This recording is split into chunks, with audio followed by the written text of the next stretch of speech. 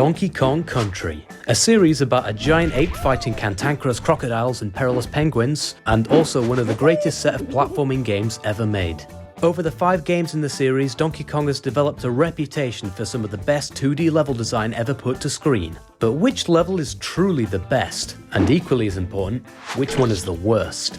Well, I don't know, let's rank every single level and find out. Oh dear lord, I'm gonna be here a while. Alright, well, this video is gonna be long enough as it is, so we may as well get moving. Just before we dive into the world of Kong, here's a few quick disclaimers about how I'm actually going to be ranking these. The primary area of consideration for me in a level's placement is how does it make me feel when playing it. If a level made me want to put down the game and never pick it up again, then don't expect it to rank too highly on the list. Second point, what am I counting as a level?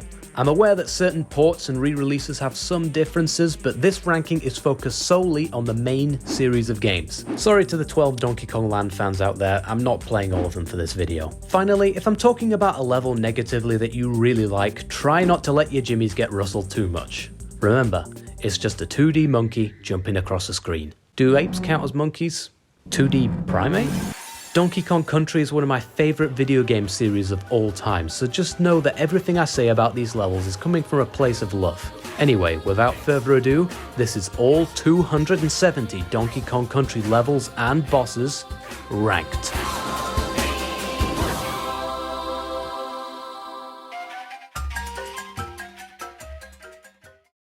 And the award for the worst level in Donkey Kong history goes to...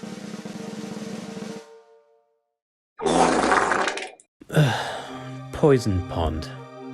What is there to say about this level that hasn't already been said? Well, I guess I could say it's good, I doubt anyone's ever said that. Poison Pond is not just the worst level in the entire Donkey Kong franchise, it is one of the worst video game levels ever devised by man. If you've played it, you know why it's here, I could just end the segment and nobody would complain. But for those of you who haven't, first of all I envy you, and secondly, just look at this gameplay, does this look fun to you? You see, the name Poison Pond is actually total bullshit. What this level really is a poison maze filled with water, off-screen enemies, and these stupid mincers that fly in out of the ether, giving you no time to react, forcing you to go through the whole slog again. The hazard placement in this level feels almost random, with fish just strewn about with no care or consideration for the player's experience, and a lot of the time you'll just be swimming through these tiny corridors, meaning you had no reasonable way to avoid them anyway. All of this forces you to play at a snail's pace, slowly creeping round every corner to check for enemies, making an already long and boring level even more long and boring. And if you die, there's only one checkpoint, so have fun replaying the same sections over and over while you memorize the entire level. Oh, but not to worry, On Guard is in this level.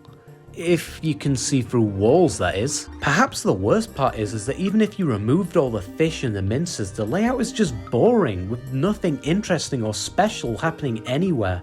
And I can't even say the scenery is good like with the other water levels, because this green shit covers it all. This level sucks so much ass that I think that's actually how it became a poisonous pond.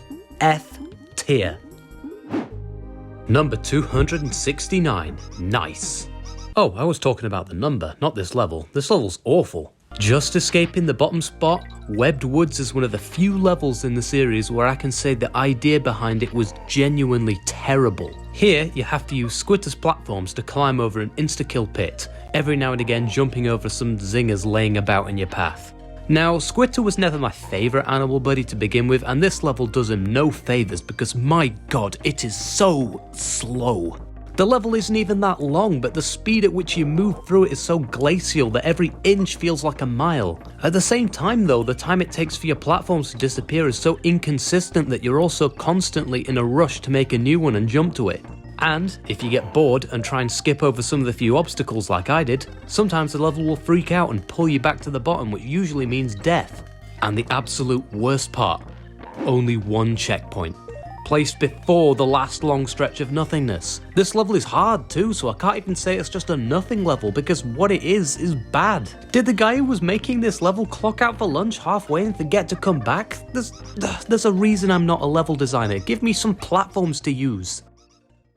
For as high quality a game as Tropical Freeze is, Shoal Atoll is genuinely one of the worst platformer levels I've ever played. It's hard to even call this a platformer level really, since it's all underwater, except for the beginning section I guess, which still plays aquatic ambience for some reason even though it's on land. Always struck me as a bit out of place, but that's the least of this level's issues. The main issue is that Shoal Atoll fundamentally misunderstands what Donkey Kong Country is, functioning almost like a Metroidvania type game with a maze-like layout and sectioned off rooms. While most Metroidvanias succeed in this regard though, this style of level just doesn't work for a Donkey Kong game, especially in a level that gives you a breath meter, meaning if you take the wrong turn it is highly likely you're going to suffocate. This actively discourages you from exploring a level which is supposed to be all about exploration, instead devolving into a series of running around in circles looking for keys, while fighting not to run out of air. Why are there loading screens in my Donkey Kong level? Why couldn't this just be the same room?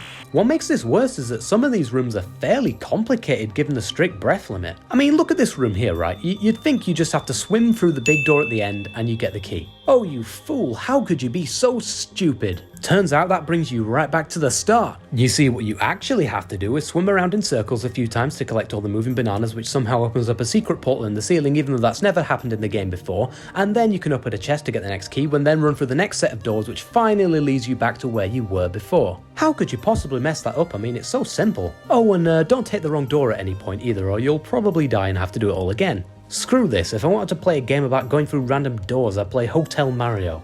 And that's before we even get to the end of the level. This one stupid friggin' shark at the end killed me 3 times right at the final door with the last key, and there's not a single checkpoint in this level either, so you have to collect all 4 keys again. The one redeeming factor about this level is that the key animations are kinda cool. That's it. And it receives the honorary title of second worst water level because at least it tried something new. A lot of people are afraid of spiders, but this one isn't scary, he's just annoying. Yep, coming in hot as the worst boss in the entire series, we have Arich from Donkey Kong Country 3. First of all, his attack patterns are monumentally dull, with him bouncing his fat ass around the arena until you jump on his back to get this barrel, which isn't difficult to do at all by the way. The way it comes across in this fight seems like an accidental oversight, but if this was intentional then I honestly think that's even worse, since if you lose Dixie you may as well restart. I don't even think the boss design is that great either, it's just a big angry spider which isn't nearly as memorable as some of the other bosses coming up.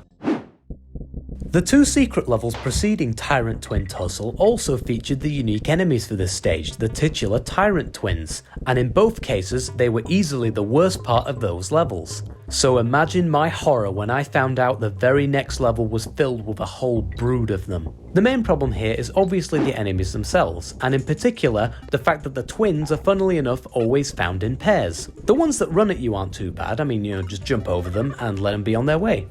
But the leapfrog ones.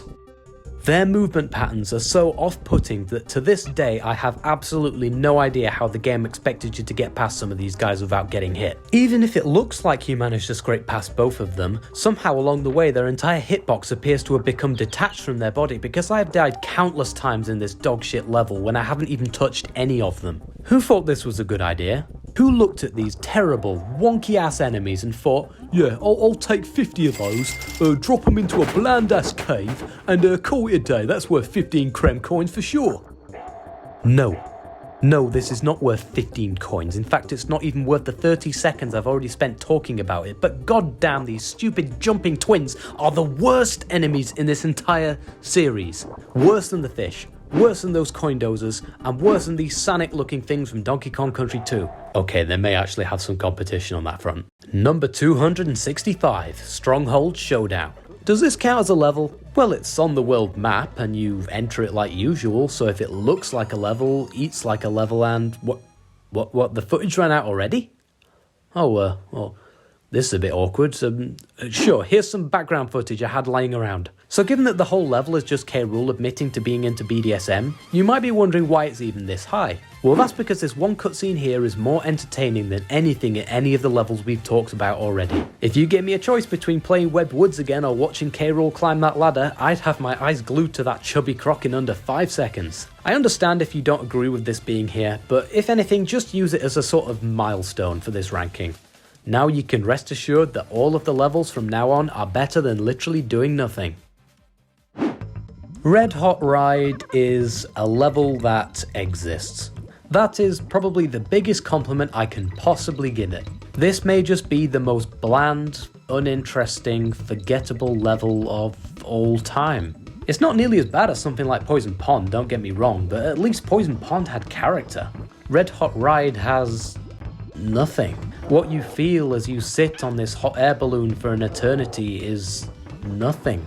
The jumps in this level are so easy that the chances of you dying are actually lower than the number of people who enjoyed this level. And that's already 0, so you literally have a negative chance of dying. This level is so bad that it breaks the laws of mortality. The only way you will actually die here is from these slippery ass slopes, since the jankiness in their hitboxes makes it pretty easy to get pulled into the lava. I usually like to try to offer some sort of constructive criticism with these levels to avoid just being a complete hater, but I genuinely see no universe in which a level like this could have worked. Even if you threw in a load of enemies and obstacles, given how long it would take to get back there every time, that'd probably just turn the level from being boring into really annoying. Red Hot Ride? More like lukewarm slog. Next. And that's every single F tier level in the Donkey Kong series already done. The fact that there's only 6 entries in the bottom tier should immediately let you know just how high quality this series is, especially since one of those isn't really even a proper level. That being said, number 263 isn't much better, it's Very Naughty's Lair. Yeah, it's not great. The first boss from Donkey Kong Country 1, and he feels easier than the majority of normal enemies in the game. I mean, I get there were technical limitations for the time, but come on, you can't tell me Rare couldn't do better than this. The boss just hops around the floor at a slightly increasing pace every time you hit him, and he only takes about 6 hits anyway, so the fight's over in about 15 seconds. I would say I like his design, but he's just a bigger version of a normal beaver. At least he's not annoying, I guess. But on the flip side, he's so easy that calling him a boss feels almost laughable. The only reason he's not an F tier is that he does actually somewhat function for the point of the game he's placed in, and he's so easy that I can't imagine anyone getting mad over this fight. You know what, while we're on the topic, number 262, give me Really Naughty Rampage. Easily the laziest boss in the entire franchise. I mean, imagine being a copy-paste boss of the boss from World 1, which was already a copy-paste of a normal enemy. I do think he's slightly better than Very Naughty since he does a jump attack now, which makes him temporarily invincible, meaning he lasts about 30 seconds now instead of 15. I know Rare had to rush some of these bosses due to low development time, but it doesn't make the fight itself any better. It's a real shame too, since the GBA version of this fight is leagues better. He even knocks down stalactites from the roof and everything. Carrying on the streak of terrible bosses, we have Volcano Dome from Tropical Freeze. And I just realised that that sentence made me think of Lord Frederick streaking, and now I want to wash out my eyes in that lava. While Lord Frederick is technically far superior to the 2 naughty bosses, the reason he's this low is because of how poorly he fulfills his purpose as the final boss of Tropical Freeze. He's hard, sure, but not for good reasons. All his attacks are very difficult to sight read for a new player because, due to the poor telegraphing, you never really know what he's about to do until he's already doing it. This especially applies to the attack where he shoots the stage platforms into the air, which is already a pretty unintuitive move since the order they fall back down in is random, and if you miss your landing it's instant death. Frederick, however, makes this worse by randomly incorporating a jump to the other side of the stage, giving you little time to react or prepare for what's a quite complicated attack to survive. The only time you can actually hit him is when he does this stupid bull charge move, and his hitbox is so tiny here that landing on his back without getting a horn up the bum feels like luck half the time. Which brings me on to my next complaint.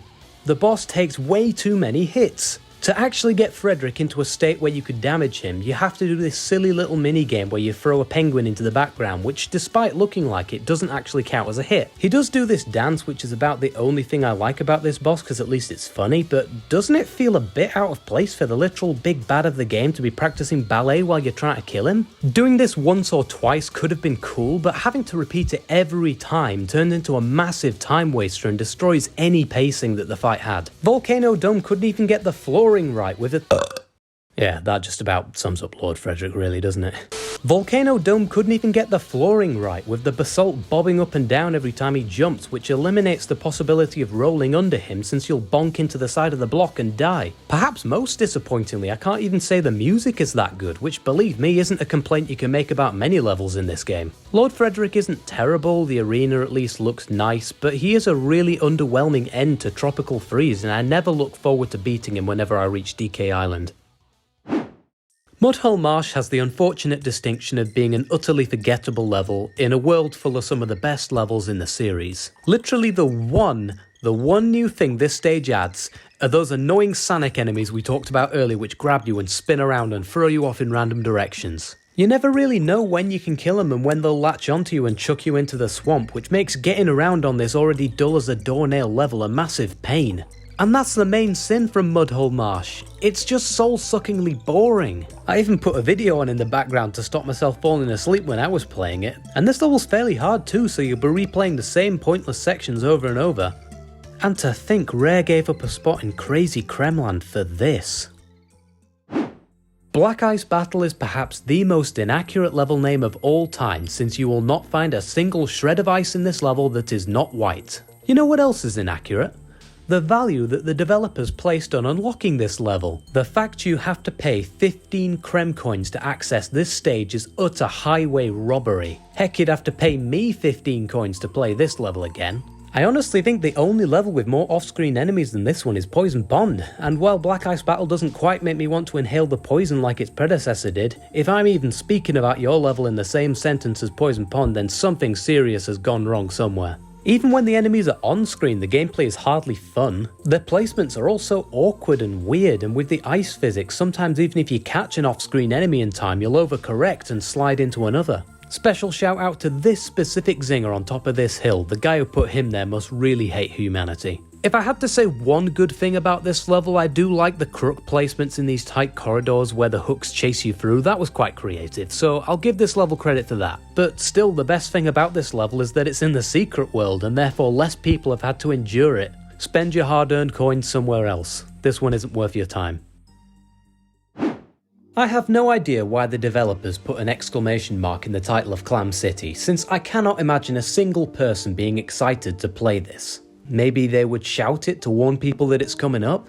Anyway, this level stinks. If anything, it should be called Fish City, given how many of them are spammed in these corridors, with no clear way to get through each group other than just waiting for an opening and hoping the water controls are feeling nice that day. This is one of the few levels in Donkey Kong Country 1 which I'm glad is actually way too short. But as with most water levels in the first game, the whole layout is essentially just a maze, which makes it way too easy to double back on yourself and get lost. The titular clams are about the only thing which I actually like here, with their attacks being a lot more fair and predictable than the fish. Admittedly, there's some stunning scenery and music to admire along the way, but the difficulty of this level feels way too much for what it was trying to be, and it's not hard in a fun way either, which means you don't even get a feeling of catharsis from overcoming it at the end. Ooh, this next one's definitely going to get me a lot of hate. I was willing to give Snow Barrel Blast a lot of slack the first time I played it. Sure, the barrels are really difficult to aim, but they were limited back then with how many frames they could implement into the animation.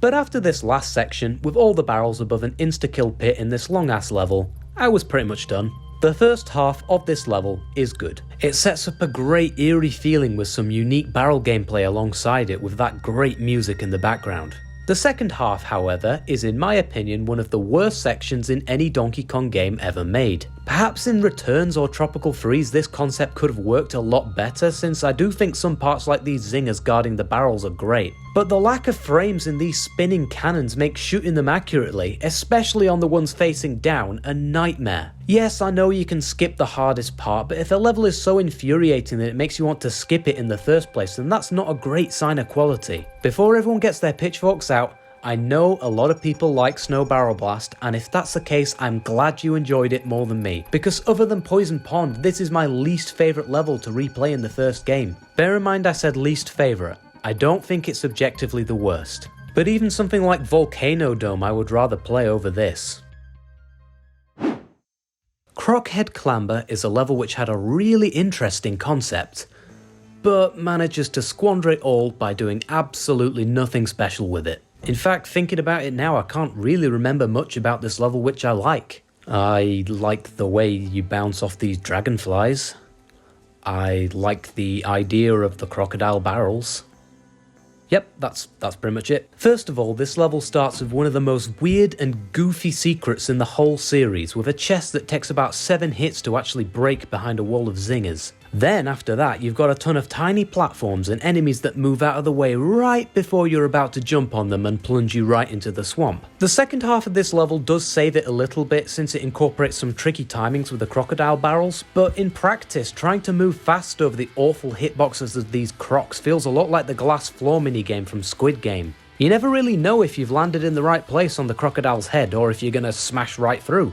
Maybe you did, maybe you didn't, who knows, because I certainly don't. If the crocodile heads were bigger and the barrels were used more tastefully, I could see this level being pretty decent, but as it is, this level takes good concept and shits on it with awful slimy swamp water.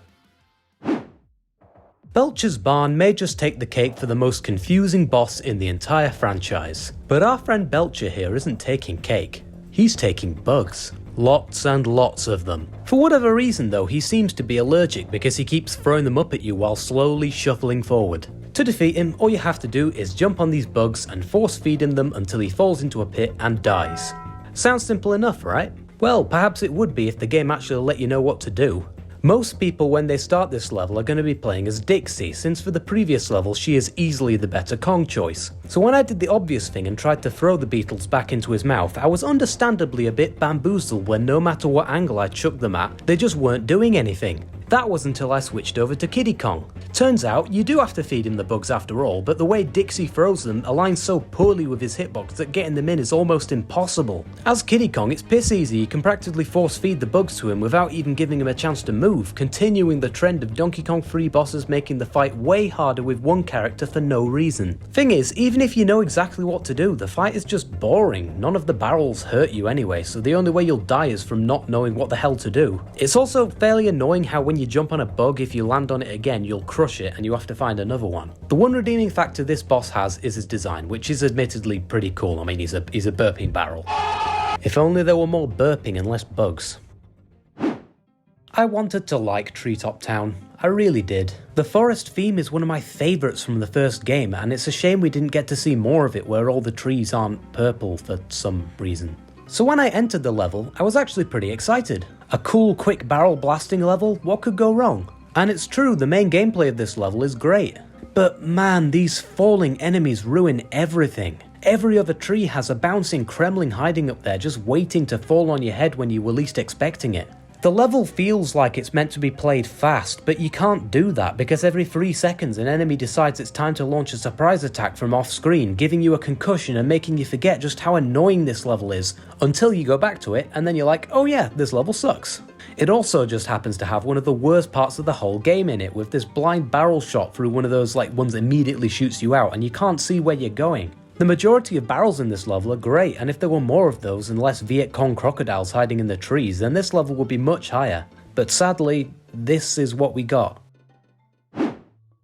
Elevator Antics is easily one of the most infuriating levels in the first game. The majority of the level follows the typical pattern of cave levels in Donkey Kong Country 1, which is a nice way of saying it's boring. The design isn't particularly inspired, but it seemed like a fairly inoffensive level at first, despite there being a lot of waiting around. But as the level goes on, the enemy placement becomes increasingly silly, with snakes placed under low ceilings and small passages giving you no chance to escape, and these awful vultures floating up and down in a way that makes hitting them downright maddening. The actual part of the level with the elevators only lasts about a minute, and for the most part, yeah, it is definitely an improvement. You know, just one slight issue, it doesn't feckin' work. If you go off screen for even a second with one of these elevators loaded, the platform will immediately despawn by the time you come back down, leaving you nothing to stand on but the bottomless pit below. I get that this was due to technical limitations, but even considering that, this was quite the egregious oversight. If it were just my fault for messing around too much, then I wouldn't take too much issue with this. But there are several sections where the game clearly encourages you to go as high as possible to get the most airtime, almost guaranteeing you'll experience this issue at least once.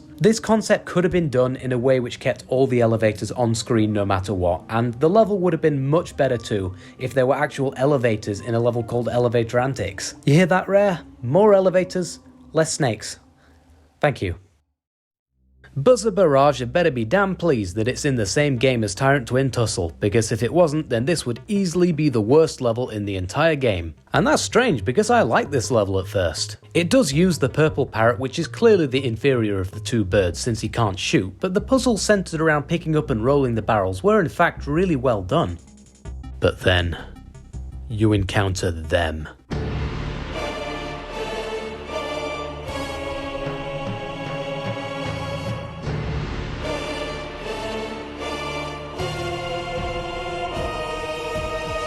Copters, buzzers, bastards, whatever they're called, they suck donkey dick. Their hitboxes, especially near the top, are way bigger than they seem, meaning when they come flying in from off screen and you try to dodge, you're almost certain to take a hit figuring out exactly where their collision ends. So many of them are placed in such stupid positions, and there's only one checkpoint in this long ass level too, so you're going to be repeating the same puzzles a lot more than you'd wish. While the barrel sections themselves are fun to figure out, redoing them time and time again was the complete wrong approach for a level like this. It would have been far better to make the actual gameplay more simple and shift the difficulty towards figuring out how to progress rather than waiting for these janky ass enemies to move and praying their hitbox isn't out for a stroll when you happen to pass by.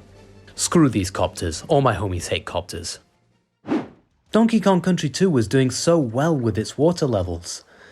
And then this. We've regressed back to the quality of the first game's water stages here with Glimmer's Galleon, a labyrinth filled with annoying enemies and not much else. These pufferfish especially are positioned just out of sight so they shoot you before you can react or escape from the tiny corridors this level seems to love so much. The main gimmick on show here is the torchlight trouble gimmick again from the first game, but underwater this time. While not the most original concept, I do like its inclusion here, even if you do get flashbanged every time Glimmer turns around. The issue is that the level itself isn't anywhere near as interesting as it needed to be to do this idea justice, since all the light does is make it more difficult to find a path through the identical pathways of the shipwreck. There needed to be something else going on here to make this level a worthwhile inclusion into the game, and unfortunately there just isn't, which ends up making Glimmer's Galleon a surprisingly forgettable level considering the potential it had.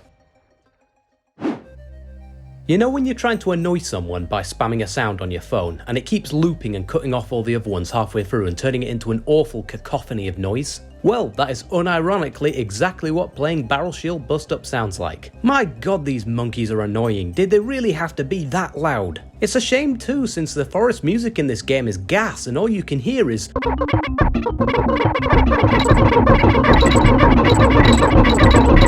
Make it stop!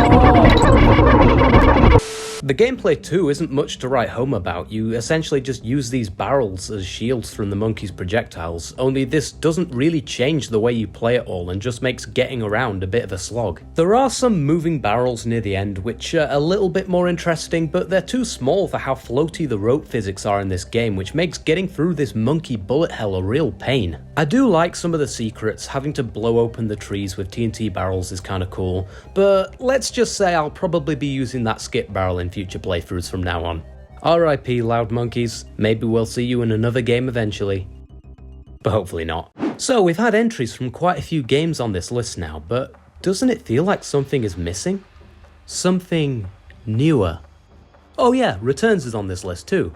Anyway, the worst level from Returns is Bobbing Basalt. Strange, since I never hear people talk about it all that much. The level itself is fairly basic, and it doesn't change much from start to finish with these rising platforms taking the centre stage. Okay, that's not necessarily a bad thing, so long as the concept itself is fun. Wait, it's not?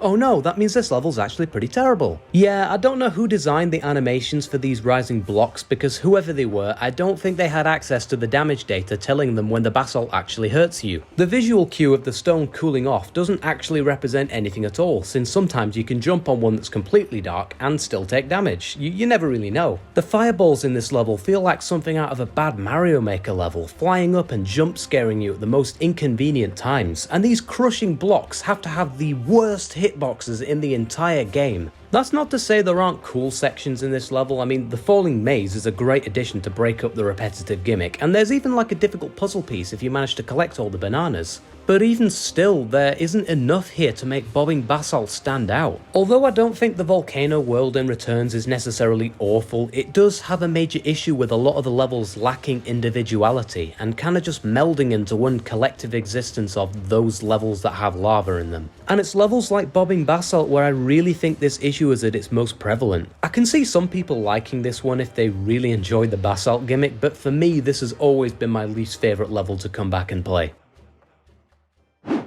Feels like it's been a while since we had a number update. I mean, it's not like it's on the screen or anything. Number 248, Springing Spiders. The spiders from the previous level in the third game are back, and they're more overused than ever. Seriously, the sheer amount of spiders in this level really dulls the charm they had in their early appearances. As additional hazards, I thought they were an interesting enemy, but the spiders just aren't interesting enough to hold a full level on their own. There's only two types of them, and they basically do the same thing, just one hops to the side instead. The level does progressively improve the higher you get, with some well put together sections inside the tree trunks that flow quite nicely, even if these off-screen zingers try their hardest to ruin it. If you are going to include an invincible enemy that hurts you with a simple touch, please make sure I can see it beforehand. This level isn't bad in any way, it's just got nothing much that would make me want to replay it when so many better entries are right around the corner. Chaos Carnage is a robot boss that looks really cool, but the developers must have forgotten to add in any of the chaos or carnage that I was promised. The boss only has one attack, and it's hard to even call this an attack since he's just farting all over the stage as he slowly bobs around. The only way he actually has a chance to hit you is down to the inconsistency in how often he sprays the fire, especially early on when he takes so long to shoot any that you think he's just not going to do it at all. But the worst part is actually climbing up his head to deal a hit, mainly because the collision on these spinning blades is some of the worst I have ever seen. Every time he finishes his monotonous rounds lumbering across a room a few times, he'll send out two slow-moving platforms which you have to jump off to land on his head. The issue is that in trying to show off the 3D perspective that the SNES really wasn't built for, it's very difficult to tell when the platform is actually in the right place. The timing is way too precise for the animation you're given to climb up, and it also looks like you have 3 tries to do it, but you actually only have 1. If you miss the first round, then on the second he sends out these stupid boxing gloves to knock you off, and then on the third you won't have enough time to hit him even if you do make it to the top. Oh, and if you fall down, you gotta do it all again. The second phase is what absolutely carries this boss out of F tier, replacing the annoying parkour shenanigans with a cool robot head that follows you around firing lasers, which are actually pretty fun to dodge. Why couldn't this have been the whole boss instead? There's no way someone played the first part of this and thought it was a good idea.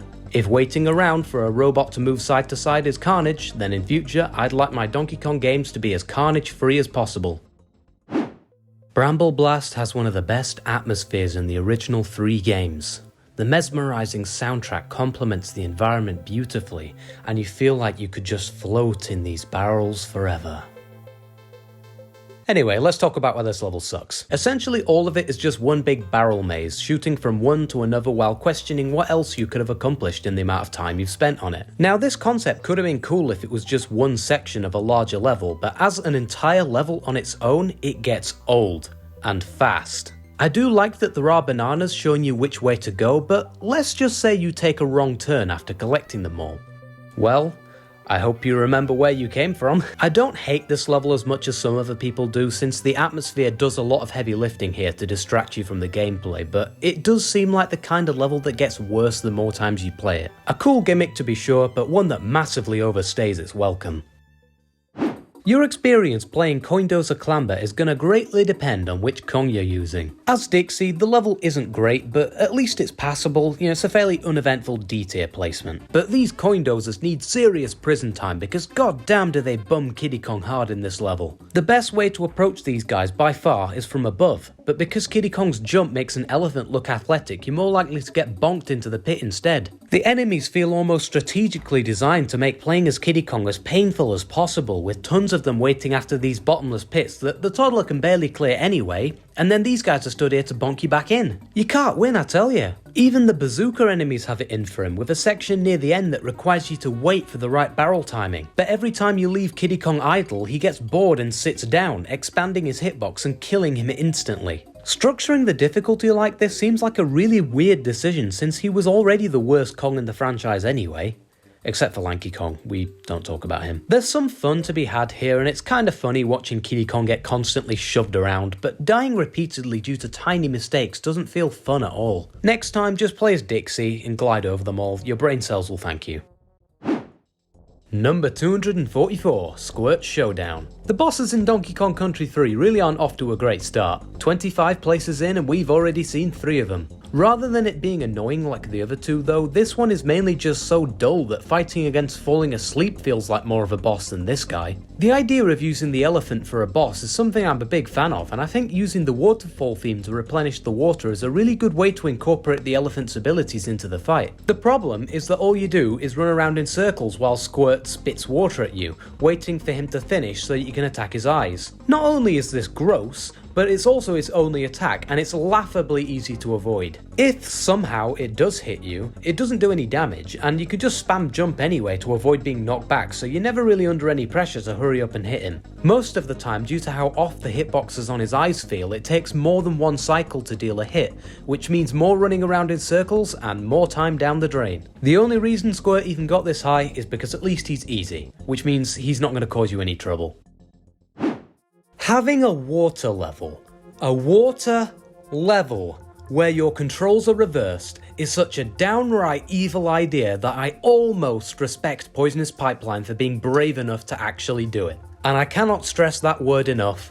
Almost. I suppose I should just be thankful that your up and down controls aren't reversed too. The level itself, thankfully, isn't that difficult. There are some silly moments with the fish of course, but then again, what underwater level doesn't have silly moments with the fish? No, the main challenge here comes with rewiring your brain to accommodate for the awful switching controls. Side note, out of all the levels they could have chosen to base a water level on for this game, why the hell did they choose Poison Pond? It doesn't affect this level's ranking at all, but who looked at Poison Pond and said, yep, we could do with another one of those? I feel like that one Mario Party minigame where you get all dizzy has made this level a lot less painful for me, since several games of that have made me quite good at getting by with reverse controls without too much trouble. That being said, I would have absolutely no complaints with someone putting this level lower if that isn't the case for them.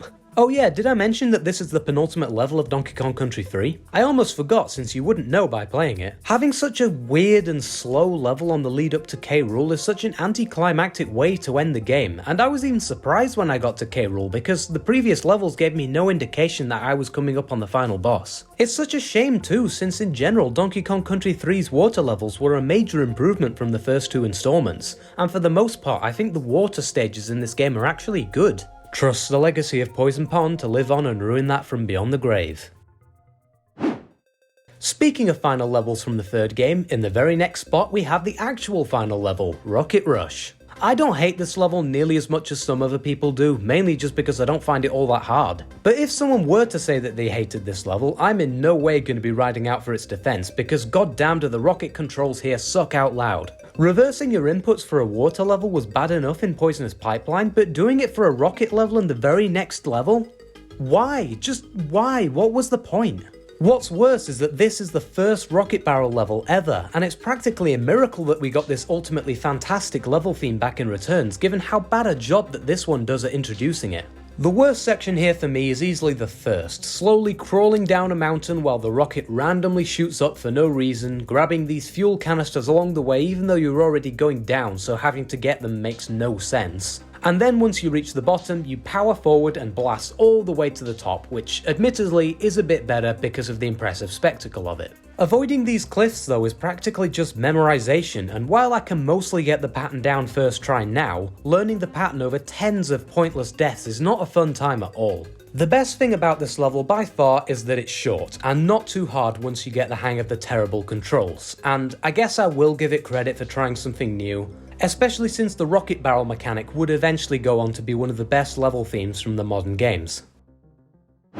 And with that, we're done with the E tier. There were certainly a lot of stinkers in there, and while the next set of levels are kinda stinkers too, they're more just like a wet fart rather than a dead animal rotting by the side of the road. Anyway, kicking off D tier, we've got Vulture Culture. One of the best level names of all time, but unfortunately not one of the best levels. If this is the culture that Vulture Society is built on, then I can understand why they're so mad all the time. In all seriousness, this level isn't that bad. I like what they were going for by using the vultures as bounce pads out of the barrel.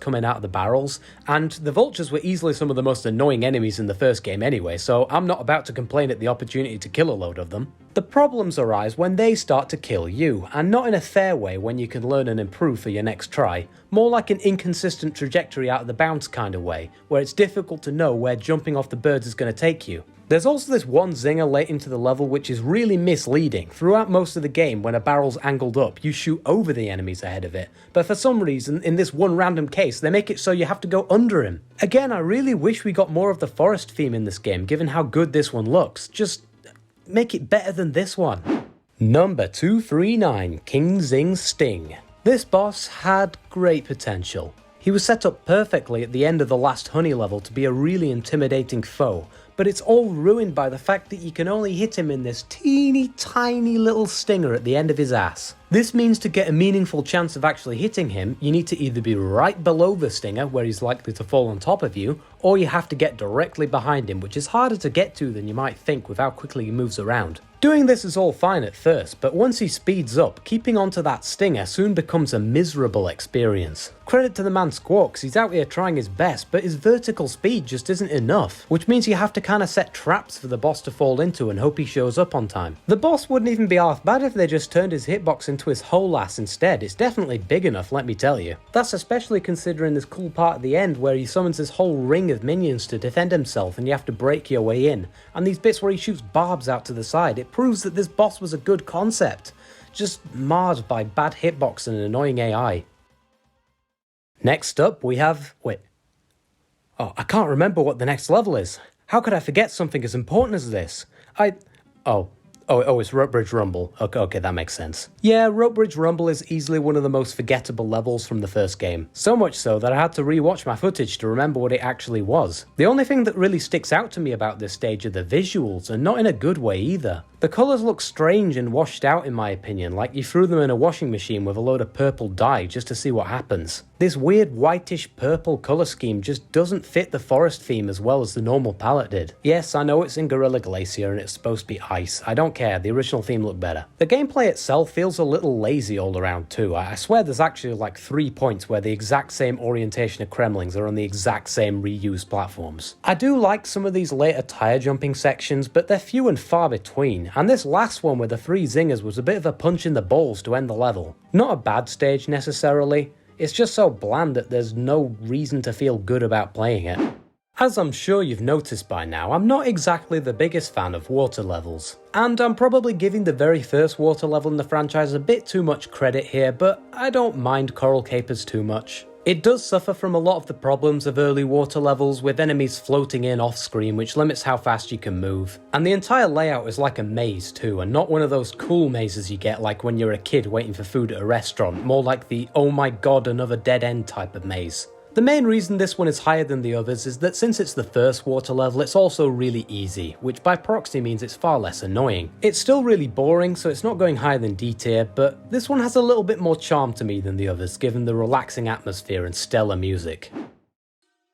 I really don't like playing Windy Well. In general, when levels focus around wind mechanics like this, it can be really difficult to deal with these weird gusts of air that can be cut off at any moment. Remember C3 anyone? However, even though there are plenty of levels lower on this list which I would play over this one, I do have to give Windy Well credit and say that it is fairly well designed despite the annoying gimmick. The main issue here is definitely the first half, where the wind just randomly cuts out for no reason at all on changing intervals. Once you reach the halfway point and the wind starts moving in set patterns, the level improves significantly. But it just had to replace one annoying thing with another by spamming zingers everywhere. I quite like a few sections, like the parts where you're actually flying upwards with some speed, but having to duck under these zingers when you reach the top is absolute Hitler in a bottle. The mine theme in Donkey Kong Country 2 is so cool as well, and the visuals are fantastic with all these little jewels and bits of ore in the walls. Bit strange how there's a giant mine shaft under a well though, might want to get that checked out. Anyway, I can see other people having this way higher and I wouldn't complain, but it's not one of my favourites. As someone who has Donkey Kong Country Returns in their top 10 favourite games of all time, I've always hated Feather Fiend. Easily the worst boss from this game, and there's not much competition. Considering the factory was probably the best world from this game too, having the chicken as the final boss feels like such a letdown. Well, I guess the villain was actually this accordion dude, since it's made clear in the opening cutscene that the chicken has no idea what he's doing, but you know what, screw it, I'm still blaming him for this annoying as hell boss. The main issue is that this giant mech suit looks like it should be really fast, but in reality it likes to move slowly, and I cannot emphasize that word anymore, side to side, lifting up one laborious leg after the other and requiring you to move underneath these weird ass appendages. How long is this going to take? Usually this is just boring, but sometimes he randomly decides he's late for a dentist appointment and speeds up to the other side, literally forcing you to take a hit with no warning or opportunity to escape. After a while of this chicanery, he'll waste some more time by shooting up in the air and landing, before finally giving you a chance to hit him by grabbing onto his pubes and punching him in the balls. Yeah, take that, you bloody little chicken bitch, come here, you little f. Even this feels a bit inconsistent with the shaking controls though, and occasionally Donkey will just stop bashing for no reason, which only serves to waste yet more time going through the cycle again. The second phase, once his legs fall off, isn't nearly as bad, and I find these eggs to be kind of fun to avoid and throw back at him. The only thing outside of this short section that Colonel Cluck has going for him is the conclusion to the storyline of the factory world, creating all the tickies you've been fighting throughout the game, which is admittedly really cool and makes me think of all the better boss concepts that could have been employed here. Grasping at straws, I guess it also has the best pre-boss section in the game. Not that that matters much, it's just a wall with chains on it. The only reason he's this high at all is because even though I have bad memories fighting him as a kid, he is technically superior to all the bosses below him, so I guess I have to put him this high. But don't get it twisted, this chicken better hope he doesn't meet me in a dark alley. Number 235, Necky's Nuts. Apart from having a really sus name, this boss is also nuts, and by that I mean it sucks balls. Okay, maybe that's a bit of an overstatement. This boss isn't terrible, then again I suppose it depends on whose balls it is.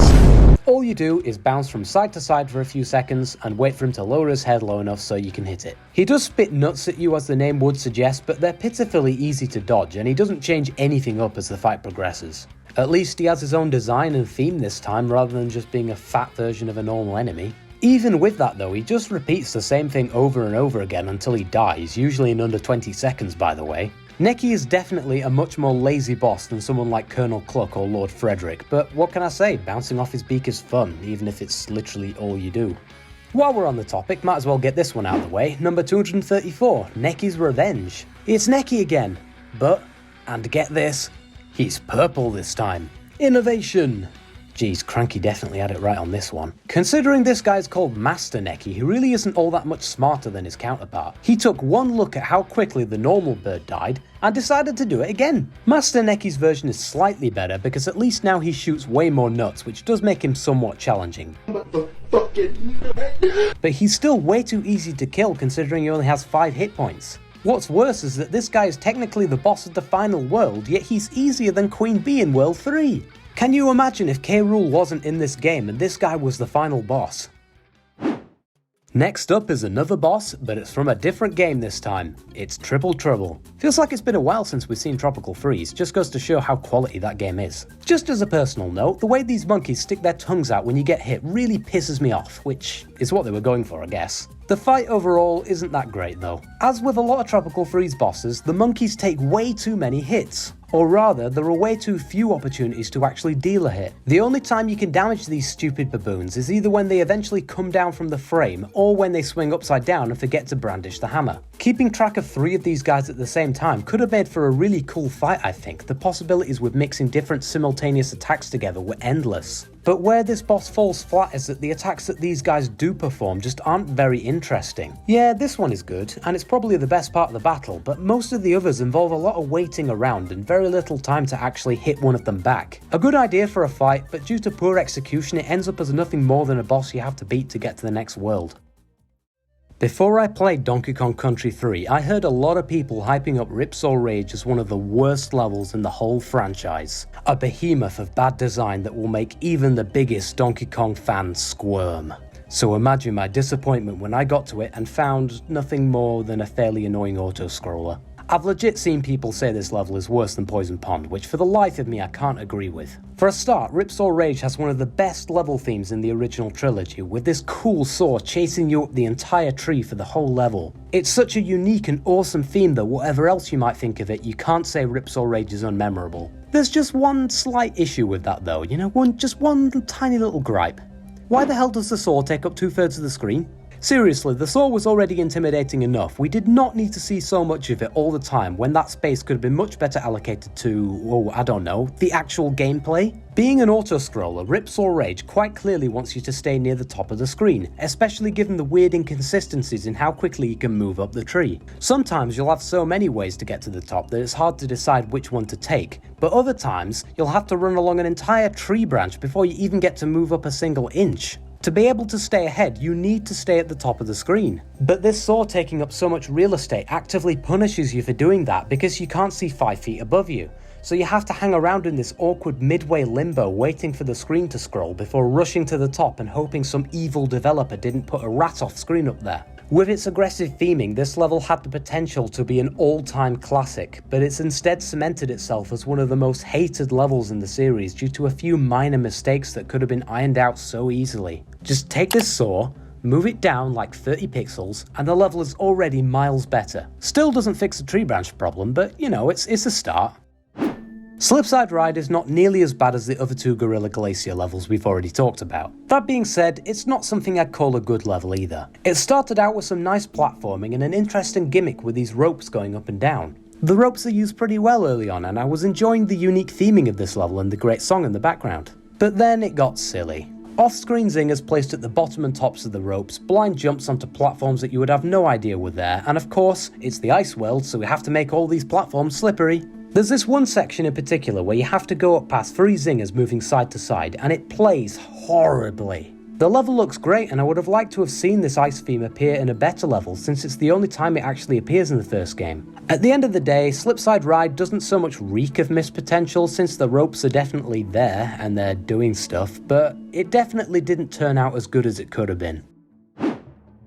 Donkey Kong Temple levels. You love them, I love them, they're great, of course they are. However, in my opinion, Tumbling Temple is easily the worst temple level in the entire series, and it's the only one I never look forward to playing. First of all, it's not really even that hard, which is kind of the main point of the temple levels, to provide an additional challenge for each world. The gimmick is supposed to be that these platforms are constantly falling into the lava, but they all move so slow that unless you're going for the puzzle pieces, you can take all the time in the world to cross them and still have plenty of time. It's also one of the only temple levels that gives you a DK barrel, which I do like to be fair, but it only serves to make the level even more easy. That being said, I actually died some of the most amount of times out of any level in this game while playing it, because waiting around for these platforms to move while you can clearly see the one you need to get to right in front of you is so boring that occasionally you might decide to just try and skip ahead. Whoops, sorry, must have forgotten to mention that half these platforms fall from the roof. That means if you do try and speed up this slow-ass level by making an otherwise easy jump, the next platform will often collapse right on top of you and pull you into the lava. This means that even if you are good enough to beat this level quickly, you have to sit there for several seconds at a time while the rest of the level taunts you,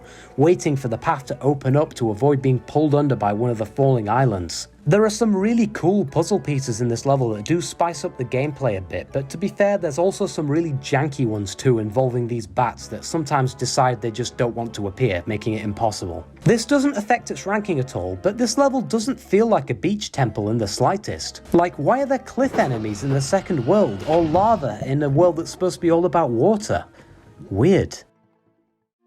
If Ropey Rumpus were cut off halfway through, leaving only the first bit in the game, then this would be one of my least favourite levels in the entire game. For whatever reason, the rope physics in this game feel extremely sensitive, and when levels like this ask you to parkour between zingers so close they can sniff each other's ballsack hair, it doesn't make for a fun time. Most of the time, even with the slightest input, these ropes will shoot you forward like a rocket, making it really difficult to gauge whether a jump will take you to safety or right into a wasp's arse crack. The second half though is way better, with some interesting rope layouts like this wheel of zingers and more speed focused gameplay which meshes far more smoothly with the way the ropes are designed. Out of all the levels on this list, this is probably the one I found it hardest to say anything about because above all it's just a bit dull. It does look nice with these snowy mountain flowers punctuating the crags, but most of the time you'll be too frustrated with these tightly placed zingers to even notice.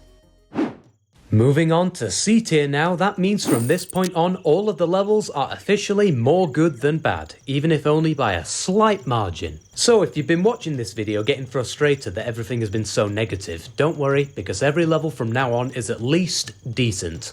So, without further ado, number 228, Barrel Cannon Canyon. Again, not to be confused with the regular Cannon Canyon. This level is a bit of an oddball really, because there's an interesting dichotomy of good and bad elements that kind of balance it out. When you're actually going through the barrels and it's all fast paced, for example, the gameplay is great. It gives the stage a nice feeling of speed and momentum that you don't often find in the first game, which makes for an enjoyable change of pace. Unfortunately though, that's only the first half of the level. The second part is stacked full of off-screen barrels and enemies, making moving at a fast pace very difficult for a newer player, which, considering this level is in the first world, is not a great sign. It's a shame too, because if it weren't for this one section, I would say that this level did a perfect job of introducing the barrel mechanic into the series, which ended up being a mainstay for every single entry afterwards. The first part really could have done with an animal buddy to make these enemies more bearable to deal with, since I can see myself enjoying this bit a lot more if I had Rambi or Espresso to use.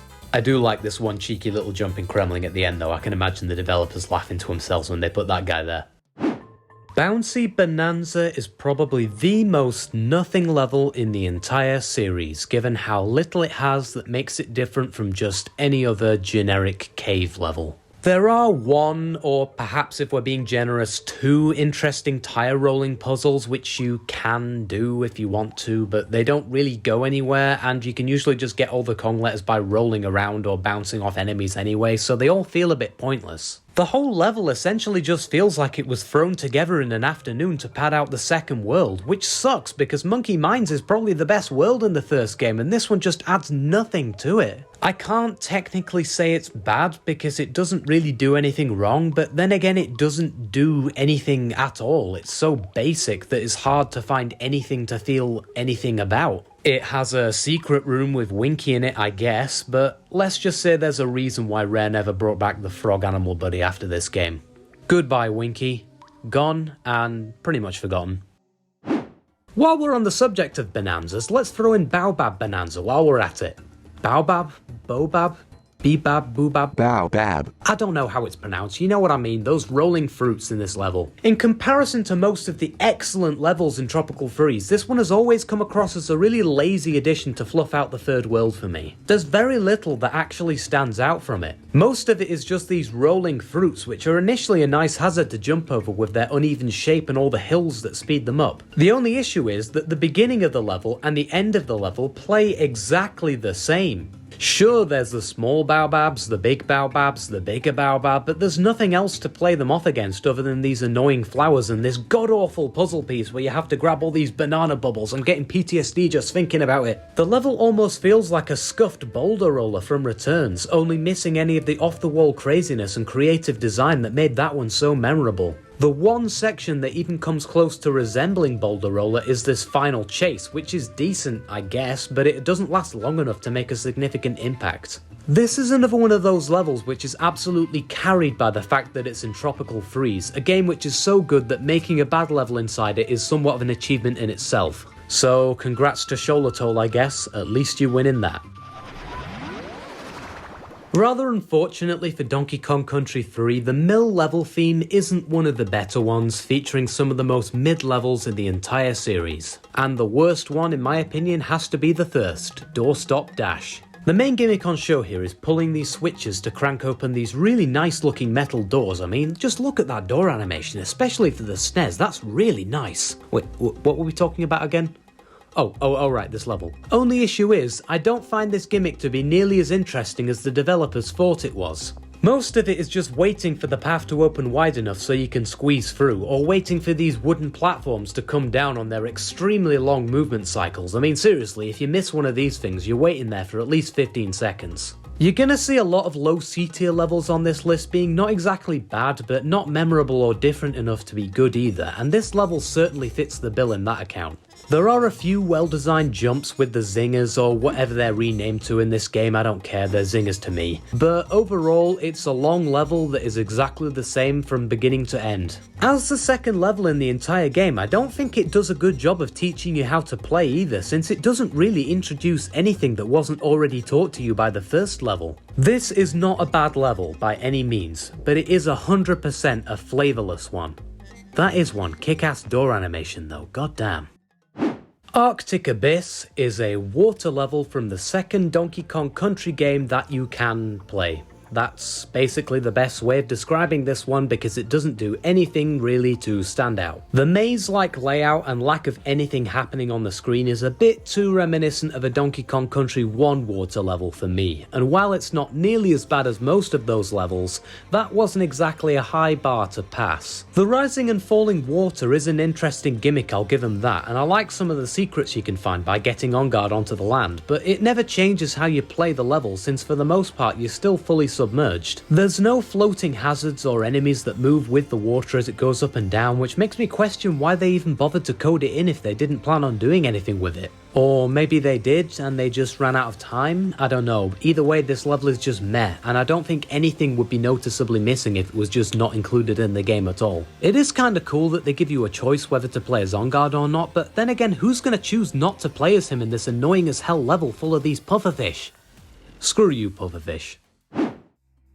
Before I get into why this level isn't great, I like the idea Platform Perils was going for. Most platforming games have these levels themed around falling platforms like this, and there is a lot you can do with this level theme to make it really stand out, but the way they're used here isn't especially exceptional or new. The falling platforms in the first half are mostly just used in place of normal ground, without much variation linked to the fact that they can actually move, which would have been fine in short bursts, but basing a whole level around them without exploring more possibilities just makes this come across as quite rushed. It's also probably the stage in this game that looks the most like a video game level, which, yeah, I know it technically is, but at least most of the other levels in this game actually put in some effort to appear like a real world that was being lived in. Most of the platforms just float there as if they're glued to the screen, which doesn't really make any sense in the context of the game. The second half, to its credit, does do a much better job of catering to the moving platform's strengths, with some cool sections where you have to jump from one to the other before returning back to the first one. My favourite part is this one with the vegan creatine cremlings having to quickly grab the barrels and throw them to clear the path before the platform falls down. It creates a really great sense of urgency later into the level. Unfortunately, the physics on these lifts don't always add up too well, and the fact that they don't stop if you get hit like on the track levels essentially means that you have to play this a bit like the perfect run. One hit, and unless you get extremely lucky, it's essentially over. Another thing I really don't like about this level is that it falls victim to the case of making one of the Kongs just really weak for no reason. Half of the enemies Diddy can't even hurt in this level, and given the fact that you need to clear the path in front of you to avoid falling on the moving platforms, it basically means that he's useless in this level. If you lose Donkey after getting the first checkpoint in the level, then you may as well just give up, because this armadillo guy is placed at just the right spot to kill Diddy every single time when he jumps. And putting two of them on this same bar was just rude. Save yourself some trouble and make sure you bring Donkey for this level, you're gonna need him. Pothole Panic wants to be Animal Antics so bad that it almost hurts. It follows a very similar formula of giving you all the animal buddies in a row in a gauntlet style setting, but while the former level succeeded on delivering on its excellent premise, this one, not so much. The main reason for this is simply because the animal sections themselves just aren't all that interesting. Squawks' part is more annoying than anything since these stupid copter enemies make their grand return. Enguarde's is actually pretty cool and probably the best part of the level. Nellie's is okay, I guess, and Skeeter's is so short that you barely get to use them at all. It also lags like hell for some reason, and I don't exactly know why. The concept of this level's back must hurt from how much carrying it is doing here, because the actual gameplay doesn't really explore the animal abilities much at all. It's also really silly how you lose the animal buddy if you get hit in a level that's supposed to be all about showcasing the animal's abilities. Just another area where Animal Antics holds the edge. At least this one doesn't have wind. Just thinking about trying to do that Squawk section from Animal Antics with these bastards hanging around makes me want to cry. Smoky Peak is one of the best looking levels in any of the Donkey Kong games in the entire franchise. It is not, however, one of the best playing levels. I could talk about how I find the gameplay and secrets of this level to be irritating, but I think in this case I'm gonna hand this one over to someone who feels a lot more strongly about this level than me. That's right, Dr. SSB Jacob W of Shit Levelology is back with a vengeance, and he's about to end this man's whole career. Just all you Smoky Peak enjoyers keep in mind that I don't hate this level nearly as much as him. This is Smoky Peak, but it isn't peak. This is a silhouette level and a Rambi level, and I'm actually a big fan of both silhouette levels and Rambi levels in this game, but in the case of this level, 2 positives don't make another positive. There are 2 major issues with this level that make me hate it so much: the bullshit hitboxes and the illusion of multiple hearts. You see, the main obstacle in this level are these lava droplets which have the worst hitboxes ever. I can't tell you the amount of times I thought I was fine only to get hit by these fucking droplets after I'd already got past them. It's like in Garden Warfare 2 where you're stuck behind another player despite being nowhere near them. It's silly. But later on in the level, the main obstacle become these lava streams, and they are one-hit KO. So you have multiple hearts. You're near the end of the level, you think, I could just tank this and be fine. Well, you're not fine because you just died. Why is this? Well, I'll tell you why. It's because guessing hits would cause you to lose Rambi, and you need Rambi to get past the brick walls in these levels. This basically means that Rambi actually drags this level down, which is a shame, because I like Rambi most of the time. And once again, the hitboxes of these lava streams are bullshit. I remember one time I was still on the platform, quite close to the edge. I still should be safe on the platform, but I wasn't, I died. Ugh, screw this level. Honestly, the entire volcano world is a shit show in my view. Thank you for that wonderful assessment, Dr. Jacob. We are truly mere mortals compared to your incomparable intellect. Anyway, number 220 is Pinching Pirates. These guys were set up really well a few levels back in Peaceful Pier, where they made the total rookie error of misplacing an anchor for a cannonball. Don't feel too bad, lads, I make that mistake every other day. Damn, really need to start storing my anchors and cannonballs separately. So, does the game deliver on their pretty cool setup? Meh. I like what they were going for with this boss, with having to fight all the crabs separately before they come together to form this teamwork tower. Feels almost like Power Rangers, but with crabs. Wait, no, I didn't mean it like that. Crab Rangers!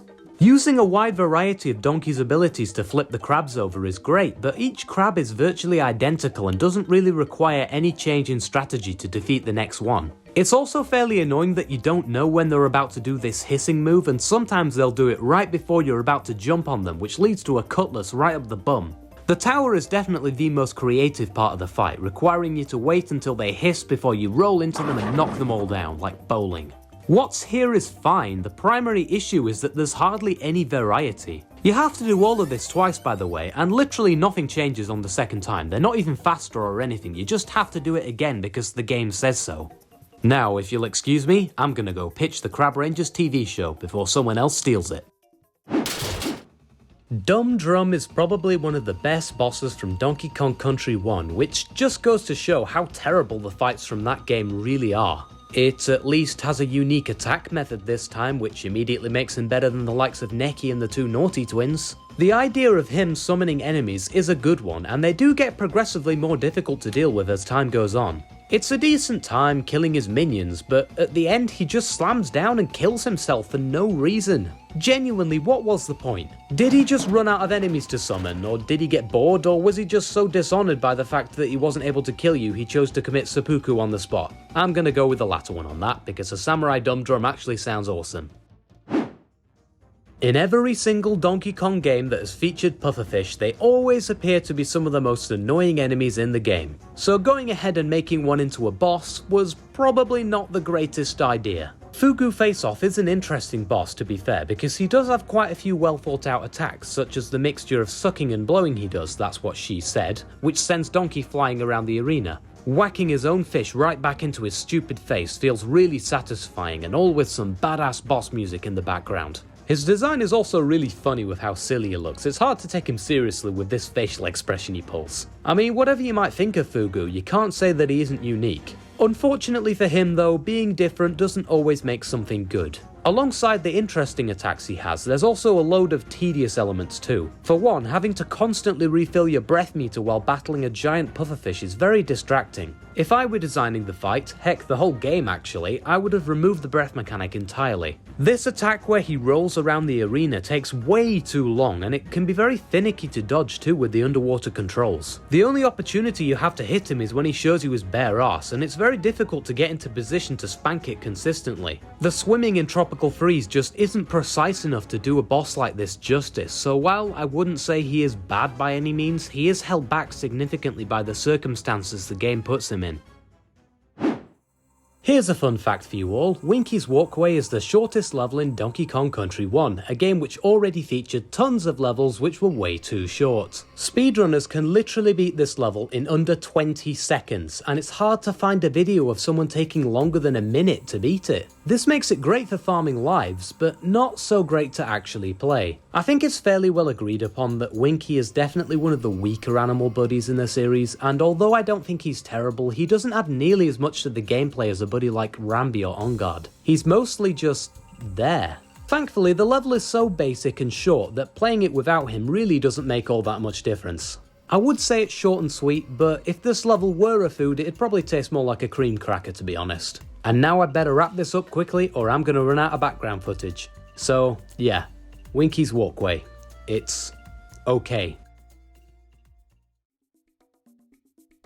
Cannon Cluster takes the amazing idea of an entire fleet of ships unleashing a full bombardment against you as you frantically scramble along the beach, and somehow turns it into one of the most generic and bland levels in the whole game. This is one of those level concepts that is genuinely hard to mess up, simply down to how good it is, and while it's not an abject failure since it still functions as a video game level, it's fun I guess, but the missed potential here stings. There are so many empty stretches of beach with little to no obstacles other than these cannons which aren't especially hard to avoid on their own, and remember when I mentioned frantically scrambling along the beach? Yeah, not so much. There's so many safe zones and break areas that there's hardly any stress at all, which completely destroys the otherwise energetic pacing this level could have had. When your entire level is based on one hazard, and that hazard is used way better in a later level in this game, there isn't much reason left to come back and play this one. The one interesting thing I can say Cannon Cluster does with its gimmick is for the final puzzle piece, where you have to carry a barrel through the entire storm without getting hit. Now this is what I was talking about, it's a creative secret and makes me wonder how high this level could have scored if a similar standard had been applied to the whole stage. Well, I guess we'll see when we get to that other stage I was talking about. Tidal Trouble is a level I think would have worked a lot better if it were later into the game where more mechanics had been introduced. As the third level in the entire game, it kinda had to be simple and easy to avoid putting new players off, and to its credit it certainly is simple and easy. The problem is that as a result the water just feels empty, which makes the tide gimmick more of a hindrance, slowing down the gameplay than anything else. You do get On Guard for about 20 seconds, which is easily the best part of the level, but after that it's right back to slow swimming and not much else. I don't think Tidal Trouble really understood that the best thing about the boardwalk levels was being able to seamlessly swap between the water and land. Having a water level be almost entirely surface deep feels wishy-washy, like they wanted to make a water level but also kind of a land level, and it ends up being mid at both as a result. Panicky Paddles is not nearly as bad a level as I remember. Based on my last playthrough of Tropical Freeze, I was honestly considering an E-tier placement for this level, but after replaying it for this video, I actually kinda had fun. All the factory-themed platforms and hazards are so well crafted, and the amount of creativity on show here is nothing short of impressive. Like in this part where they could have just made this a normal wall, but instead they made it like a juice container that you have to drain to get past. You know, little stuff like that is so cool. When you're on land in this level, it's almost always a great time. But then you get to the water sections. Spinning blades with wonky hitboxes, sharks placed right underneath flipping platforms, and especially this slow section with the spiked fruits floating through this thin corridor placed right before a checkpoint, so you have to do it every time. To make things worse, there's a Kong letter here too, so every single time you have to loop back around and grab it before slowly trudging your way through again. To give you a general idea of how frustrating this part is, I got so bored while I was beating it that I actually forgot to collect the N and had to beat the whole level again. Oh, but after that, it gets even better. Of course they had to throw in a secret exit into this level right at the end, which requires Dixie to access, even though you only get one Kong barrel in this level right at the beginning. This means that if you take just 2 hits making it through this long-ass, hard-ass level, you have to start the whole thing again if you want that exit. If you cut out all the land sections from this level, then I would honestly consider Panicky Paddles to be a 3 out of 10 stage. Fortunately though, the water sections are relatively few and short-lived, and the parts on land more than make up for the irritation suffered at the hands of this lean water. The concept of Murky Mill is a good one, but unfortunately it's also one that's significantly let down by its execution. All you essentially have to do is stop Nelly from noticing the mice running around the mill by not going in the light when there's mice there, which on paper sounds like a pretty great and cool idea. It's just a shame then that there isn't any great and cool gameplay to go alongside it. Having a puzzle-based level so early on could have been an interesting switch-up for the otherwise really bland first world of Donkey Kong Country 3, especially with Nelly's unique suction abilities, which are used way better here than they ever were in the first Elephant level. But it almost feels like they didn't want to commit fully to the idea, which leaves Murky Mill in an awkward middle ground of being half puzzle level and half mediocre gameplay where you wait for enemies to move around. The puzzles themselves could have used a bit of work too. A lot of them, if you miss the first barrel throw, you have to backtrack for so long to get another barrel, which happens more than you think with the amount of red zingers floating around. It never really feels like the puzzles of Murky Mill are taken out of first gear, mainly just relying on the same few orientations of lights, mice and two smoking barrels, switched around slightly, which doesn't do enough to live up to the excellent premise. Just brainstorming right now, they could have had a section, I don't know, where like the light chases you in a room full of mice, or a puzzle where you have to pull the barrel around several corridors. There were so many missed opportunities here. While we're on the theme of mill levels, number 212 is Squeals on Wheels. Like with Murky Mill, I like what they were going for here, having to kill all the mice to progress through the area. The final section is particularly well made, where there are tons of rats hidden around for one door. You really have to fully explore to find all of them. But man, is most of it dull. The majority of the rats are placed in super obvious spots right in your face, where even that elephant couldn't miss them, so it's just a chore of running around to hit all of the rats in plain sight to move up the mill. It also does that thing that a lot of mill levels do, where they have these moving platforms that take way too long to come down if you miss them, and in general there's a lot of waiting around for things to happen. However, the fact that right at the end you fall through the entire mill back to where you started and a door opens from there is such a unique and cool take on the wheels gimmick that it honestly amazed me the first time I saw it. It's almost like a plot twist inside the level, like you never see it coming until it happens, but once it does, all these trapdoors everywhere suddenly makes perfect sense. This one section alone instantly elevated this level from a 4 out of 10 to a 5.5, even if the rest of the level isn't too memorable. I'm not sure why this level's called Orangutan Gang, because there's way more grey crocodiles here than anything else. I'm not too mad about that though, because the placement of these Manky Kongs in this level really stink. On fair ground they're not too bad, but these guys must have read The Art of War or something, because they've somehow managed to place themselves in the most annoyingly difficult to deal with situations possible, like on top of hills or in numbers. I do really like the callback with these enemies to Donkey's roots in the arcade though. Not sure DK likes it as much on the receiving end, hey. The level as a whole is okay. It's really short though, so the amount of content here is quite limited. I have to admit that sunset is beautiful though, probably the best looking level in this game. At least it's got that going for it. Number 210, Lava Lagoon. Another water level in what's supposed to be the fire world. For how it looks on the map, Crocodile Cauldron really didn't have that many fire levels, come to think of it. This one, however, has an interesting gimmick where you use the clappers to cool the lava into water so you can swim in it. Only the lava doesn't really change how you play in any way, because the time limit is so lenient that even getting all the collectibles, you're never in any real danger. Despite killing you instantly in basically every other level, in this one the lava only deals one hit and it's never particularly threatening because there's plenty of clappers around in case you get stuck. How does that work, by the way? His breath must be icy cold. There are one or two exceptions where the lava rises with you and you're forced to stay in it for a long time, which is actually quite stressful at first, until you realise that this section is only about 10 seconds long, so anyone who's paying attention won't have any problems. On Guard is here too, and he's great as always, but sticking to form you can't keep him throughout the whole level. Perhaps the main issue is that Clapper shows up in a later level too, and he's way more relevant there, which leaves this level in an awkward position where it doesn't really have any purpose. It's still decent though, just way too simple even for the second world.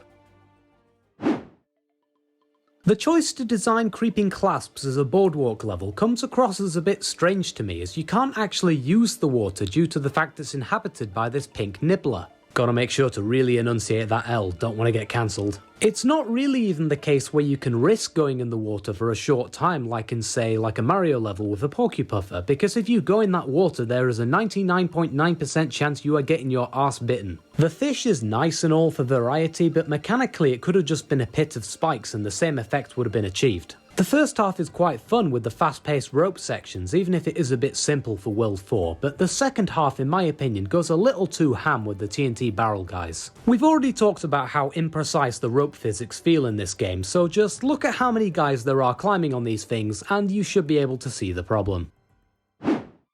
Current Capers is such a forgettable level that I actually completely forgot to include it on the first draft and I had to go back and add it in afterwards. It doesn't necessarily do anything wrong, but at the same time it's a bland water level in a world full of bland water levels, which kinda drowns it out, pun very much intended. Speaking of drowning, you're going to be doing a lot of that here because without a Kong buddy, getting through these currents is absolute hell, and the ones that propel you forwards are even worse with these delayed spikes. It does have one of my favourite songs in the game at least, which definitely adds to the atmosphere. Am I the only one that thought this level was the boss on the world map, by the way? It definitely looks like it should be. Tippy Shippy is in my opinion the most underwhelming level in Donkey Kong Country Returns. Definitely not the worst, mind you, but the most boring one to play overall. The aesthetic of everything being made of ships is great, but it's also the best thing about the level because the gameplay itself, which is ultimately the most important thing, doesn't stand out in any major way. The only unique hazards I remember about this level are those Sonic 2-ass cannon sections, which, just like they were in the original Sonic 2, are also the worst part of the level due to how they troll you with having to go back and forth. Seriously, I died like 4 times because of these stupid fake-outs. Aside from that section, the most memorable good part is this blast through the ship, which adds some much needed cinematics to an otherwise fairly bland level, and of course the squid enemies from Sloppy Sands make a return, which is always great to see. Apart from that though, I didn't really feel anything when playing this one, which is strange because I love this game, and even the bad levels still usually give me something, even if it's frustration. But this one, nothing. Donkey Kong is a series known for having some of the most beautiful environments in gaming history, displaying some truly gorgeous natural backgrounds perfectly melded with the stage's platforms. Tracker Barrel Trek is not one of those levels. The washed out colour palette doesn't look good at all, and even hurts your eyes after a while of shooting around on these barrels, which makes it probably the worst looking level in the entire series, come to think of it. The barrels themselves, however, are what saved this level, because they are pretty fun to shoot up the waterfall with, and you do get the elephant to use with them too, which is an interesting idea. I was initially going to rank this one way lower due to how diabolical some of these zinger placements are, but then I figured out that you can actually just shoot while flying in the air and kill them, so my bad I guess. These Sinful guys are pretty funny too, and there's lots of them walking around here. Maybe the water makes the sores on their arms hurt less, I don't know. This level is not bad, apart from the visuals which are atrocious, but there's not much else to do here which can't be done in any other waterfall stage.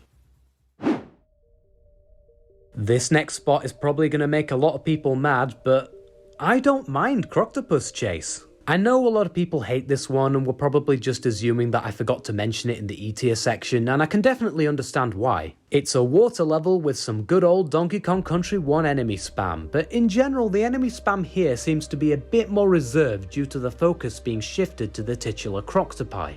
I think the floaty water physics here actually lend themselves well to the chase sequences throughout the maze-like cave, and the Croctopi serve as decent enemies to spice up the gameplay too.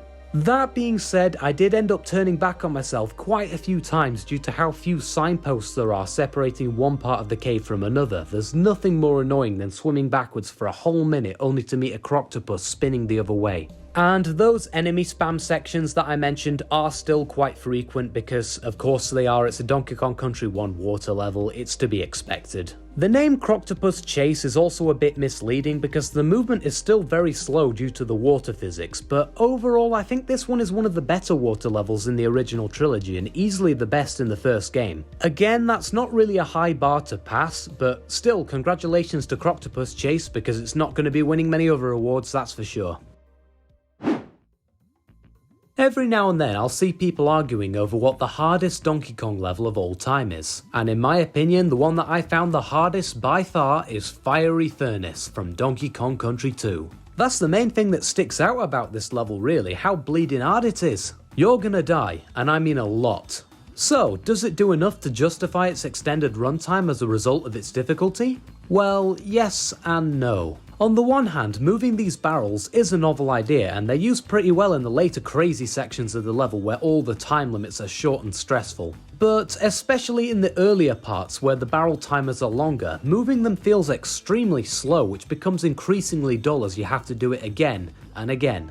And again, and again, and again, and again, and again, and again, and again, and again, and again, and again, and again, and again, and again, and again, and again, and again, and again, and again. More importantly though, these friggin' Sonic enemies are back, and they're the worst in the entire game. Placing them on these tiny platforms so far into the level where they can easily throw you off into the lava was just downright evil, and it forces you to be super careful when passing them, which is really difficult to do when you get so annoyed from your umpteenth try. There's even a full-on gauntlet of them in the final section, which is such a stressful way to end one of the hardest levels in the whole series. Makes the army of Hammer Bros at the end of the perfect run look like a cakewalk by comparison. I like hard levels in video games, and I'm really glad that the Secret World didn't hold back in that regard, and I can respect Fiery Furnace for that. But man, do I hate these Sonic guys with a burning passion. Get it? Burning? 'Cause it's a fire level? Yeah, I'll get my coat. With the amount of amazing stages he's in, Squawks is probably my favourite animal buddy in the whole series. Flying around levels, blasting everything in sight never gets old. So someone at Rare thought, hang on, what would happen if we took away Squawks' only attack, made him really slow, and covered him in Kool-Aid?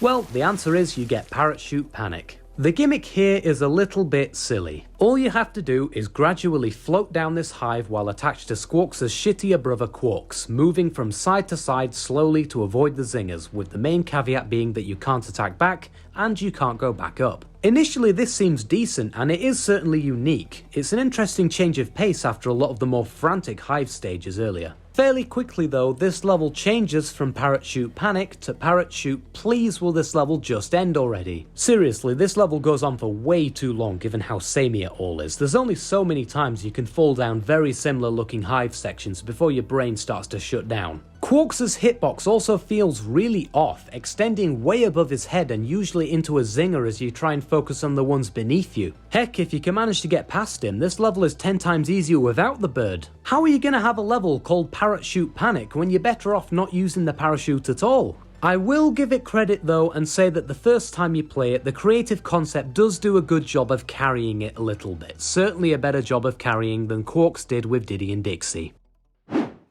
Queen Bee from Bumblebee Rumble may just be an upscaled enemy rushed into a boss, but compared to the rest of the bosses in Donkey Kong Country 1, she is easily the best upscaled enemy fight in this game. The boss itself is quite simple, as pretty much every fight in this game is. You grab the barrels and chuck them at the big bee. I don't know, there's just something about smacking the barrels into the boss that feels really satisfying, a lot more so than simply jumping on Very Naughty or watching Dum Drum kill himself for literally no reason. I'll also mention here that this boss is a bit of a difficulty spike compared to everything else you've faced so far, but I think that's less of an issue of Queen Bee being too hard and more of an issue of the other bosses being so pitifully easy it felt weird to call them bosses at all. This is another case where the GBA version absolutely outclasses the original in every way, placing cool orientations of zingers around the Queen which force you to react quickly to remove them. Anyway, Queen Bee is probably my favourite fight from Donkey Kong Country 1. Well, apart from the obvious choice, of course.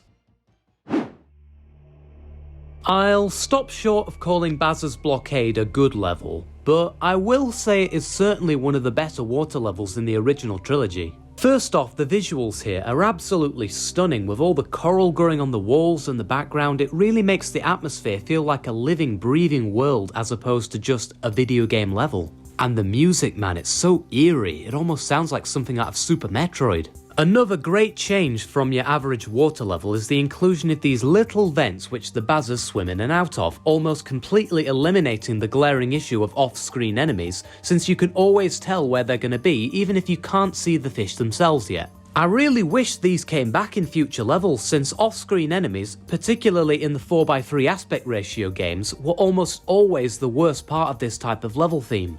The main problem I have with Baz's Blockade isn't not being able to see the fish though.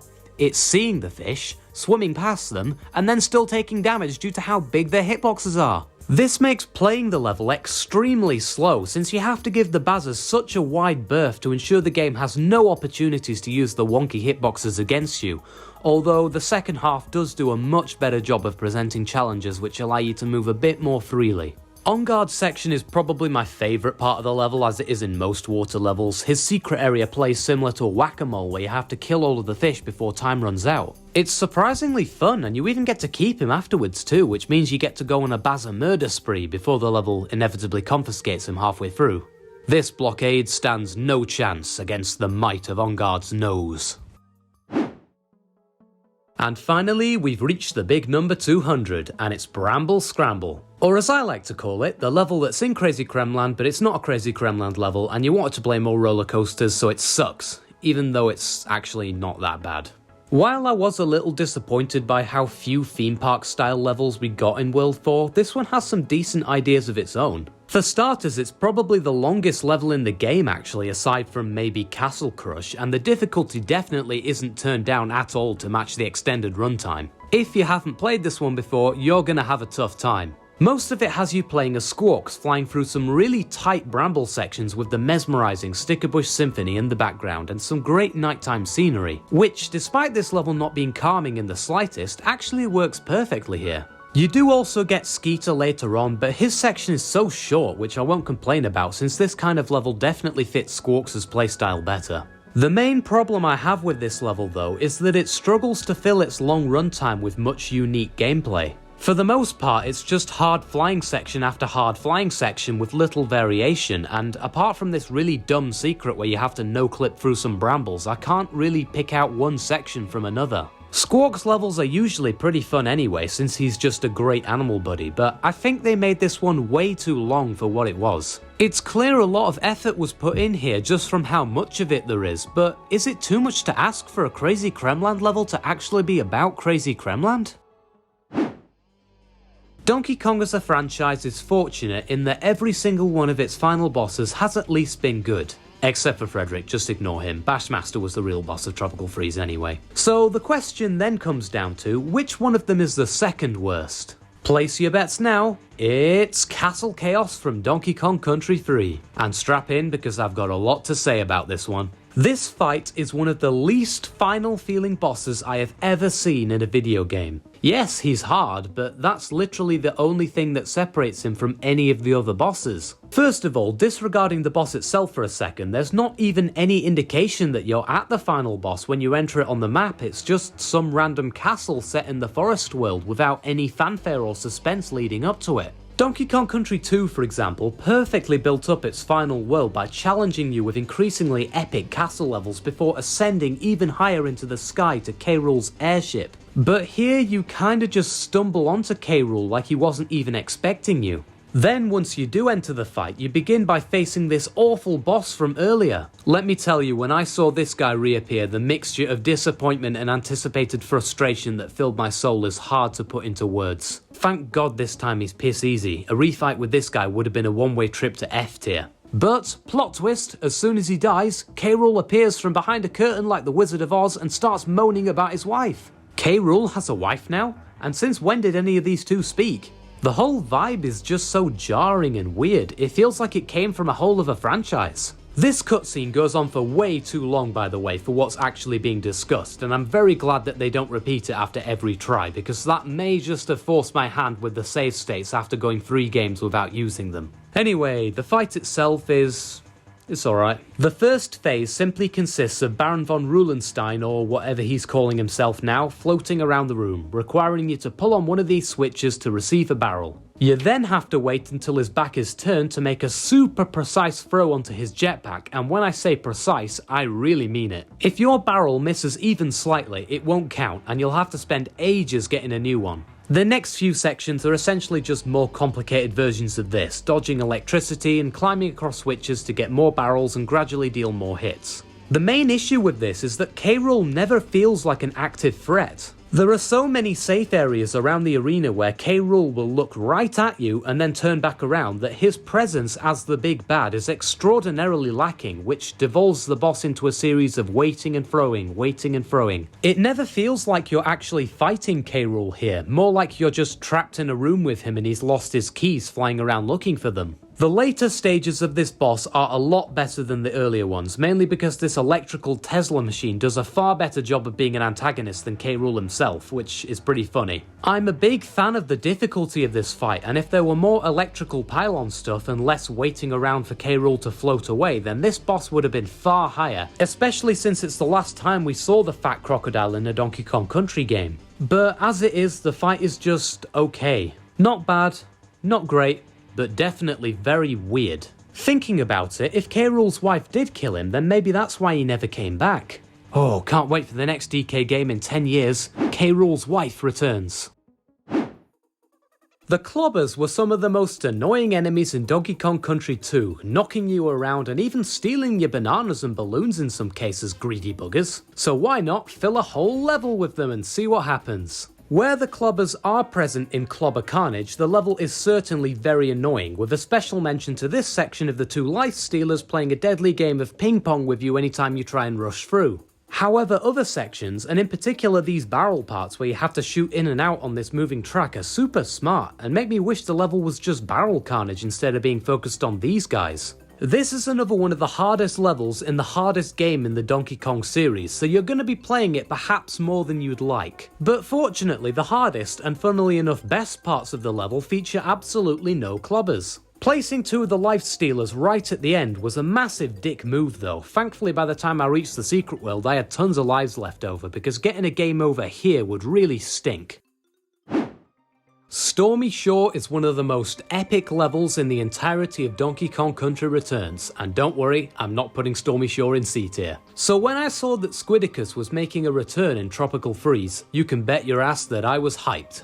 And upon reaching Irate 8, from the name alone, I knew it was time. The first half of the level starts out great, and I'd even go so far to say it's the best gameplay in the whole of Seabreeze Cove. These mines make for some really creative hazards, and the Lockjaw Saga remix in the background goes so ridiculously hard. And then Squidicus himself shows up. Now, I like this first chase sequence watching the giant squid climb up the vertical trench while Ink chases you the whole way, and it's certainly an awesome spectacle, even if the gameplay itself can be a bit unintuitive at times. But the second chase sequence brings the level so far down. The time limit here is surprisingly tight compared to the first vertical area, and the falling blocks flow together so poorly that to actually avoid them with the floaty water controls, you often have to stop and fully turn around. With the Ink climbing so fast though, you don't have the space to do this every time, meaning unless you want to memorize the entire layout of this part, the best way to get through is just a damage boost and hope Squidicus doesn't decide to slam one of his tentacles through the wall. Unpredictable obstacles, tentacles moving around at every angle, some painful collectibles to try and get, it's all just too much with the Ink behind you the whole way. I'm aware that a lot of people love this level, and up until the final section I'd be inclined to agree, but this last chase is so messy with no clear way to go that for me it just drags the whole thing down. If this part were cleared up and the timings were altered to be more forgiving, then I could see this going all the way to an A tier placement with how awesome the squid's inclusion is. At least for now though, Stormy Shore still reigns supreme. Skidder's Row is living proof that something doesn't necessarily have to be complicated to still be a good time. And you won't hear me say this often, this is a level that I think is actually made better by the presence of ice physics. If this level were harder, I could see the slipping and sliding around on these roofs being annoying, but since it's only the 4th level in the game, the design is very simple, and using the momentum to speed across these hills makes for great fun. Just look at these guys, they're having a blast. I also like how the snow intensifies as you progress through, similar to Snow Barrel Blast if that level were good. The novelty of the charming, simple design though does begin to wane around the halfway mark, and some points the level almost feels copy-paste with how similar the environment looks. All the secrets are laid out in plain view as well, so even for completionists there's not really much to explore. It is a short level, but slipping and sliding to the finish is fun while it lasts. So we've already talked about what I believe to be the hardest level in the series, but if you're looking for something newer, then in my opinion Platform Problems is the hardest level in Tropical Freeze. I hear a lot of people bring up crazy clouds for this title, but I didn't really find any of the secret world levels to be that bad, to be honest. This one though definitely got my blood boiling a little. The gimmick of this level is a simple one. Platforms slide up and down these tracks, activating when they reach the gold section and deactivating once they leave it. Now this sounds quite easy, in the same way that rocket science sounds easy if you describe it as shoot the metal thing into the sky. Every part of this level feels so meticulously timed to open at the exact right point. The amount of testing this must have taken I can only guess at. The design and variety here too is so creative that I just have to respect the grind. When this level is fun, it's really fun. The insane precision of the platforming, however, is a double-edged sword. If you're even a second too late, or even more annoyingly, a second too early, you're dead, which becomes very frustrating in the later sections, like this vertical one with the platforms arranged everywhere. What makes this part especially confusing is these owls. You never know when to jump on them to get some extra wiggle room or not, since the timing is so tight that choosing wrong here is enough for an instant restart. I completely understand that these levels are supposed to be the final challenge of each world, but I think this one's enjoyability is damaged by its commitment to being hard rather than enhanced by it. If the timings on these platforms were made to be just a little bit more lenient, then this one would have placed a lot higher. I probably shouldn't like Reptile Rumble as much as I do. It's definitely very copy-paste in certain areas. Sometimes there's literally the exact same orientation of Kremlings bouncing in identical patterns, so it's a little lazy, I'll give you that. It's also really short, like one of the shortest levels in the series short. I mean, without the bonus minigames, it's only about a minute long. But even so, I think this level is decently good. The tyres are really fun to bounce off, and so are these jumping Kremlings. It's also really cool how you enter on one side of the cave and come out on the other on the world map. Weird how the best part of the level happens after it's over. Not much else to say here really, just a simple, fun level.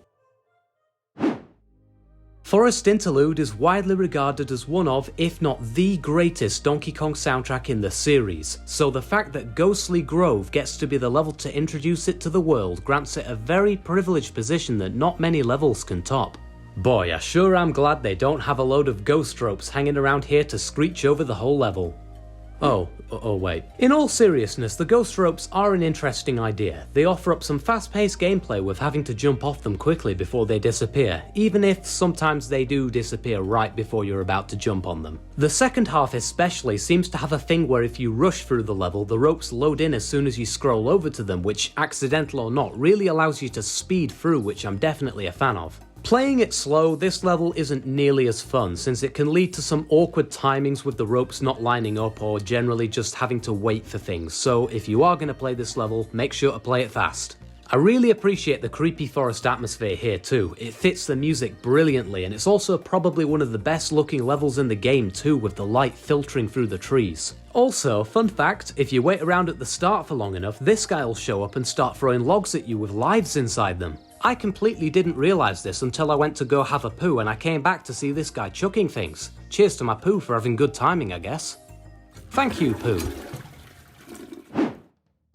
And finally, at number 192, we arrive at the very first Donkey Kong level ever made, Jungle Hijinks. As the beginning of the entire series, this stage had a lot on its shoulders, and it delivered on the expectations brilliantly. It excellently introduces the main controls of the game, and as soon as you hear those drums in the back, you know this ain't your average platformer. You even get Rambi in this level too, which was a great choice. It's a shame in the modern games that you never get him until the later stages, given how fun he is in the easier ones where you can just rampage through everything. I do think Jungle Hijinks is probably the weakest introductory level in the series, but that by no means makes it bad. This level was absolutely the most important one in the whole series to get right, and for that reason I'm very glad that they played it relatively safe by keeping the gameplay easy to understand, even if compared to some of the later levels, it isn't quite as energetic. And the level fading to night at the end to set up the next stage? Now that's just perfect. Donkey Kong Country 2 really was just dunking on the first game from the very start, when Crow's Nest, the very first boss in the game, is better than literally every fight in the original apart from the obvious. Don't worry, we'll get to him. For a start, he actually has his own design and attack patterns, mainly involving him throwing his own children at you, who you then have to grab and throw back at him. That's kinda dark actually, imagine getting killed from having your own kid chucked into your face. Assuming they are his kids, maybe he just stole them from another nest, which is probably even worse come to think of it. I don't know, he seems like the kind of guy who'd do that. For starters, he calls himself a crow even though he's a vulture. Liar! Crow is a bit simple and he's way too easy even for a first boss, but he is decently fun, so I'm okay with that. The later bosses in this game certainly more than make up for it. Number 190, Froster Glacier-2, the Cooligan level. Wait a minute, no, that's not right. Ah, yeah, here we go. Number 190, Lemguin Lunge. Ooh, no idea how I got them two confused. The Lemguin enemies here are an interesting new foe that function uniquely to almost any other, sliding across the ice in constant barrages which are really satisfying to bounce off and run away from. The fact that their patterns are constant makes it really easy to know where they're going to be, so you don't get blindsided by a flying penguin at any point, which keeps the level fun and fair. I especially like this last hill where the Lemguins are really rocketing down at top speed. It can be quite difficult to jump up here without getting hit, and I like that for the final challenge. My one issue with this level is that it's way too short. As soon as the penguin combinations get going, you're already pulling that flagpole, which left me wanting more from this concept, which never came back until Mario Bros. U ripped it off 20 years later. A bit underwhelming considering its length, but still a pretty cool level. Oh, boo yourself, you try getting 2 hours into a video without running out of jokes. Might just be me, but I really enjoy beating Squawks' Shaft. It's surprisingly hard, even if it is quite short. And once I finish doing that, I'll be ready to play this level. Anyway, disregarding the sus name, this one is split into two halves, the barrel part and the Squawks part. And one of these is way worse than the other. Can you guess which one? If you guess the barrel part, have a cookie. I'll mail it to you something, I don't know. The gameplay in this first bit is more boring than anything, just waiting for zingers to get out of the way and for barrels to align properly. And remember, this is a vertical level, so if you fall, you're going all the way down. As soon as you reach Squawks though, the level improves dramatically. It's well paced with some cool hazards along the way, with plenty of barrels to keep your health up given how hard this one is for the early game too. Why couldn't the whole level have just been this? It would have placed way higher. Now, time to get back to beating Squawks' Shaft. As the first level of the cave world, Rickety Rails of course treats the player to another absolutely class transition into the new environment, in this case blowing open an abandoned mine to access the next set of levels. Unfortunately though, the entire level peaks here. The rest is mostly made up of generic minecart gameplay with a few cool tilting sections here and there, but not nearly enough to make this one worth remembering. It's decently entertaining for the 3 minutes or so that you spend on it, but after that there's no clever secrets or interesting mechanics that make Rickety Rails fun to replay. The only memorable part, in fact, after the intro is the G letter because of how bloody annoying it is if you miss it. So considering the rankings so far, Rickety Rails is the worst minecart level in the whole series. And what's crazy is that it's still a decent level, which just goes to show how great this level theme is.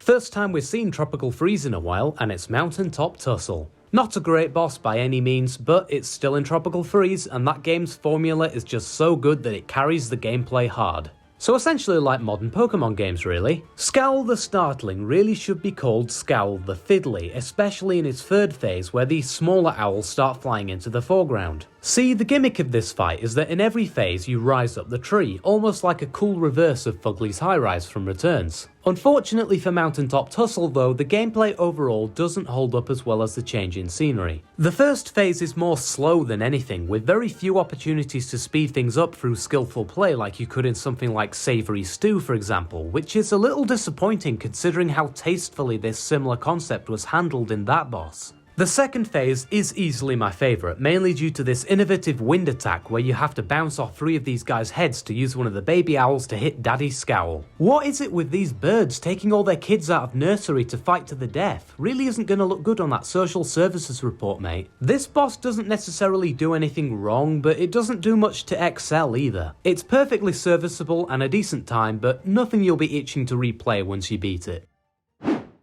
Whether or not you like Bobbing Barrel Brawl is going to greatly depend on how you feel about the elephant, since it's one of those where you're forced to play as the animal buddy. Me?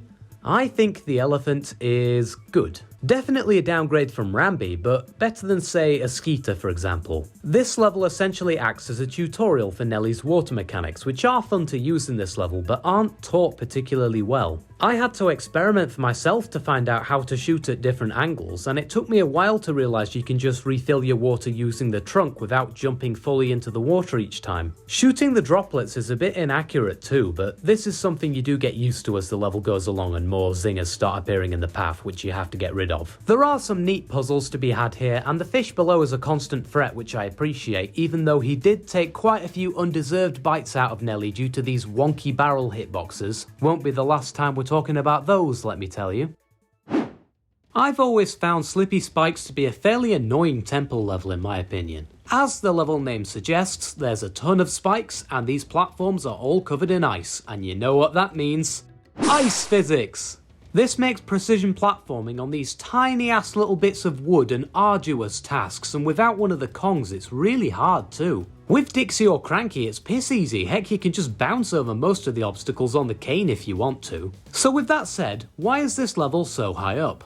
Well, despite how much I dislike the slipping and sliding around, the later sections of this level where there's more climbing are actually quite fun.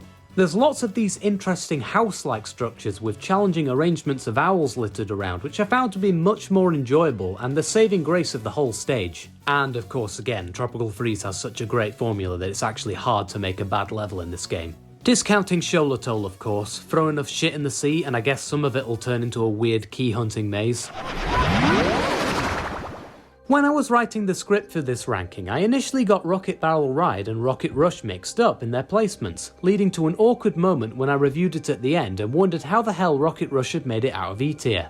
Anyway, the waterfall aesthetic in Rocket Barrel Ride is one of the best looking environments in the whole original trilogy, and it's incorporated into the gameplay too, with some items being placed behind the water and requiring some manoeuvring on the cliff faces to access. It is a bit annoying when you forget what side of the water you're on and fall straight through a barrel, but that's probably just a skill issue on my part to be fair. The main gimmick on show here are these rocket barrels, which fire up into the air when you jump in them and allow you to climb up the falls pretty fast. The vertical feeling to this stage is a good one, but the barrels themselves aren't expanded upon much outside of wooden cannon go brrr. That's the main feeling I get from this one. Unexpansive. I am glad it's in the game and I do think it adds some useful fluff to World 4, but when I think back on this one it kinda just blends in with the other waterfall stages since most of those used a lot of barrels too. Anyway, whatever it may be, it's a hell of a lot better than Rocket Rush, so I'm very glad I corrected that. Discounting whatever Rocket Rush was trying to be, Twilight Terror has to be the worst rocket barrel level in the entire series. It's still not bad, but if it were anything other than a rocket barrel level, which is just such an excellent level formula, then it would be way lower. Throughout the whole level, you see these giant leviathans in the background leaping around, and immediately you think this is going to be an all-time classic, bobbing and weaving through these awesome serpents, barely staying alive as they try their best to turn you into fish food. So what did Retro Studios actually do with these creatures?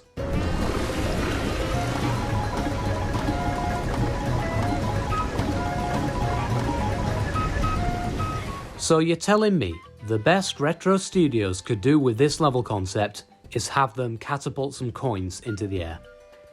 Really? Come on man, I could have made a better level with these things. To be perfectly fair, not every section is this empty. I do really like this part at the end with the jumping leviathans, but that's also the best part of the entire level.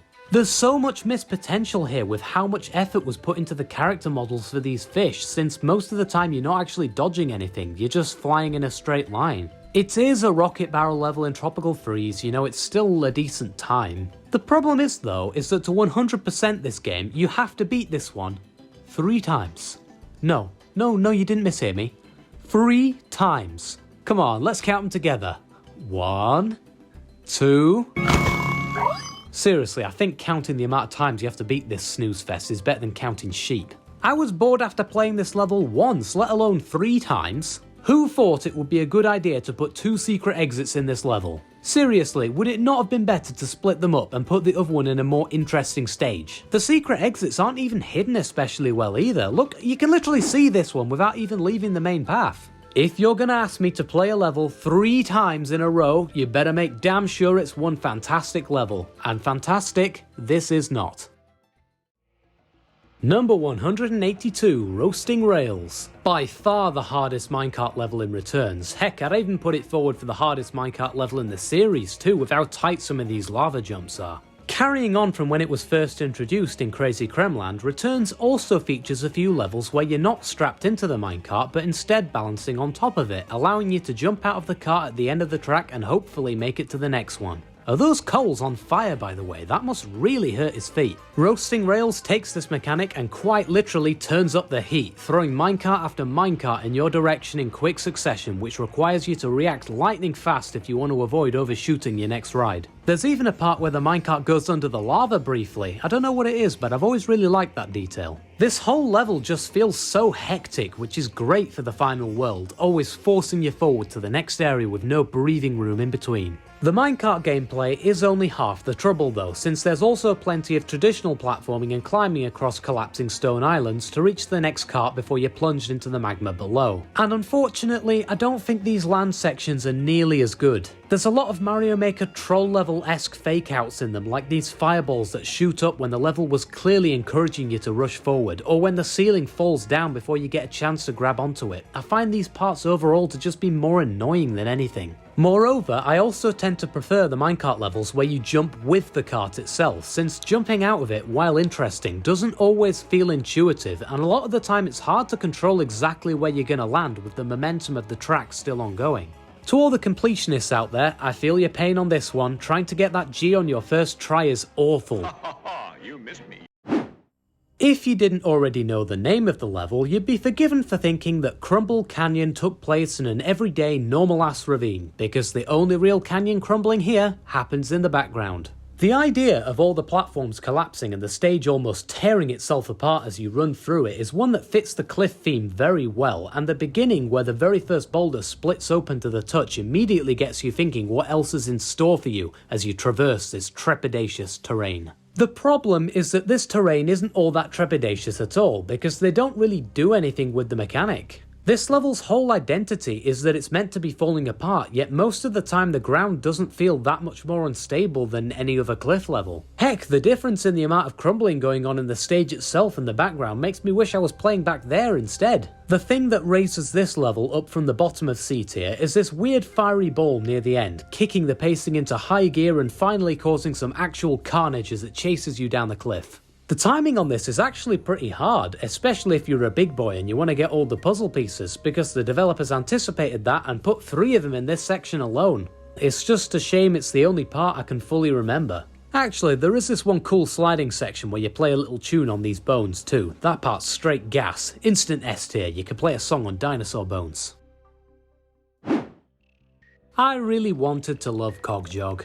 It's in my favourite world of the whole game, and it's one of the 3 secret button levels too, alongside 2 S tier stages. But despite the potential it had, it doesn't live up to the expectations. To give Cogjog some credit, it does start out pretty strong with some cool conveyor sections and some nicely implemented secrets. However, the level gets progressively more annoying as it goes on, by the end developing into an agonisingly slow barrel chain where you wait for cogs to get out of the way. The chains on the platforms feel really janky, and there's not much else to make this one stand out. There was so much more that could have been done with this concept, and the level's not even bad, it's just meh.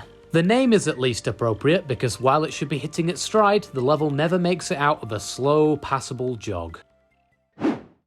Donkey Kong Country 1 has to be the king of introducing cool level themes in one stage and never bringing them back. They did it with Slipside Ride, and you bet they did it in Ropey Rampage 2. The stormy weather gives this level a brilliant foreboding atmosphere, and it really makes it stand out since it's the only one to feature this theme in the whole game. As the second stage, Ropey Rampage acts as a continuation of the tutorial, introducing the grabbing mechanic through these ropes, which are really fun to swing around on in the rain. It also introduces some new enemies, like the armies. Screw these guys, thank Christ they never came back in another game. No, Donkey Kong Land doesn't count. Yeah, as you might have guessed, I'm not the biggest fan of the armies. They often roll in and jump scare you out of nowhere, and sometimes they'll shoot off screen for a second, and then boomerang back without any warning and bite you in the ass. Luckily, they're used very sparingly here, so I can't mark Ropey Rampage down for introducing one of my least favourite enemies in the series, even if I really want to. This level's a fairly short one, but it's short and sweet for what it is.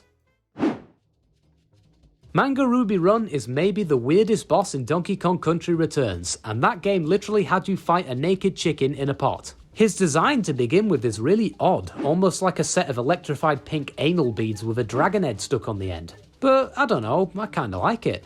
The boss design, not the anal beads. The arena too is very unorthodox, heavily utilising the cling mechanic with 5 giant circles spread across the stage. To defeat Manga Ruby, you have to pound on each of these V symbols to blind each section of the crowd, making the boss vulnerable and allowing you to jump on him. Just imagine you spent all year saving to get a front row seat in this Tiki arena, only for Donkey to block the view in the first round. No wonder they want to kill him, I'd be pissed. While I'm here for the creativity though, the clinging mechanic in Returns has always felt a little off to me, especially when you have to do a lot of jumping off of vines, which sometimes makes the momentum freak out. Normally this isn't an issue since you're not on a time limit, but with this guy chasing you around the whole time, it can get frustrating fast. Hitting him once the electricity is gone is also a bit of a pain, since climbing these vines is far slower than the boss's movement speed, so you have to anticipate where he'll be and hope he doesn't change course. Still, a decent boss, and for the cherry on the cake, it has my favourite hypnotising song at the beginning too. Cannon's Claim is a really weird level name, even considering that this guy's name is Cannon. Like, why is the word claim spelt with a K? And why is it capitalised? Is there a Kremlin called Claim too? Or maybe this level is about his life insurance claim or something. He definitely needs it given how many you kill in this level. Regardless of that, this stage is primarily a vertical barrel one, firing up the mine and introducing the amazing mining melancholy in the backdrop. Funnily enough, Cannon himself is one of the best parts about this level. Jumping off his shots is so fun that these guys stole it for Donkey Kong Country 3. Vertical levels are infamous in the gaming world for being really annoying if you fall off, and yeah, that is sort of a thing in this level too. If you slip off of one of these ledges, you can fall pretty far, and although this level is good, it's not good enough to make me want to climb the same bits over and over again. Thankfully, Cannon's Claim isn't too hard, so that's not much of an issue. When I first played King of Kling 14 years ago, I remember it being one of my favourite levels in the game. 8-year-old me found it really hard for the second level. I think I had to get my dad to beat it for me actually first time round, but I thought the ideas on show were amazing. Fast forward to today, and it's alright. This is definitely one of those levels that gets more generic the more times you play it, so this one is only going to go lower in future. You see, King of Kling is a bit like Ropey Rampage, in that it's tasked with introducing the grabbing mechanic, only this time with vines instead of just ropes. The first half is actually pretty good. It works as a nice continuation from Jungle Hijinks while introducing some new ideas with the clinging and munching plants. Whoever came up with the puzzle piece locations for this section though must have been short on time. The number of secrets that are recycled here is insane. The best part of the level in my opinion is this last section, specifically this part by the way, not the bit slightly before which we'll get onto very soon. I really like the switch to vertical movement so early on in the game, and there's enough platforms so you don't fall too far if you miss. But the middle section, man, it's so slow. The wheels especially are the worst. As I said before, the cling mechanic in this game is ever so slightly wonky, particularly on rounded moving surfaces like this, which makes it way too easy to fall off or miss a jump, meaning you have to wait for everything to line up again before you can get back to where you were. There's also this bit which is just forgettable really. The level would be no better or worse if it were removed. When this level works, it really works. But certain sections are just so glacial that it makes the whole level come across as boring, even though there's actually a lot of fun stuff to do here. Number 175, Main Brace Mayhem. Yet another climbing tutorial in quick succession. I promise you this wasn't planned. I guess this type of level is just good at being decent but ultimately forgettable. Similar to King of Kling, I really like the vertical aspect to this level, and the high ship atmosphere is really immersive. It does suffer from vertical level falling off syndrome a bit more than its Returns counterpart, but I would still say it's better on the whole due to the gameplay being generally more engaging and unique. I also really like these rope climbing enemies. There's nothing else like them in the game and their design is also quite funny. I did find myself getting lost once or twice though due to how vertically orientated this stage is. If you don't keep going up, you're going to end up looping around at some point. Main Brace Mayhem is an all-round solid stage, but it just isn't all that memorable other than the fact it's the second level in the game. I think it just needed something extra to help it stand out that perhaps its early placement in the game didn't allow it to have, which is honestly fair enough. This game is hard as balls as it is. When this game first came out, Moving Melters was a level that I simply could not beat. I watched Super Kong do the final section so many times that I unironically got out a pen and paper and drew a diagram of where the meteors came in and what time I should jump. I've probably still got it somewhere actually, I don't know. If I can find it, I'll put it on the screen here. Nowadays, I'm not so much of a noob, but this level is still pretty tough. The beginning section has you ride on these auto-scrolling platforms, I guess these are the moving melters. It's nothing too special and it does go on way too long, but I do like some parts here, like shooting out this barrel and jumping around the stone things. When someone mentions the name moving melters though, there's only one part that comes to mind. This final gauntlet of fireballs and meteors is awesome, despite what 8-year-old me and his silly drawing would probably say. Jumping between the 3 swaying islands is a great concept, and even though some of the meteors perhaps feel a bit unfair, the majority of the tight platforming here encourages you to use strategy and quick thinking skills to stay ahead of the fire, and I like that. But to get to it, you do still have to go through the entire first half of the level, which takes such a long time with how slow the platforms are. Given the name of this level, there doesn't seem to be much melter moving going on. Could you maybe hurry up a little? Some of us have places to be. Unlucky cool last fireball section, maybe next time you'll get stuck onto a better level. Canopy Chaos is a tightly designed level that fits perfectly into your playstyle to create a fantastic gaming experience. If you like playing as Cranky, that is. Out of the 3 main tutorial levels of Tropical Freeze, this one is 100% the one that's most tailored towards the new Kong that's being introduced. There are several designated sections specifically designed for Cranky's bouncing ability, which are difficult to get through without getting hit if you're not using it. Because of that, I can see a lot of people who enjoy Cranky's moveset really enjoying this one. Unfortunately, I'm not one of those people. The whole Scrooge McDuck bouncing thing never really meshed with my playstyle as much as Diddy or Dixie, and yeah, I know he's good for speedrunning, but for a normal playthrough I'd much rather take anyone else over him. And given how crucial Cranky's moves are for beating this level in its intended way, I think that definitely hurts its placement for me somewhat. A lot of sections feel kinda strange going through them without him, almost like you're missing out on half the fun because, well, you kind of are. There's some beautiful scenery here, and most of the hazards are super creative, like the spinning blades on the floor, and of course it has the original Donkey Kong theme hidden at the end too. I'm just not the biggest fan of Cranky, it just really comes down to that, so I wouldn't blame anyone who is having this way higher. The secret exit is a little bit dumb though. If you don't have Cranky, it's actually impossible. Perilous Passage is a name that strikes fear into the heart of Donkey Kong Country Returns players everywhere, making their Wii Remote shake at just the mere mention of the electric bugs and random fire saw things that dwell in the deep. But not for me. I've never found this level to be that hard, to be honest. Unless you're going for the puzzle pieces, that is. Seriously, I had this level way higher until I went back to get them, and my god are they placed in dumb spots. Not one of them is in one of these really difficult dandelion blowing spots. That's right, every one of these is totally pointless. I wasted so many lives blowing on all of them just to find out they're all hidden to the side in these invisible holes. Now that really pissed me off. The normal level's pretty good though. The fire slicing enemies that everybody hates suck, I agree, but I'm a big fan of the challenge of this one. It's one of the only Returns levels that can still set me back a few balloons, since these electric bug jumps especially are quite tricky to pull off. The springy platforms are also really fun to bounce off of while dodging this level's many hazards. It's a creative take on the generic rising lava level theme that's in pretty much every platformer. Not much else to say here really, it's a fairly basic level, but the sheer difficulty forces you to respect it, even if you don't like it.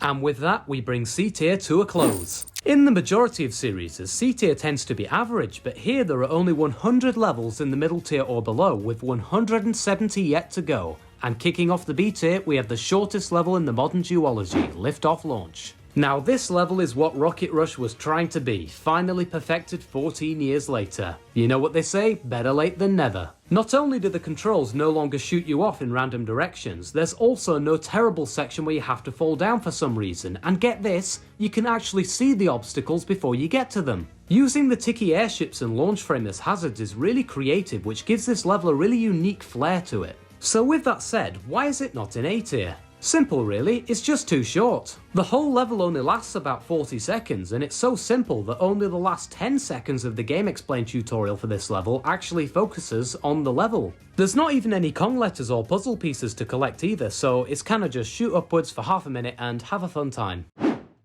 Canopy Cannons is a level that I always forget about until I go back and play it and remember, oh yeah, this level's pretty fun, before immediately forgetting about it again. It does a good job of introducing all the different barrel gimmicks and returns in an easy way, which was important since it's only the 5th level. There's some cool set pieces here too, like the bouncing spiky trapezium things and this dragon mouth near the end, and who could forget this screaming totem part? Well, me apparently, since I actually died here when I forgot you needed to stop spying halfway through. It's a good level, but it's never quite good enough to make itself stand out from any other generic barrel level. It's like the guy in class who knows he could probably get a top grade if he actually applied himself, but is perfectly happy just to coast along with a pass and draw dick and balls on all the people on the textbooks for the whole lesson. Damn, me and Canopy Cannons have a lot more in common than I thought.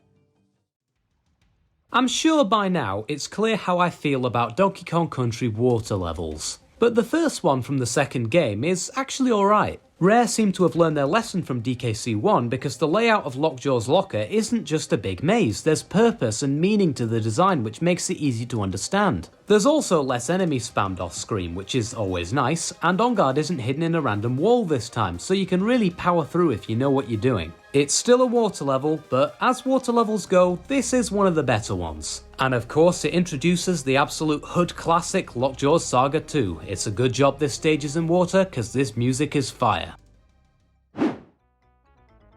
The whiplash in difficulty from coming off the secret world of Donkey Kong Country 2, probably the hardest collection of levels in the entire series, onto Lakeside Limbo, the first level of Donkey Kong Country 3, was pretty bamboozling. This is a very simple level, there's no way about it, which is good because it's supposed to be a tutorial, but the fact that it's simple doesn't make it mediocre. First of all, it looks great. The reflections in the water and the mountains in the back provide a gorgeous backdrop to start the game. I think the boardwalk theme was a perfect choice for the first level too. It allows the player to get used to the water physics in a way that feels natural and unintrusive. You don't have to go there if you don't want to, after all. There's even a cool little secret you get by going under the pier at the end. Nice. Another benefit is that it doesn't separate the climbing into a separate tutorial, which I like, since clinging isn't a very complicated mechanic anyway, and it adds a bit of extra spice to the basic gameplay whilst also not requiring the game to include another mediocre climbing tutorial. The elephant section does feel a little bit rushed since you hardly get to use her at all, but the thought was at least there.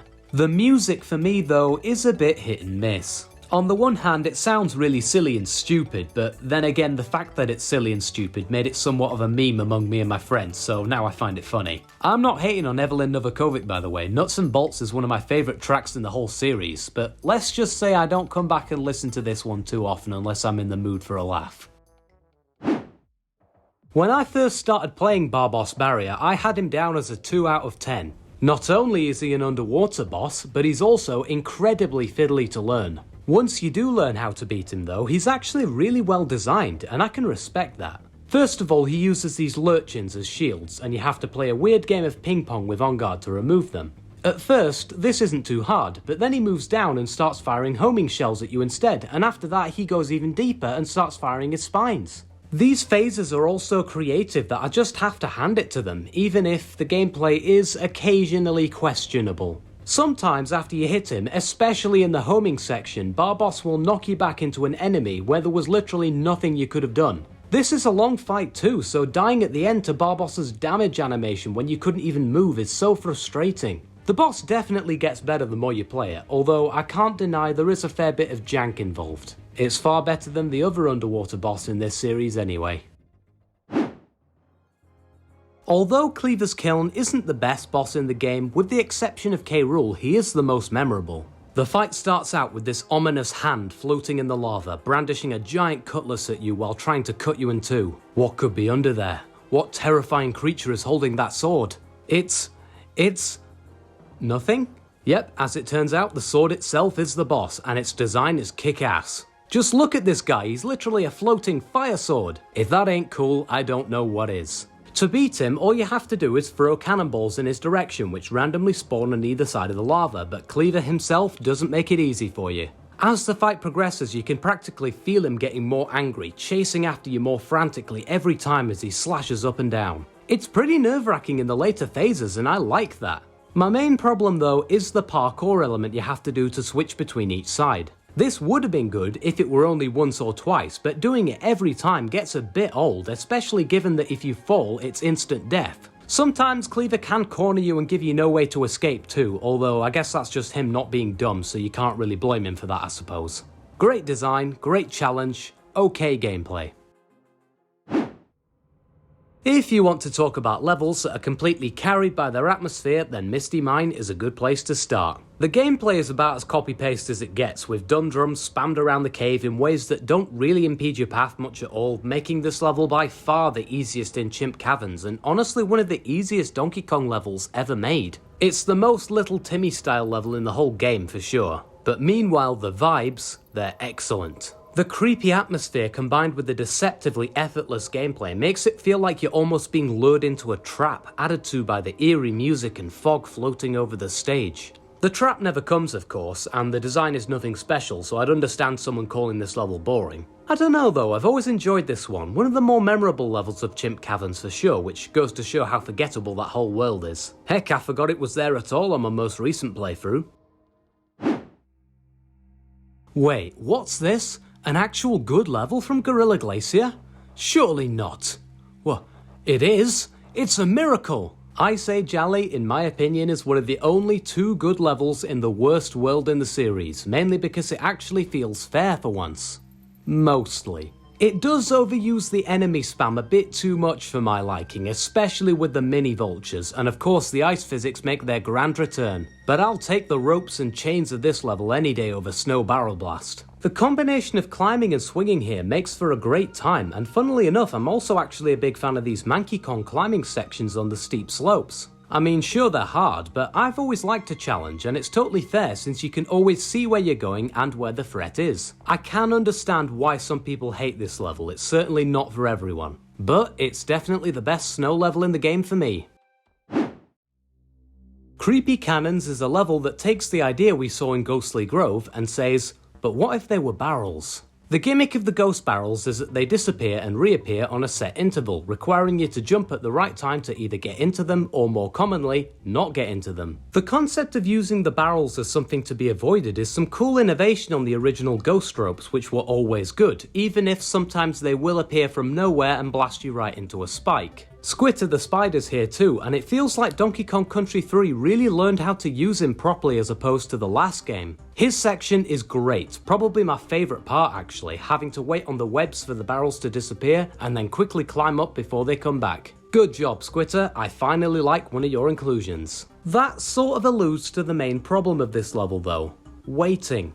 As in, there's a lot of it. It's all well and good having the barrels flicker around the stage, but if you need one to be in a very specific position and that barrel has a long cycle, that's several seconds of you just sat there watching Kiddy Kong gawking around. Sometimes one will just randomly break its pattern too, appearing at a completely different angle to all the cycles before it, which is extremely annoying if you waited ages to get the right timing and died anyway. For how creative the premise is, I was expecting some great secrets as well, but not really. For one, you just roll under a barrel and the other one's just hidden above the stage. A little bit underwhelming considering what could have been done here, but still a good level. If I'm being honest, I've never hated auto-scrollers as much as the majority of the gaming community seems to. Granted, nobody likes sitting on a platform waiting for the screen to arbitrarily scroll across so you can make a single jump, but done right they can also make for some absolutely stellar levels too. I wouldn't say Trick Track Trek is one of those, but yeah, it's pretty good. First of all, there's an actual reason for it to be an auto-scroller other than the developers just getting bored, coming in the form of this treadmill looking thing. Having to stay balanced on a moving platform is so much better than having to stay inside the bounds of the screen like in most auto-scrollers. It makes the setting feel so much more grounded and allows for way more creativity. Here, for example, the Kremlings have set up an ambush along the track and keep trying to dive on your head. Surprisingly though, this isn't annoying or unfair, it's actually quite fun, especially when the Giga Chad Kremlings start showing up and you can't kill them. To be fair, that's mainly in the second half of the level though. The first half isn't all that interesting and falls more into the camp of what people usually think of when someone says the word auto-scroller. There was definitely far more that could have been done to fill up these sections, and for the most part you're just waiting for things to happen, which holds it back from the A tier. I do, however, really appreciate the elevator stopping when you get hit. That was uncharacteristically nice of the developers for once.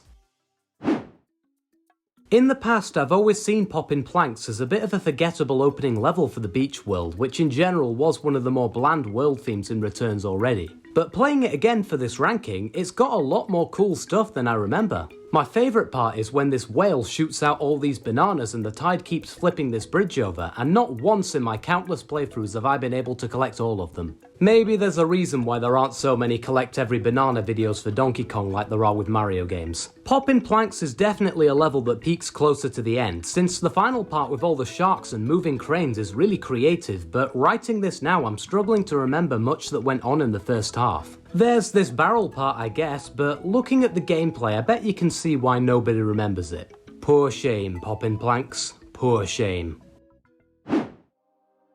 Floodlit Fish is one of the best looking levels in the original series, combining the beautiful underwater environment of Donkey Kong Country 3 with some great ambient lighting. The concept here is that you have to hit these fish to make them light up before the water goes dark, and I'm glad they made you play as on guard for this one because having to throw barrels at these guys or something underwater would have been really dumb. To be fair, I wouldn't be mad if they just made you play as on guard for all the water levels, to be honest. I'm also very glad that the water doesn't go completely pitch black when the time runs out, since that would have essentially been instant death given how confusing the layout is. Instead, it just makes everything much harder to see, lending the level a panicky feeling of looking for the next light, which mixes well with On Guard's playstyle and the creepy music in the back. It isn't the most original level theme, I'm pretty sure every platformer with water levels has done something a bit like this, but it's done well in this one, so I can't hate too much. Not sure I'm a fan of these waiting around lurchin sections though. Number 159, Cudgel's Contest. What is it with this game and the letter C? I get that this guy's called Cudgel, but why does Contest have a K too? Is the letter C just banned in Kremkrok Island?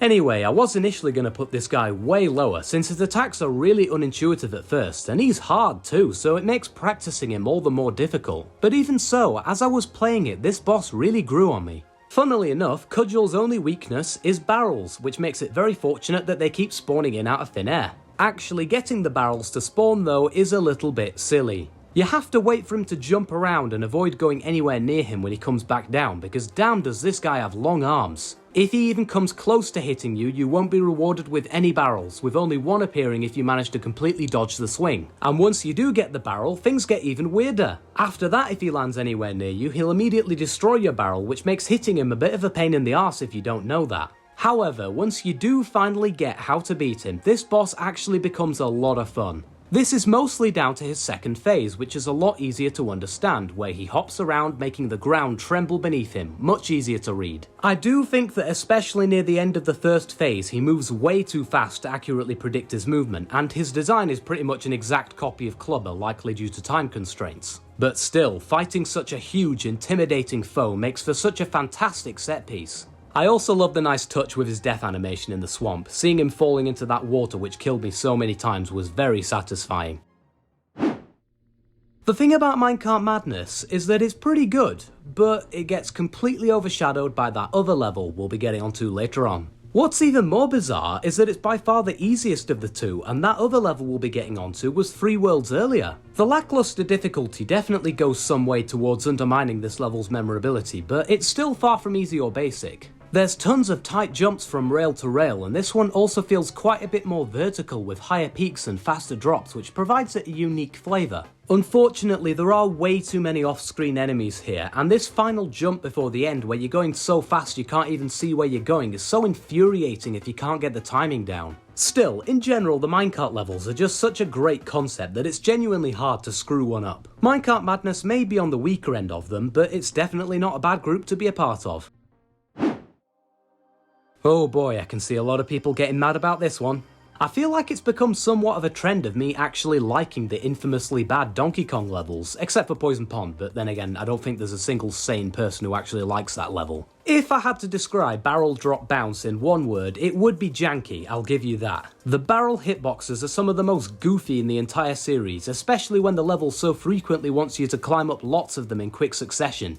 It also lags like hell for some reason. Sometimes this bonus room is completely inaccessible from how much the frames are chugging. This stage is fundamentally broken, no arguments there. But sometimes breaking something apart can be fun too. The falling barrel mechanic to me is a great use of the waterfall theme, and it makes for some novel platforming challenges too as you climb up this picturesque cliff. Now, there is that one part, that one little section that I'm sure everybody who's played this level gets Vietnam-style flashbacks over, and yeah, it's rough. The offending part in question, of course, is this bit where you have to jump on 4 barrels without stopping to reach this cannon high up in the air, and if you hesitate even slightly, even just for a moment, you'll miss it. Even with frame-perfect execution, most of the time with the lag there just isn't enough time even if you don't slow down, forcing you to do this weird backwards leap onto the next chain to just about make it. There's probably a ton of people who got here with only Kiddy Kong and had no idea what to do. If the entire level was just this, it would be an F tier, no doubt. But in my opinion, the rest of this level is solid. Rising lava is just one of those video game mechanics that platformers really love to bring back, and Donkey Kong Country Returns is no exception. Heck, it even had 2 of them.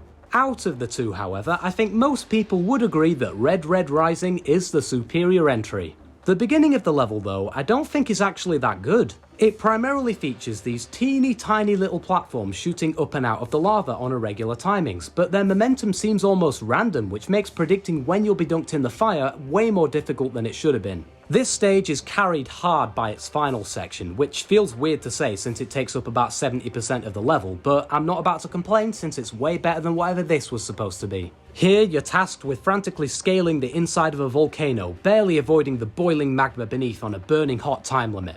For about 20 seconds. While the magma chasing you is very threatening at first, if you're any good at this game, which you should be by now given that this is the last level, you'll never even see the lava until the final section, which is scripted anyway. Even going for puzzle pieces, there's way too much time here, which really takes the tension off of the whole experience. The actual gameplay is pretty good, and I like the way these platforms kinda crash in as you get higher. There's so little time pressure on you though that it doesn't really feel like a climax to the volcano world at all. In fact, it's probably one of the easiest levels in that world once you make it past the beginning. There was a lot of potential here, but I think most of it went up in flames. I've always liked how the lava world comes second in Donkey Kong Country 2 rather than at the very end like every other game does. It's an interesting subversion of an overused theme. And Hothead Hop does a great job of introducing it. It's got the lava, the fire, the floating crocodile heads. Wait, something seems off there. The red crocodiles that shoot you up are especially great to bounce off of. The momentum is a bit hard to get used to at first, but once you do, it gets easy. This is also the level that introduces Squitter, and he's alright here. For the most part, the webs don't really change the level too much, and I don't think the stage fits his moveset very well, which makes me confused as to why they chose this one to introduce him. You lose him about halfway through anyway, which I wasn't too upset by since I think doing this one on foot is way more fun, and the rest is fairly generic, but still a good time. If you were forced to follow all the rules that Weighty Way sets out for you when you're beating the level, this would almost certainly be a D tier placement. The whole weight gimmick is a good idea, but in practice it involves just as much weight as in waiting around board as it does weight as in heavy stuff. Thankfully, you can skip a lot of it with some well-timed roll jumps, and who doesn't love to break the rules every now and again? This makes the weight puzzles here much more enjoyable since you don't have to wait for everything to slot into place, and so long as you get roughly halfway with them you can usually make it fine. The level gets much better as it goes along too, the puzzles get more creative and there's more to do while you let everything get into the right position. This is definitely one case where I'm very glad the design and testing is a bit lax, because if I had to beat this normally it would be a complete snooze fest. Easily the best version of the moving light gimmick in the original trilogy, Torchlight Trouble is also the first. It's also the level that introduces Squawks, and wow, he definitely got a big upgrade in DKC 2. Unlike a lot of other dark levels, this one never smells too much like bullshit since the light is fairly big, and like with other levels of this type, you can still see a little bit in the dark so you don't get a surprise bumming from an off-screen Kremling. I like the flow of this one. All the obstacles line up in a way where there isn't too much waiting around for things to move, which minimises boredom in an otherwise fairly boring world. Squawks must not have packed too many batteries for that light though, since the level is really short, like noticeably so, which limits the uses for the light itself. Thankfully, the actual level behind this gimmick is fun as well, because for how interesting an idea this was, the game doesn't really go too far with it. For the most part, it's just there, which makes for a nice visual change I suppose, but the effects on the gameplay are fairly minimal. Speaking of dark levels, number 151, Blackout Basement. I don't think I like the darkness gimmick here as much as I do in Torchlight Trouble, since Donkey seems to have dropped the lamp at some point and you're left in total pitch black darkness every few seconds. I'm a bit iffy on this because sometimes it's used well, like with these rope swinging sections which are out of sync with the flickering lights. It forces you to memorize the pattern, which is 100% your fault if you mess it up, which is pretty cool. But other times, some of the platforms in this stage are tiny, and asking you to jump on them one after another when you can't see is a bit much for me. Yeah, I'm sure if you're a neek, you've memorized the whole level and this gimmick doesn't affect you at all when you're playing it, but for us lowly plebs, we just have to kinda make do. The reason Blackout Basement places above all the rest so far though is because the level behind the lights is fantastically designed with some really nicely arranged platforms and enemies to traverse along the way. Don't get me wrong, I am still glad that the flashing mechanic is there since it does help this level to stand out amongst the other ones in Creme Croc Industries, but it would have placed highly even if it were just a normal factory level down to its great layout. The fact that Pirate Panic begins the second game right off from where the first one ended is such a cool idea that the pirate theme even took over the whole game itself. Thankfully, there's no fat crocodiles here this time for the first level, just some good platforming and some nice scenery in the back. I really like how the game teaches its controls here, instead of having to look up the manual or flashing an annoying screen that would completely break any immersion. It has these arrangements of bananas in the shape of buttons which lets you figure out things for yourself. You hear that, Mario RPGs? You don't need a 5-minute tutorial to tell me how to jump. Pirate Panic does suffer from first level syndrome a little bit in that the design is very simple. I'm very glad that that's the case though, because, well, it's the first level, someone had to take one for the team and teach people how to play. And for that, it serves its purpose extremely well. A brilliant opening level, even if it perhaps isn't as interesting on its own as some of the others on this list. The main problem with Precarious Plateau is that it really wants to be a Rambi level and it greatly encourages you to pick him up as you go along. But the level is actually way easier if you just leave him in that crate and roll under the balls yourself. You see, while Rambi is a powerhouse, he's also heavy, he's slow, and he has a massive hitbox, which are three things you don't want in a level where the ground collapses and there's swinging spikes everywhere. If you do decide to play nice and go along with what Precarious Plateau wants, you'll have a lot of fun here. There's a lot of cool parts like where the tiki tanks pop out of the wall or this final bit with the fire enemies. But still, a lot of the challenge of this level disappears if you don't use him, and yeah, I guess you could make things harder on yourself on purpose, but do you really care about Precarious Plateau that much? I didn't think so. I don't know exactly how popular this opinion is, but I've heard a lot of people say if you don't think Mangrove Cove is in your top 10 Tropical Freeze levels, then your opinion is completely invalid. In which case, I guess this whole video was a complete waste of time. Man, I spent months writing this script too. I do still think that Mangrove Cove is a good level, don't get me wrong. I mean, it's in Tropical Freeze, I can count the number of bad levels in this game on one hand. The introduction of camera cinematics for one thing is handled very well, especially in this cannon section here. I also think it's really cool how the majority of the level is focused on environmental hazards, only hinting at the Snowbad invasion until near the end when you crash into their longship and they start landing on the shore. All of that stuff, great, love it. The thing that places it lower down here though is that I don't necessarily think it does a great job of introducing the game, which is hard to explain because on the surface it does a lot of things right. There's so many set pieces and concepts shown off in this one that you could probably make 2 entire levels out of the amount of ideas here. And after playing Mangrove Cove a few times for this video, I think that's the issue. There's so many things Retro Studios wanted to cram into their opening level that by doing so none of them were able to be fully explored. First you have this water section, then some rocks, then a crash plane, then some cannons, some crates, the snowmads. It's just so much that all of the individually interesting areas start to blend together. I think this level would have been a lot better off taking 2 or 3 of those themes and focusing on them in depth, especially for a first stage. Still a really fun experience, but one that I think feels a little bit too crowded by amazing ideas. With Rattly being my second favourite animal buddy in the whole series, Rattle Battle was always going to place fairly highly, and is that a portrait of K. Rool at the start? Instant S tier. Using the snake's tail to bounce around the ship with the whimsical music in the background is such a great time. Yeah, it's basic, but I like the snake, he's cool. There is one part though which I think smells a little bit too much like bullshit. This deck right here. It looks like you have to make a fairly simple jump up to the next level, only the hitbox is so stupid that you can literally fall through it by standing near the edge. The jump ahead is far away too, so you're going to want to get as close as you can to increase your chances, luring you into an invisible death trap. This ain't just me either, almost every YouTuber I've watched play this level has died here, so there's no way Rare didn't catch it in development. There's also way too many bouncing Kremlings, but then again that can be applied to a lot of levels in this series to be fair. When I was a kid, Crowded Cavern was one of those levels that I just could never beat, and that kindled a strong hatred in my soul for this stupid, dumb, fat, ugly bat. But playing it now, it turns out it was just a case of mad because bad, because this level is great. I don't know though, I feel like I need a second opinion on this one to really be sure. Sure, it's been a while since we've had our last special guest and we need to keep that viewer retention up somehow. Take it away, RealCSGaming. Thank you, Oliver, for the introduction, but I'll be taking over. So, Crowded Cavern, it's one of 2 rocket levels in the cave world, and it's probably, if not, one of the best rocket levels in the entire game. And why is this level so good? Well, let's pick it apart by starting at the beginning. You start in a cave. Well, who would have guessed we're in the cave world? You start in a cave and then you get to a bridge, but the bridge falls. No way! Yes way! However, if you are careful and you make sure not to go down when the bridge falls, you'll get rewarded with a puzzle piece, which I think is a really neat detail. Then after that, you jump on your rocket barrel, but suddenly you wake up the bats in the surrounding area.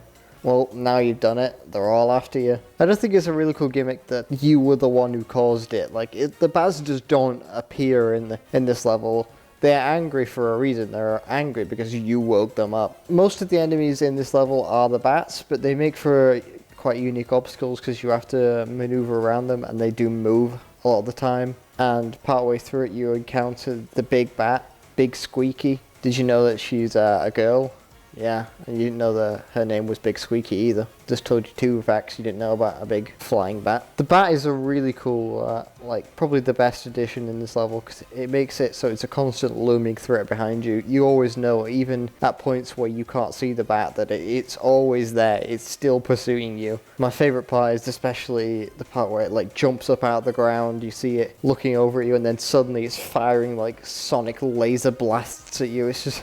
It makes good use of the fact that the bats use sonar to detect stuff, but in this case it's an obstacle, and then right at the end you get a big final laser blast. It's just really cool. Now this level isn't without flaws, obviously. Like I mentioned earlier, that the only real threat is the bats. There's no jewels or stuff. I mean, yeah, there's rocks to maneuver around, but apart from that, there's not too much going on apart from just the bats. However, this does make it one of the best rocket levels, just how creative it is and how unique it is. Oh yeah, another neat detail to point out before I go is the fact in Tropical Freeze's version of this level, or Blurry Flurry, that's it. Yeah, when you're going near the end of the level, you can actually see the bat in the background just frozen in ice, and that cracked me up the first time I saw it, because it's a nice acknowledgement that the bat is still there. Like, it's not dead after you kill it at the end of the level. It kind of gets knocked out, but then all of a sudden now it's frozen in ice. But anyway, back to you, Ola. The best thing by far about Wonky Waterway is the transition from the beach world right at the beginning, a great way to bridge the gap between the 2 themes. The rest of the level is good too, but not on the same level. What I do like is that the whole thing is split up into 2 halves, one outside the temple where you're slowly introduced to the new ruins enemies and concepts, and the second one where you enter the building and these skills are tested. It's a really smart way to begin the world and prepare the player for what they're going to be facing. Unfortunately, the gameplay being tested isn't all that unique or special to match up. It's fun and all, but the only thing I can really remember after the beginning is this obese shark at the end. Hey, voiceover Autismonauts here. Excuse the bad audio quality for a minute, but just wanted to say that I've been completely talking about the wrong level for the second half of this, and somewhere in the script process I must have accidentally mixed them up, so yeah, there's no fat obese shark in this level, unfortunately. I think that's in Damp Dungeon. Yeah, there's some pretty cool parts in the second half of this level, like the bit where you go through the mouth, or like the bit where you run on the collapsing platforms in the background. Yeah, they're all pretty cool. I think the placement of this level still pretty accurate. It's accurate to where I would place it if I had reviewed the level normally, since I ranked the levels and then wrote the script on it separately. But yeah, just past me was a bit dumb and mixed them up.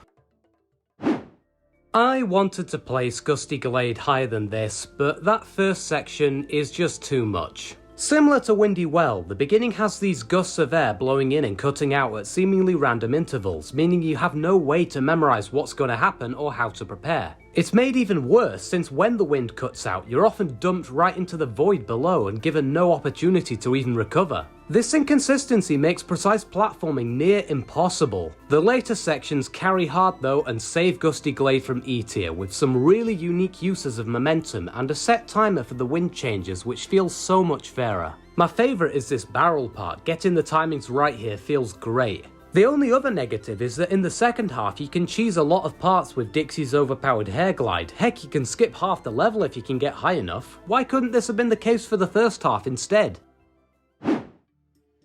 I'm sure a lot of people are going to hate this placement, but here goes. Abyss Abyss has the illustrious claim to being one of the best looking Donkey Kong levels of all time. Water levels and silhouette levels were already two of the most stunning environmental themes in this series, and combining them here only magnifies that with some jaw-dropping scenery and bioluminescent fish and plants. What's better is the music manages to keep up with these lofty standards. David Wise truly was born to make Donkey Kong music. The gameplay though...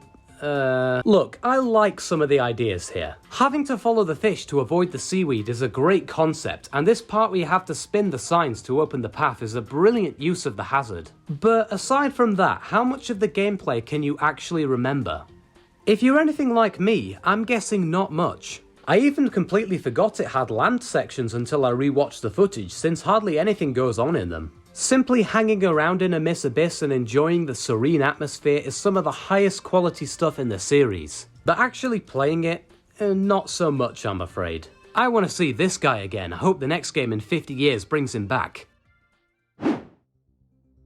Tidal Terror, on the other hand, takes the atmosphere in the complete opposite direction. The intimidating music and the storm going on is really tense, which is matched by the difficulty too, especially if you're trying to go fast. It's a cool take on the beach theme. Most beach levels in games focus on the sun and sand aspect, but not too many cover what it's actually like most of the time. Well, here in England anyway. Just one little problem though. Why do the hitboxes on the water last like 5 seconds? So many times I've waited until the wave has already passed and jumped, then died anyway since the damage detection carries on even though there was no visual cue for it. If it were just a heart lost on this, it wouldn't be too bad, but it's an instant KO, which feels weird given how much DK goes through on a daily basis. I also forget all the time that these walls have holes in them and you can still die, but that's just my fault for being dumb, so ignore that.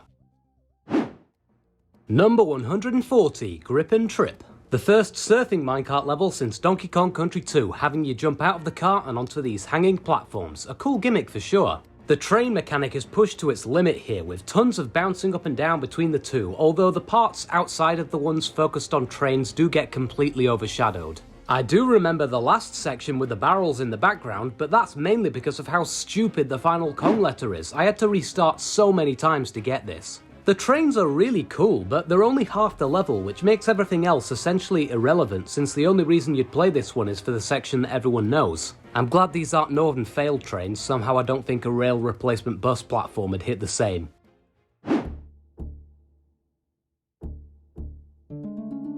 Damp Dungeon has one of the best atmospheres in the ruined world of Returns, a world which was already one of the best in that game. For the most part, the gameplay is good too. There's lots of cool little set pieces here, like the giant shark, these climbing and blowing sections, and my favourite of the bunch, this series of collapsing pillars, which is such a memorable moment for how short it is. So with all that said, just what is holding Damp Dungeon back here? It's the wheels. I guess the world this level appears in is appropriate because goddamn do the wheels ruin this one. Now the first time these wheels showed up in the level, I didn't mind it. A cool change of pace, not too bad. I wonder what's next?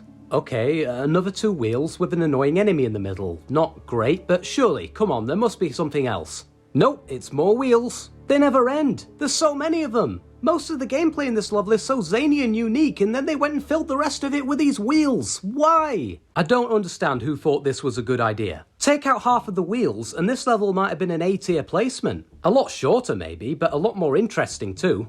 Maybe the true dungeon is climbing these wheels for all eternity while your mind slowly rots away. One must imagine DK happy. For a water level, Deep Keep has surprisingly good gameplay and design, kicking off the worst world in the game with a medium-sized bang. Saying it has good music is a bit redundant for a Tropical Freeze level, but it also has an interesting current gimmick with these fans and some cool lore with the electricity, implying some sort of ancient civilization that used to live here. These spinning blades make for unexpectedly good obstacles, and activating the light puzzles was a nice addition. One thing I don't like, however, is the secret exit. This level is fun to play through, once.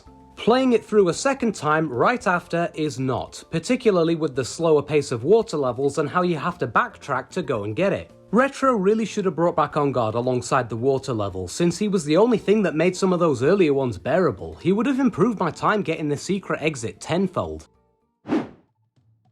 Growing up, I never liked Treetop Bop all that much, but replaying it now, it's grown on me quite a lot. Granted, it doesn't feel like a great introduction to Rambi, which does hold it back in the rankings. The slower layout doesn't favour his playstyle in the slightest, and there's tons of enemies dotted around specifically designed to get in his way. As someone who's never been the biggest fan of Rambi anyway though, I don't mind this as much. Some nice scenery, some well thought out secrets, and a lot of stuff to do as well, like bouncing off these flowers. The angles of the trees can sometimes force you to stop and wait for them to align, but for the most part, if you maintain enough speed, this isn't a problem. It's easy and simple, it's the third level in the game after all, but I enjoyed my time here.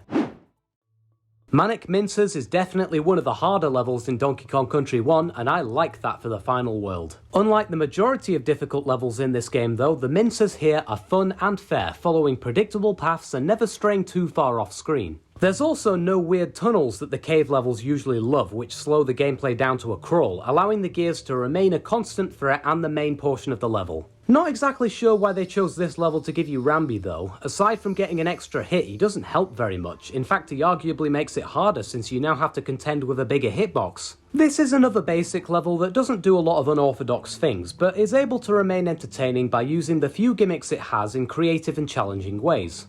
This one naughty at the end though can kiss my ass, you can't even see him until the last second. Jungle Hijinks From Returns was the first Donkey Kong Country level I ever played, and therefore it also holds a special importance to me as the level which first taught me to play.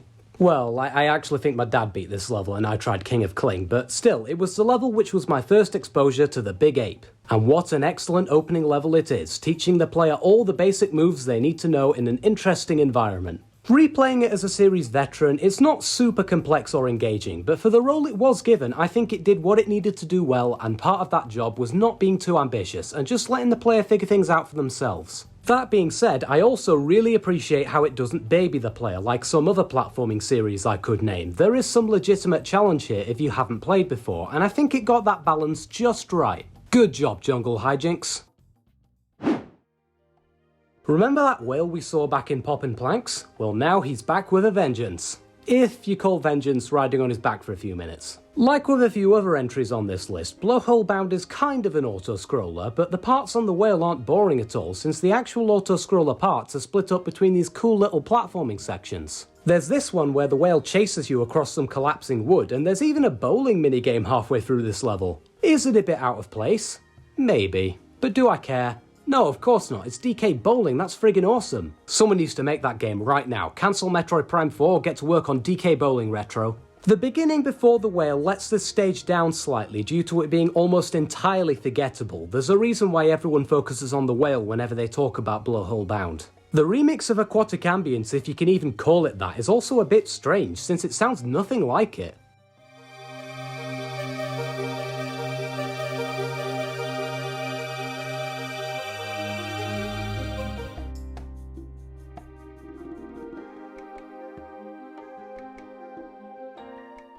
I didn't even know it was supposed to be that until I looked up the song name. The song is still decent, but when you know what you could have had from playing Tropical Freeze, it still stings a bit when this song is literally called Aquatic Ambience Returns.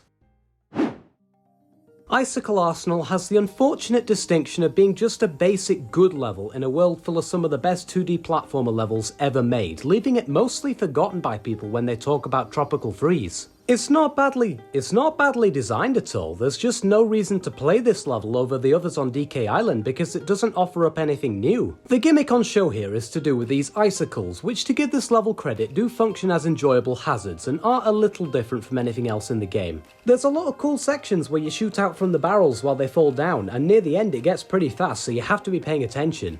But after a while you start to realise that the design is following the exact same tried and tested formula that a lot of levels in Tropical Freeze do, and it does ruin the fun a bit knowing that you can predict exactly what's going to come up. More than anything, it feels like a repeat of Dynamite Dash again, but with icicles, which is made worse by the fact that that level came right before. When you stop and analyse it, the number of levels in this game that have one of these chase-style sequences right at the end is insane. Most of the time they're done creatively so it's not too noticeable, but here it feels a bit forced in, like it just had to be there and they ran out of ideas. This formula is used a lot for a reason, it works well, this is still a high quality stage. It could have been so much more though, and especially for what's technically the last level in the main game, it feels almost lazy, like the developers had more important things to do and had a quota of levels to meet, so they quickly scrambled together a safe, risk-free level that was certain to be at least passable. And in that, Icicle Arsenal succeeds. It's perfectly acceptable, whilst also being entirely forgettable. Temple Topple is a Rambi level, and it's a pretty good one too, but aside from that there's not too much to be said about it. I really like the atmosphere of this abandoned temple slowly being broken apart by a giant rhino, and the outside sections are some of the most beautiful in the whole game. I've always been a fan of sunset and sunrise stages, and this one looks great, almost like a painting. The gameplay though feels a bit basic for my taste. Most of the time it's just hold right and watch the fireworks as Rambi smashes through the temple, and if that's what you want from Rambi levels then I wouldn't blame you for having this one higher. I generally prefer it when the stage is a bit more complex and makes you work for that barrel though, whereas the only thing that's likely to kill you in this one are the wonky motion controls, making Rambi charge when you didn't want him to. This happened to me on the very last platform when I was trying to check for a puzzle piece, and I was not pleased. So yeah, Temple Topple's fun. It's fairly memorable because of the environment too. I just wish there was a bit more to it. Roasting Rails may be the hardest minecart level in the two modern games, but Bombs Away comes in at a close second for me because goddamn are some of these crystal jumps a little bit silly. This level's selling point is this mole right here, and watch out because he is way too trigger happy with these bombs. There's a point at the end where he throws like 50 of them in under a second. Geez, this guy put even Elf to shame in a snowball match. It does result in the best part of the level though, since the entire cave starts to fall apart, culminating in this awesome final stretch, jumping inside a circle of broken track. This mechanic was used in a later level in this game and I do prefer it there, but I'll give Bombs Away credit for doing it first. The other concept that this level introduces is ducking inside the minecart, and I've always found this to be a bit fiddly. Sometimes Donkey won't duck in time after a jump even though you're holding down the button for dear life, and they're usually followed by a lot of tight leaps through crystals that feel annoying to die to over and over, especially when the returns minecarts die in one hit. When Bombs Away focuses on the bombs, it's great, probably an A tier placement. When the bombs go away though, the gameplay deteriorates fast. The stage looks great though, I can't deny that. Of all the levels in the entire series that I replayed in preparation for this video, Meltdown Mayhem was perhaps the biggest glow up of them all. The first time I played it, I hated this level. I could never fully get used to the snowball platforms, and playing with a Wii remote made Rambi's charge extremely inconsistent. Now that I've gotten good though, Meltdown Mayhem is great. Up until about halfway through. Out of all the Tropical Freeze levels, this one easily utilises Rambi the best. This gameplay style simply could not be done without him, and I appreciate that the whole stage is built around that. The combination of ice and lava here makes for an incredible spectacle, and it even plays into the gameplay too, with these snowballs acting as temporary platforms above the lava. Pretty cool, get it? The second half though takes the mayhem aspect a bit too far for me. The lava in the final parts becomes so fast at the end that any tiny mistake will spell instant death, which would be fine, it's the final level after all. Only problem is, you rely on these platforms flying into the right position so you can land on them and keep running, and a lot of the time they just don't, meaning you have to pause and realign, which most of the time kills you. If this section worked as intended, we'd be looking at an easy A tier level. But as it is, the level may be lava, but it's not quite fire.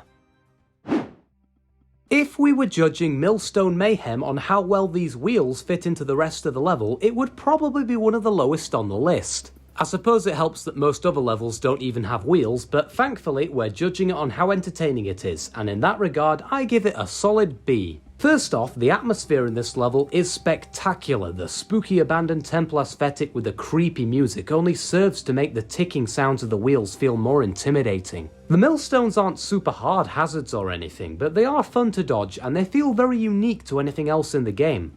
Well, apart from that other level that's very similar we've yet to talk about, but we'll get onto that, don't worry. This is a short level, even by Donkey Kong Country 1 standards, but in this case I do think that was the right decision. The millstone mechanic is great, but I feel like it was used here just the right amount. A full XL level of just this could have become quite dull very easily. Also, sometimes when you first see the millstones they take a while to load in and the naughties are just floating in space, which is pretty funny. If you were to take away all the crazy cinematic effects from Canyon, it's surprising at how simple this level actually becomes, so much so that if it were to take place in any other game than Tropical Freeze, this would almost certainly be a low C tier entry. The different camera angles and the sheer 3D-ness of it all does do a very good job at masking the basic gameplay though, and to be fair, they are some very cool camera angles, so I can't hate too much. Almost all of your time in Canyon is spent inside of barrels, shooting across large swathes of land and air, crashing into the Snowmad Towers. The atmosphere here does a heck of a lot of heavy lifting to keep this concept engaging, making it feel like you're actually assaulting a penguin fortress and the Snowmads are desperately trying to stop you from reaching them rather than just shooting around a random cliff. The back half of the level I do think feels a little bit squished, in that after the final checkpoint there's only around 5 or so barrel shots until the end, which given how comparatively long the first few sections were, comes across as a bit of a strange decision. Both the N and G Kong letters are placed here too, which only contributes to the cramped impression. The first half of this level was long too, so I don't get why they didn't space things out more evenly. Canyon is definitely a level which focuses more on looking good and feeling cool rather than actually playing well, which is fine, but I do wish the gameplay was more engaging to match the insane camera switching that goes on. Furious Fire is the point in Donkey Kong Country Returns where Retro Studios really started turning up the heat, which is fitting for the first level of the volcano world. If this is your first time playing this level, you'll die a lot if you're not careful. There's just so much going on, so many fireballs and enemies scattered around that it's overwhelming even for an experienced player, let alone someone who's never gotten here before. There's a lot of typical fire type stuff here, but not a lot of new ideas to make it distinct from any other final Lava World level, more so just harder versions of things you've already seen. So much so that if Furious Fire were just the first half, it would be one of the most average and generic levels on this whole list. The last section though is brilliant. An uneven curved tunnel maze works so well with the arcing paths of these fireballs, and it's a way better use of them than these set square movement paths they had up until this point. Not only is it one of the coolest looking parts of the whole game, the gameplay is extremely unique and I can't think of anything else like it in this game. The first few parts definitely made me furious like the name said, but the last part is so great that I can't place it any lower. When I entered the boss of Gloomy Gulch and saw Creepy Crow, I was very worried that this was going to be a Master Neki situation from the first game. Luckily, Donkey Kong Country 2 actually put some effort into its bosses, and I was pleasantly surprised. He does technically use the same character model as the normal Crow, which is a bit lame, but he does at least have this cool ghostly effect around him which extends to his ghost children. More importantly though, his attacks are actually new and fresh, and much more complex than the Crow's first outing. Weirdly, the best part of the fight isn't when you're actually battling the boss, it's the sections between where you have to climb up the ship to chase after him. I wonder where Tropical Freeze got that idea from. Here, the mechanic is way more engaging though, because you're the one actually doing the stuff to get up there, and dodging these eggs is really hard too, way better than jumping in a barrel. If I had to give one major criticism, it would be that a lot of the eggs come from off screen and give you very little chance to dodge them, which turns some of the later climbing sequences into essential memorization. Other than that though, a solid, simple boss. Feels like it's been a while since we had a number update, number 132, Top Sail Trouble. This level is most notable for introducing my favourite land animal buddy in the series, Ratley. This guy is so cool that bouncing around with him makes even the most simple layout feel great. Topsail Trouble acts as a fantastic introduction to his abilities, requiring you to use the high jumps to access higher sections and giving you a really good feel for the verticality. The stormy atmosphere here is a nice addition too. There's generally not too many stormy levels in the original trilogy, so I appreciate the few we do get. You can only take Ratley through the first half of the level, which does suck a little bit, although the remaining sections aren't bad by any means. They're still well designed and entertaining, just not nearly as much as they would have been if I'd been allowed to do them with the snake.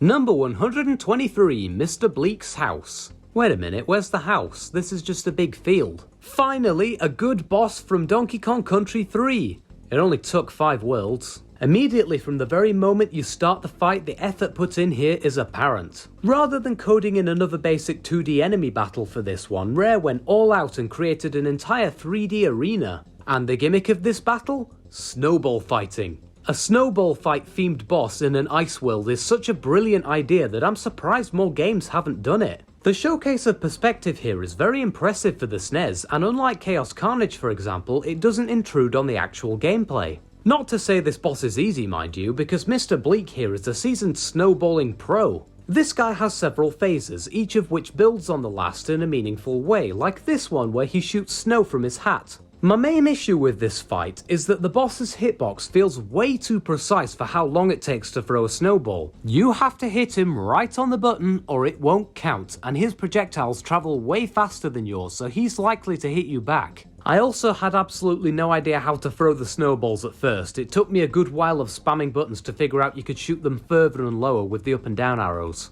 Which gets me thinking actually, how do you kill a snowman by throwing snow at him? Is he constantly just dying from touching himself? Actually, never mind, I don't want to think about Mr. Bleak touching himself. Scorch and Torch has one of the greatest, most intense atmospheres I have ever seen in a platforming level. The forest burning down more and more the further you go, the whole ecosystem dying around you. It all feels just so epic, and that music in the back, my god, David Wise must have needed a new synthesizer after this. The gameplay starts out fairly strong too, nothing too special, but there's some cool stuff here, like these water balloons. As the level goes on though, it gradually becomes increasingly annoying, with lots of waiting around to put out fires or for ropes to align to the right spots. Parts like the falling trees and this bobbing basalt-esque fireball maze are great, and I wish there were more of this, instead of just basic paths and flaming ropes. What really stings about Scorch and Torch especially is that everything was set up for this to be an S-tier level. The music, some of the best in the game, the theming, some of the best in the series. But the gameplay, arguably the most important part of game design, is just meh. Which stinks because this is already a fan favourite despite it not being overly fun to play, so imagine how good it could have been if it had enjoyable platforming all the way through. Still 100% a great level, but a disappointing one too. Zipline Shrine for me was easily the biggest pleasant surprise in the entirety of the Lost Mangroves. It's a far better level than I give it credit for. Back when I first played it, I thought it was fairly boring actually and one of the worst levels in that world, but now I couldn't disagree more. Well, maybe I could, it's only B-tier after all, but it's still pretty great. The Banana Temple theme of this level is fantastic, makes you think about the lore of the world and the civilization that came before the Kongs. The zipline mechanic is introduced here too, and it's explored really well for a first outing as well. There's a lot of complex puzzles here that are quite hard for the first world, but it never feels unfair because this is a secret level, so you don't have to beat it if you don't want to. There's not much else going on here apart from the ziplines, which do perhaps get a little repetitive by the end, but for a showcase of a single concept, this is a great introduction. Was it just me who thought that this level was the temple level of Lost Mangroves, by the way? I was initially very confused about why it wasn't harder until I unlocked the actual temple level, of course, which, to be fair, I didn't find that hard either. The first secret world level of Donkey Kong Country 3 is a conveyor belt level, except the belts aren't really belts, but actually ropes. Number 121 is Conveyor Rope Clash, in case you haven't guessed. I've already mentioned several times how off the rope physics are in this game with how far they shoot you forward, so I won't repeat myself here, but in this level I actually think it works well since the level is already focused on speed. There's even a cool bonus area where you have to use them to collect these bananas. It's minigames like this that make me really wish they kept these for the modern games. Oh boy, can't wait to find out which banana collection room they've reused this time. When the stage is going fast, it's at its best. Some sections though revert back to the awful rope gameplay style with tight zinger jumps and off-screen enemies, which is only made worse by the conveyor mechanic since now you have even less control over your momentum. I still think there's far more good than bad here, but the later sections especially are so dumb. Crazy Clouds is a weird level. That's the best way I can think of to describe it. It's really hard. It's the second hardest in Tropical Freeze in my opinion, but not always for good reasons. The main gimmick revolves around these gusts of wind, which levitate both DK and the platforms he stands on into the air before dropping them down. This is an innovative concept, and the level is long too, so it's played around with a fair bit. Around the halfway mark, these rocket platforms are introduced too, another completely unique mechanic to this level. The vertical ones don't change too much, but the horizontal ones are crazy, shooting you forward at lightning speed and just about giving you enough time to get onto the next one. The amount of effort here is apparent, and I applaud the difficulty for the final challenge of the game. It's very satisfying to finally overcome it. The problem is, even after 100%ing this game 3 times, I still don't entirely understand how the cloud momentum works. Sometimes you can go all the way to the bottom of the cloud where it's supposed to be strongest and barely get any lift at all, whereas other times you can barely graze the top and still go as high as you want. Even when it does work as intended, the clouds don't really feel great to go through. There's no oomph to them that Tropical Freeze is usually great at applying to its hazards. And that's before we even get onto the rocket parts at the end. The momentum here is completely whack. It's like a strange mix between you sticking to the platform on the ground as you'd expect, only for that to go out of the window the moment you jump, often leading you to undershoot your next landing and die right at the very end. You'll either have to just get lucky with your jump timings or die 3 or 4 times to figure them out, which isn't a good sign. Now, I know all that makes it sound like I hate this level, but it's really only this section. The rest is great. Why the rocket platforms though? Why?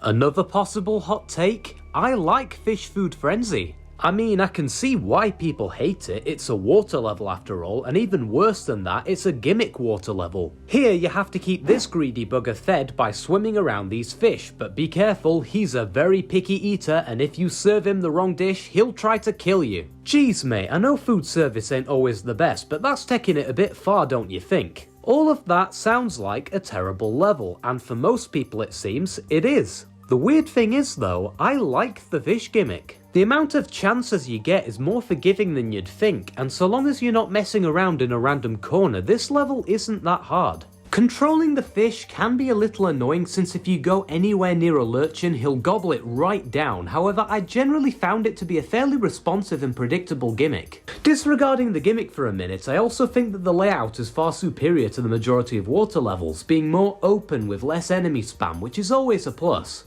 If I had to improve this stage in one way other than just tweaking the fish's AI, I would make it so that the enemies you have to feed to the fish don't hurt you. You have to get really close to guarantee that this dude will actually eat them, making it way too easy to get hit swimming around in circles waiting for the fish to finish eating.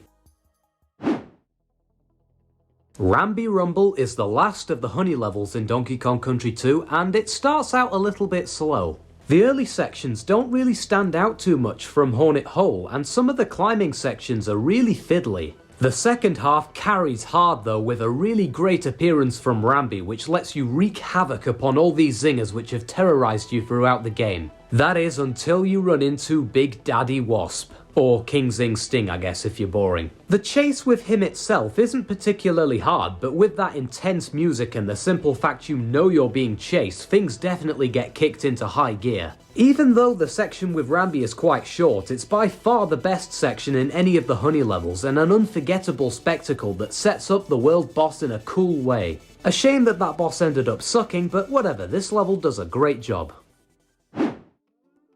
Rickety Rafters is one of the levels which I have the least to say about in this whole ranking. It's not forgettable or boring, in fact the mechanic of these moving crafted platforms is used quite well. There's a lot of creative puzzles and arrangements which keep the gameplay feeling fresh, even though there's actually only one mechanic on show for the whole stage. If I had to sum up Rickety Rafters in one sentence, I'd say that it does its job and it does it well. It doesn't go above and beyond in any way, but it never falters or does something stupid either, so I think it's well deserving of a high B tier entry. That's really all I have to say on that, so moving on to the next one. Having a level entirely focused around speedrunning before speedrunning was even a big thing turns Riverside Race from being a short and forgettable level into one of the most memorable in the whole game. The simple presence of this timer here completely flips the dynamic on its head, encouraging you to go fast and take those risks to beat the Bear Brothers record. I barely made the time on my first try, and I like that it's actually tight and not pitifully easy. There's even a cool cutscene and unlockable area if you manage it, and it's required to 100% the game too. That being said, I've heard a lot of people really hype up Riverside Race as being one of the best in the game, and yeah, the timing mechanic is cool, but the layout itself isn't too complicated. Basically, the gimmick is fantastic, the stage is only mediocre. Compare this to the race level from Donkey Kong Country 2 and there's no contest.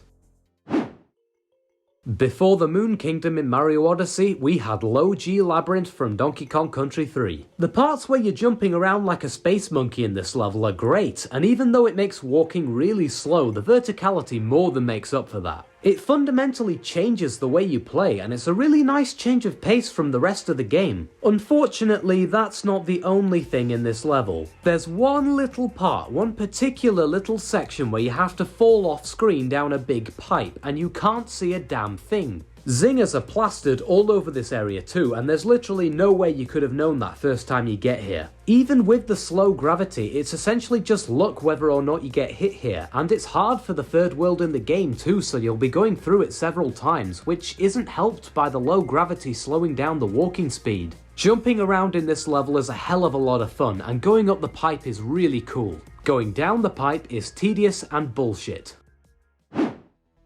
Oil Drum Alley first and foremost is the level that introduces the excellent, the pristine Fear Factory, and it gets big bonus points for that straight away. What a banger. The factory aesthetic is also the best theme in the game, I don't think many people would argue with that. The chains covering the gameplay in the foreground and the harsh metal platforms look menacing and certainly make you feel like you're in a factory of fear like the song said. The oil drums too are pretty good hazards, even if it's a bit weird how they just float there in the background. What's going on with that? The only issue is, once you've seen the first part of this level, you've kinda seen it all. The oil drums don't get much more difficult as the level goes on, and there's a few times where the exact same groups of them are repeated, like actually just copy-pasted later into the level. The Manky Kongs are spammed around a lot too, which I can't say I like, and I was gonna complain about how obnoxious their placements are until I realised you can actually just run under them and I was being an idiot. Rambi does make dealing with the Manky Kongs 10 times easier, but his placement off screen is a very odd choice, so I doubt many people actually found him here.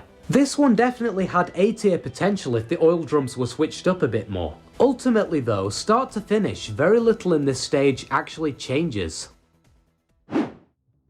Gross name aside, Sticky Situation is a pretty great level, although not quite as good as I remember when I was a kid. For the positives, we've got this falling platform theme where these bones and rocks slowly fall down the tar at different speeds, creating some interesting little platforming puzzles trying to find the right timings to move forward. There's also a barrel section near the end which I've always liked. It's harder than it looks with some unique gameplay to go alongside it. For the negatives though, first let's get the elephant in the room out of the way.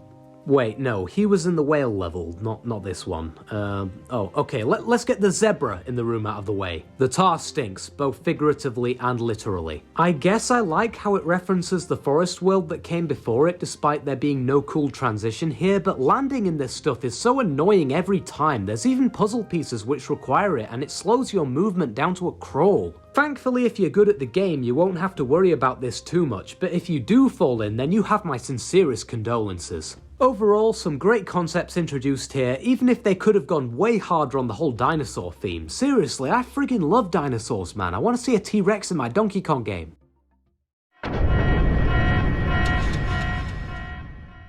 And for our final level of B tier, here's another placement which is probably going to make a lot of people mad. In fact, it's probably going to be the most controversial pick I have on this list, so prepare your jimmies to be rustled. I'm just gonna come out and say it, I do not think Sawmill Thrill is as good as most fans say it is. There are so many top 10 levels lists which have Sawmill Thrill in them, and to the level's credit, it is one of the most creative and varied minecart style levels in the whole franchise. First of all, the atmosphere is incredible, the Sawmill theme is foreboding and matches well with the oppressive gameplay. Then you get flipped onto this slab of wood and it becomes a boat level with completely unique mechanics only in this level. Conceptually, this is easily one of the coolest things in the game.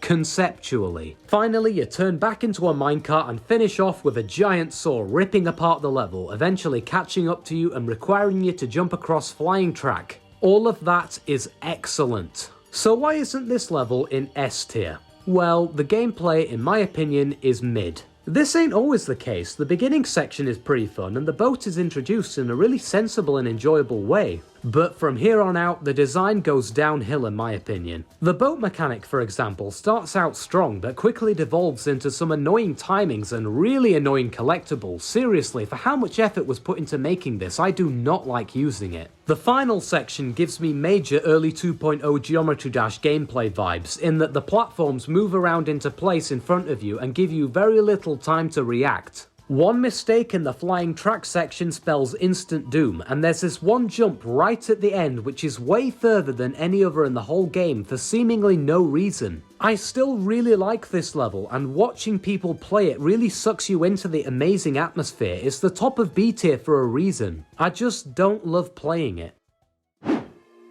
We're into the A tier now. Pretty much every level from this point on is almost perfect, which is gonna sound strange when I say that the first level I have this high is Crisscross Cliffs. This has to be the most weird, wacky, goofy-ass level in the entire Donkey Kong series. I mean, just look at this gameplay. The entire level has this endless stream of infinitely spawning barrels that shoot up from seemingly nowhere, on which you have to do these odd-looking bounces up the cliff and occasionally complete some tasks off to each side. It's strange, it doesn't make any sense, and I love it all the same. In a normal world setting, this level would probably feel a bit out of place, but remember, this is a secret world level, so all the usual restrictions regarding level themes and plausibility go out of the window, and I'm fine with that. The TNT puzzles, especially in this level, are fantastically done, although sometimes the barrels do unload when you go off screen, which can get very frustrating. That's really the only glaring issue with this level, unloading barrels.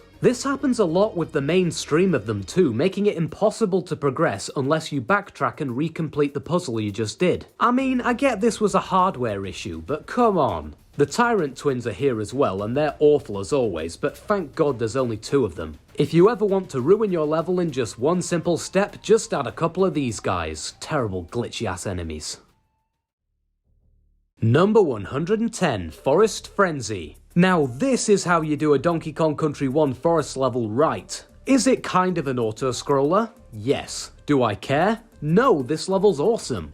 For the most part. The vine sections of this level are really hard for World 3. Seriously, when these vulture guys turned up at the end, I was clenching harder than Patrick in that one wrestling episode. This main vine section is as close to perfect as an auto-scroller can get to me, with easy to read but tough to dodge arrangements of enemies flying in as the vine advances, continually getting harder as you survive for longer. The sections where you're not on the vine aren't quite as memorable, unfortunately. Again, there's way too many jumping crocodiles in this level for my taste, and I really wish there was more vine stuff and less of this. The rest of the level isn't bad, it just struggles to hold up when the majority of the level is so damn good.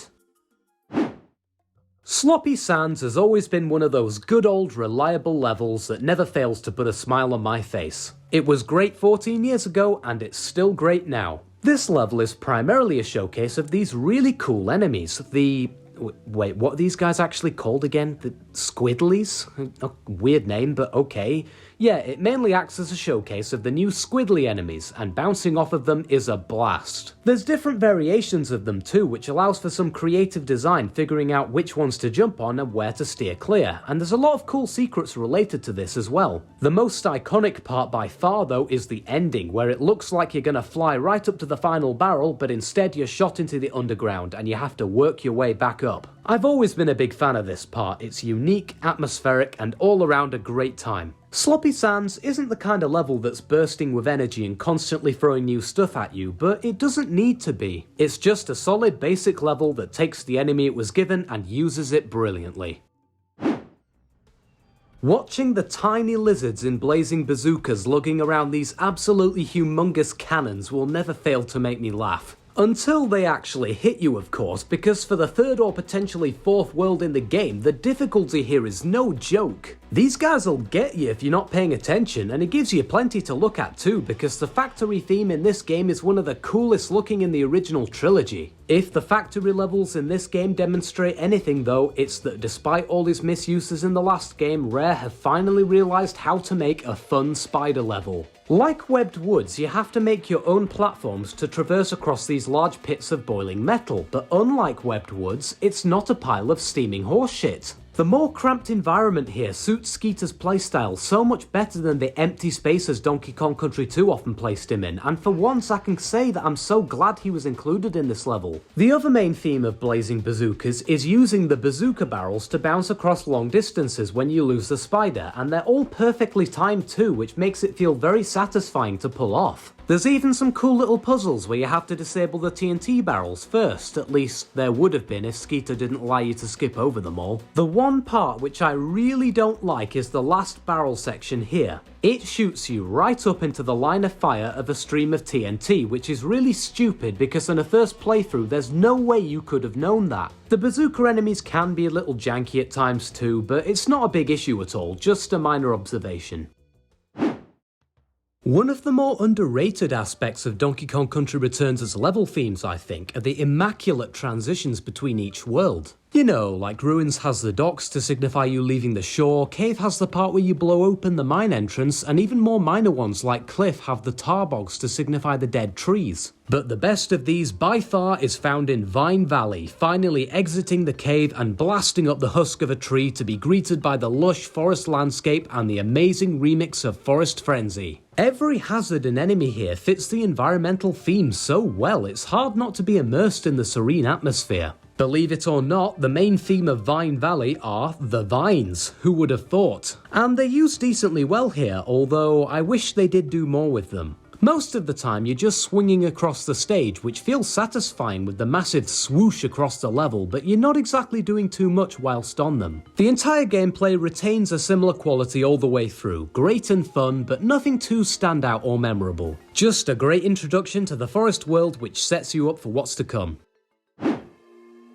Crevice Creepers kicks off the snow world in this game with a bang, quite literally because this level probably has more TNT barrels in it than any other. Now, these enemies haven't exactly been my favourite so far, however here, they're not too intrusive and I think they make for cool hazards when climbing up these vertical sections. The ropes in this stage all feel very fast paced, which is great because the rope physics in this game already feel very imprecise, so I'm glad they used that to their advantage rather than fighting against it. My favourite parts are the ones where there's several barrels in a row to get past, which can be very stressful with how tight the timing is, particularly when you're going down. The scenery here ain't too shabby either, in fact the snowy mountain here is genuinely magnificent. This is another all-round great level where the gameplay is fun and the background looks cool, but it doesn't stand out as much as some of the other levels higher on this list. It's very entertaining while it lasts, but I find it hard remembering all of the sections a week on from playing it. Clingy Swingy feels like what King of Kling wanted to be when it wasn't allowed to, with much more expansive and grand climbing gameplay and some impressive set pieces while holding on to the treehouse things. It really gives you a feel for how big the forest truly is. Parts like this allow Clingy Swingy to remain extremely memorable, since whipping around the forest on one of these things is so exhilarating to play and I wish there was more of it. The one where the treehouse is split in half is especially interesting since you can't just climb across without hopping off and back on at some point, forcing you to think outside the box and land on this platform below. If the entire level were as creative and unique as these parts, easy S tier, no doubt. The rest, though, is kinda just okay. It's not bad, but at the same time I wouldn't say it's good either. It's definitely there, and it adds some nice fluff while you're waiting for the next swinging part, which is what you're really here for, even if I can't remember much of it despite having beaten this game more times than I can count. I like the snake guys at least, even if they're not nearly as good as the snake I wish was in this game. RIP Ratley, maybe we'll see you back someday. Crumble Cavern is the first secret level of Autumn Heights, and even though it doesn't feel much like a secret level, it is still a quality level. It doesn't exactly start out the best, with some average platforming and general slow pacing, but the further you go, the more integrated the cheese theme becomes, which is just such an interesting level idea. My favourite part is when all the collectibles are popping in and out of the holes in the cheese. That was really creative. There's also the typical climactic chase at the end with the falling stalactites, which is great until you miss the G and realise there's no way to kill yourself. I genuinely can't stand it when levels do this, just give me somewhere to die so I can try again. Other than that, it's an immersive stage with some cool music, a good callback to the first game. Also, I saw this absolutely golden YouTube comment under the OST music video for this song, so just wanted to give him his flowers here. Mario games really did take a lot of inspiration from these DKC3 enemies, huh? Swoopy Salvo does have quite a bit of bullshit in it, to be fair, as most secret world levels do in this game, but honestly the level is just so good that the bullshit parts mainly get overshadowed. The main theme on show here are these salvos, I guess, swooping and sweeping down into the tree and trying to kill you, although some of them end up being pretty helpful too. The salvos are used really creatively, my favourite sections being the ones where you have to run through thin passages as the birds chase you, mixing in every now and again a few hard parts where you have to run towards them, which can be really quite stressful. There's even a cool Squawk section at the end too. It's always great to see him, especially given how underused he is in this game. Some of the climbing sections are a little silly given how many salvos there are and how close you have to get to the walls, which is just asking for an off-screen encounter, and I guess the variety is a bit lacking too. But it is a secret world level which is meant to be a difficult showcase of a specific concept, so I can look past that. Loopy Lights is a level where you hit the barrels to remove the shadows, which is a shame because this one has always lived in the shadow of a better level earlier on in the game, even though this one is still a quality stage. The light barrel mechanic changes the gameplay in a meaningful way, encouraging you to play fast and strategically to reach the next one in time. Really the worst thing about this level is that it's in the same game as Stop and Go Station. The idea of these creepy stone crocodiles coming to life is just so much more of an impactful idea than the lights going off, and even if they do, there's no real panic to turn them back on because you can see decently well anyway. Loopy Lights is a good level, even a great one, but seeing it here, it only makes me wish they brought back the Rock Rocks instead. Muggley's Mound, in my opinion, is a near-perfect example of how to handle a first boss in a platforming game. Obviously he's a first boss, he has to be easy, so how do you make things interesting for people who already know how to play? You allow the player to absolutely bully him, that's how. Seriously, if you're a seasoned pro at Donkey Kong Country Returns, you can pummel this guy into the dirt in under 30 seconds, and damn does it feel satisfying when the first time around took you so long. Why wait for him to run into a wall 3 times when you can get him to his second phase before he's even made it across the room? Why give him a chance to hurt you when you can knock him out before he even has a chance to move? Now, if you're playing against Muggley normally, then this fight isn't that great. It does a decent job of introducing the bosses, but it's slow, it's sluggish, and it's not that interesting. But bullying him, on the other hand, is just so entertaining that I can't put him any lower. See kids, don't bully other people, just do it to this guy instead, it's way more fun. And coming in at the big number 100, we have Handsy Hazards. Wait, no, not Handsy Hazards, that would be a very different sort of game. Handy Hazards. Ah, you see what they did with the name? You get it? Because, like, they're hands, and they're also hazards, so it's like a double entendre of hazards that are hands. And sometimes they help you too, so it's like they're handy, because handy also means helpful. So it's like a triple entendre with the alliteration of the 2 H's. And the hands? Handy Hazards is a pretty great level. It's got everything you could want from a factory theme, the fire, the industrial platforms, the elixir collectors, it's all there. Unfortunately, the hand theme doesn't change all that much gameplay-wise, except for a few cool parts like the wrist flicking section, but it does provide the level a unique theme, and I like that. Also, this eyeball guy in the back is the absolute goat. I mean, he doesn't exactly do anything, but just look at him, you can tell that this guy is a real gangster. The drain pipe setting in Donkey Kong Country 3 was one of the best level themes in that game, discounting Poisonous Pipeline of course. And despite the name, Demolition Drain Pipe mostly lives up to that moniker, with a cool premise of being able to grab onto the ceiling at certain points and glide over the stage. This is a minecart level, well, I suppose they're technically toboggan levels in this game for some reason, but it's a minecart level, come on, and they're always a ton of fun. The tight drainpipe setting gives this one a unique feeling and fits in well with the minecart style of levels. I like jumping off of these manhole cover type things too. The only major issue here is that there isn't much reason to use the ceiling pole most of the time, which leaves it feeling kinda pointless. There's only 2 or 3 times you actually have to go up there, and the rest of the time it's more difficult than the normal route, so there's no point trying. With it being there pretty much the whole level, I wish they'd used it more, because when you are actually forced to do it, it's a really fun and creative idea. Levels like Flutter Flyaway really solidify the forest world in Donkey Kong Country Returns as being one of the best in the game, with the main theme of this one being the titular fluttering tiki buzzers and the platforming challenges they create. It's a simple idea, but one that is stretched to its limit with a ton of intersecting movement paths and even some longer ones where you're forced to stay on the same few tikis without falling off. The puzzle pieces here too can be pretty nifty with how difficult their placements are. You've got to really pay attention to the flying patterns of these guys or they'll leave you behind without a second thought. The backgrounds in this level are also fantastic and really bring the forest environment to life. I like how the mushrooms in red contrast with the dark green of the trees. Pulling at straws for a criticism, I'd say that some of the collectibles are a little bit cryptic, like how are you supposed to know to fall off this random ledge when all the other ones kill you?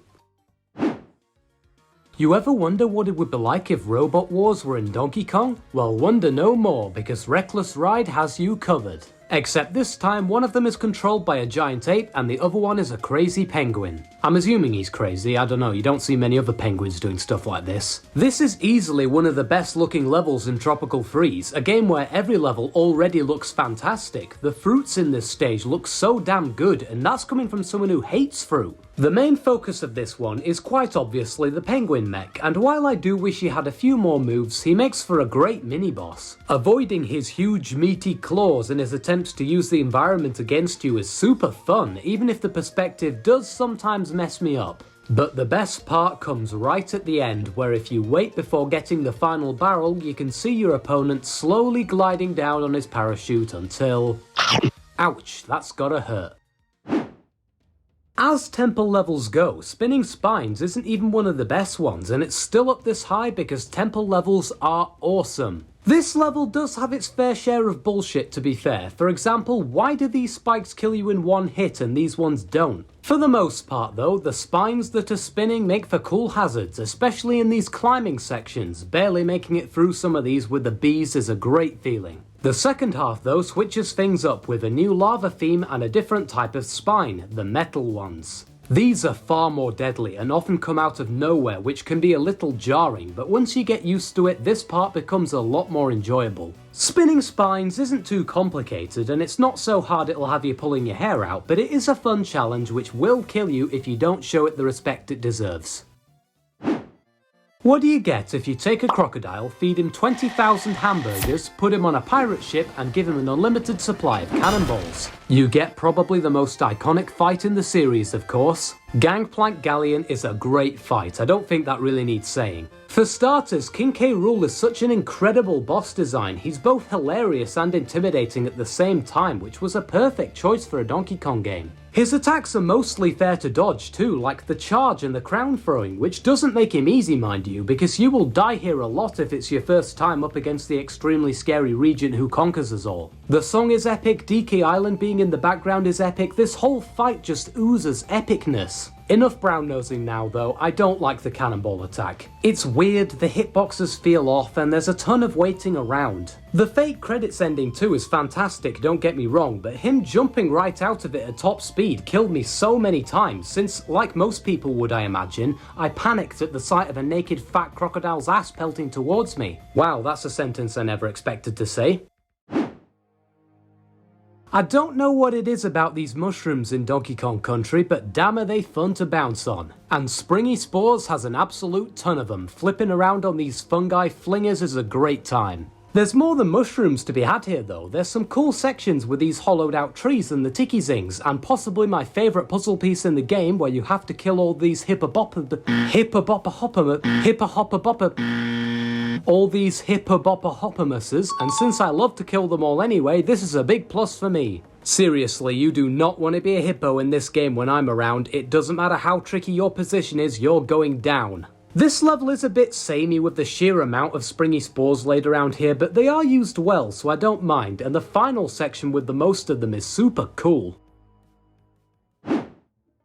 Number 93, Shifty Smashers. I'll be honest, I don't get the hate for this level. Almost every list I've seen talks about this one like it's the most mid-level of all time, the worst temple level in the game. First of all, hello, Tumbling Temple exists, and secondly, I don't really have a second point. Shut up, Shifty Smashers is good. Is it a difficult level? No, not in the slightest. Should it have been to match its status as a temple level?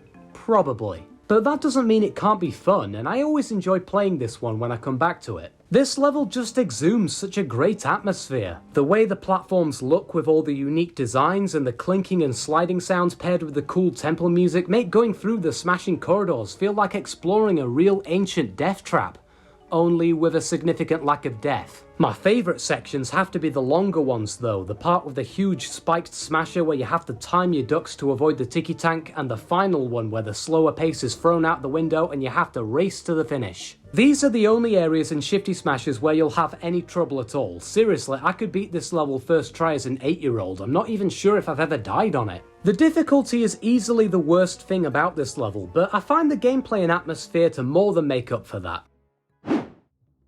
If more cliff levels were like Clifftop Climb, it could have been one of my favourite worlds in this game. When you think of a cliff, you think of a huge vertical face of rock, which makes it strange, I think, that this is the only real vertical level that this theme has to offer. As a result of that, however, Clifftop Climb comes across as one of the most unique and memorable levels in quite a drab world. The background in this level is one of the most beautiful in the entire franchise. It honestly looks like a painting with the boss arena in the background. It lets you know just how far you've come, and also how far you've got left to go. There's some really cool gameplay here too. I especially like these swinging spike platforms, having to maneuver underneath them and then go on top afterwards. The main problem here is that it's just so short. If you're not going for puzzle pieces, you can blitz through it in about a minute, which is a shame given how fun it is. World 6 of Donkey Kong Country 2 kinda has a crazy Kremland thing going on, where only half of the levels in that world are actually part of the theme. Yeah, I get there's some snow on the map, but come on, the castle theme in this game is so good, I want to play more castle levels. In this case, I will take Clapper's Cavern as a consolation prize though, this one's great. The better of the two Clapper levels by far, the freezing gimmick actually affects the gameplay this time by turning the water to ice, allowing you to quickly scramble across with just enough time to reach solid ground without getting chomped by that big pink fish. This works so much better than the lava since it gives you a reason to actually hurry up rather than being able to take all the time in the world in what's supposed to be boiling hot magma mixed with seal vomit. Thinking about it, that's actually kinda disgusting. Just like the ice, the platforming here is pristine and polished, there ain't no black ice here. Not sure why they gave you on guard for 30 seconds just to take him away though, never thought I'd be blue balled by a swordfish. The best thing about Rockin' Relics is that it's a water-themed level where you don't actually have to go in the water too often. I know, crazy right? The stormy atmosphere takes a close second though, helped out a ton by the totally badass remix of Lockjaw's Saga blasting through it all. What a tune. The combination of the lightning and spiky rocks works surprisingly well, creating an engaging layout that forces you to balance keeping moving with methodical movement between the many obstacles in your path. Even the water sections aren't that bad since they're fairly short and have some cool parts to keep them interesting, like these sucking drain pipe things. The secret exit though can suck on my drain pipe. To get up there, you need Cranky, but there are no Kong barrels to be seen nearby. So once you get the checkpoint, if you miss, or maybe you just didn't have Cranky to begin with like me, you have to backtrack to the very beginning to pick him up, run all the way back there without losing him in this hard-ass level, and bounce up there without taking a hit. All of that for Sholatol, by the way, one of the worst levels in the whole series. That's like taking a boot to the balls only to be told you've now unlocked the ability to use a hammer instead. Now, I'm not usually the biggest fan of Rambi levels, but Mountaintop Mania is definitely an exception to that rule. The whole Owl Mountain exploding in the background and raining down rocks onto the terrain is a genuinely jaw-dropping spectacle, and the fact that it starts collapsing the level too is just icing on the cake. This again forces you to use Rambi's run ability to keep ahead of the Carnage, unless you lose him of course, in which case this level is actually still pretty decent to play. That's unlike a lot of other Rambi levels that are so focused on the Rhino that if you do lose him then you might as well restart, so I'm glad that you can play it both ways. Unfortunately, the level does peak fairly early on, since I don't find the ending to be nearly as good. It looks really cool, sure, but actually playing it I don't find to be nearly as fun as the earlier parts with all the fast-paced gameplay.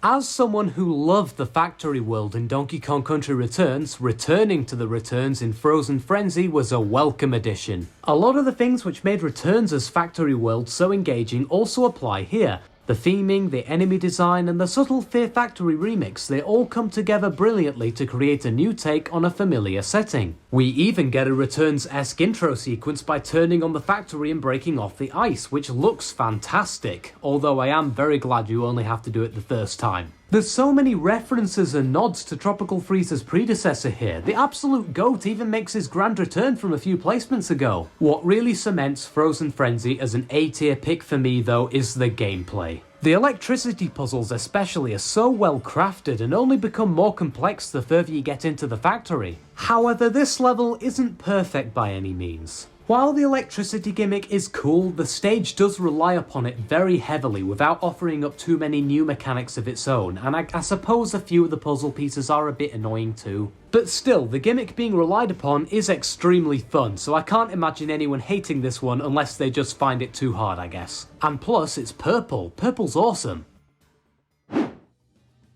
In all the reviews I've seen, Shipwreck Shore generally gets a lot of stick. And after comparing it with the other two starting levels, I honestly don't get it. If anything, I think it works as a better tutorial level than Mangrove Cove does, and I'm sure that's probably a hot take, but whatever, you're welcome to write your own 90,000 word list if you like. I personally found this level to be more engaging, cover a wider number of concepts in detail, and perform all around better than the majority of levels in the first world. There aren't any sections that stick out to me as bad here, and it's focused around my favourite side Kong, Dixie, as well, which is just an added bonus. Even the water section is okay, and I usually hate water levels. The secret exit is lame, and the raft part is potentially a bit slow, but you can always skip past it anyway if you want to. It's not the best level out there, sure, but I think it gets a lot more hate than it deserves when Mangrove Cove soaks up all the spotlight.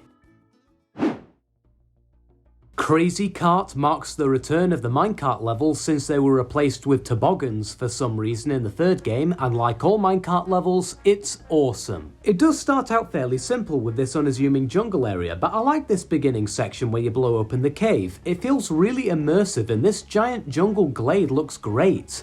I mean, come on though, the kart is what everyone's here for. Despite a lot of the puzzle pieces being very annoying, the gameplay here, especially for a first minecart level, is really frantic and fast. You're jumping off moles, zooming in the screen, and the best part comes right at the end, where you break out the cave and ride down this huge grassland slope with the waterfalls in the back. Such a stunning backdrop for this epic scene. I'm glad they went so hard on this one. I'm sure it must have been very tempting to make the first kart level a boring tutorial. For once, a crazy level that actually lives up to its name. Take that, Chaos Carnage, piece of shit level. The bees from the original Donkey Kong trilogy were some of the most intimidating foes you faced in the whole game. Unkillable without a barrel or animal buddy, and completely invincible if they happen to be wearing red paint. Oh yeah, I forgot, Tropical Freeze has bees too. Let's see what they do with them there.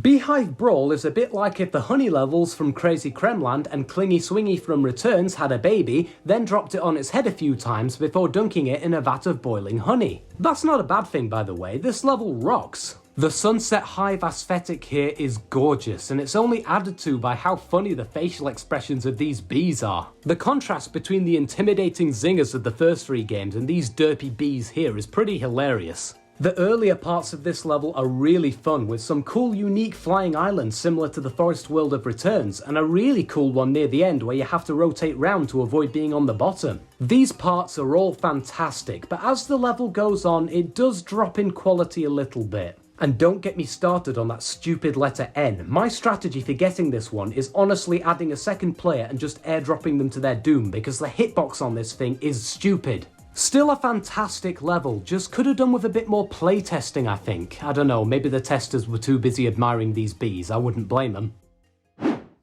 If I had a nickel for every time a Donkey Kong level was titled 2 words beginning with B and the last one being Bayou, I'd have 2 nickels, which isn't a lot, but it's weird that it happened twice, right? Barrel Bayou is quite clearly the worser of the 2 Bayou brothers, but that doesn't mean it's bad. In fact, I quite like this one. I enjoy being able to control the barrels myself as opposed to them rotating on their own. It removes any excuse for me to blame the lack of frames, and I can only blame myself. The environment looks great too, even if the music is a bit of a low point for Donkey Kong Country 2. I mean, Bayou Boogie ain't exactly bad, but it just doesn't hold up to something like Sticker Bush Symphony or Flight of the Zinger. One thing I do hate though is the ground. Why does it look so similar to the platforms?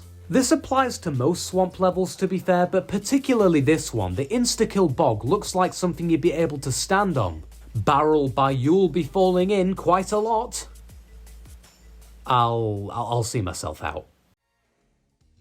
The first time I played Hot Rocket as a kid, this level was an absolute nightmare. Back then it was the hardest main level in the game to me, and it took me a full week after school to finally beat it. Nowadays, yeah, it's decently hard I suppose, still beat it first try. The level doesn't exactly get off to a flying start. This land part is pretty slow and doesn't have anything noteworthy other than maybe this puzzle piece here. But once you get into that rocket, the level improves dramatically. The flying here is really tight and there's very little room for error, but it all flows together so well that you never really notice unless you're going for all the puzzle pieces. This final part with the fire snakes is one of my favourite rocket barrel sections in any level. The whole set piece just feels so climactic and it finishes off the rocket barrel sections in this game brilliantly. Unless you're counting the one in Tiki Tong I suppose, but that one only lasts like 30 seconds anyway, it doesn't count. Hot Rocket may be a tad bit samey at times, but the ideas it presents are good ones, so there's definitely worse things to stick to.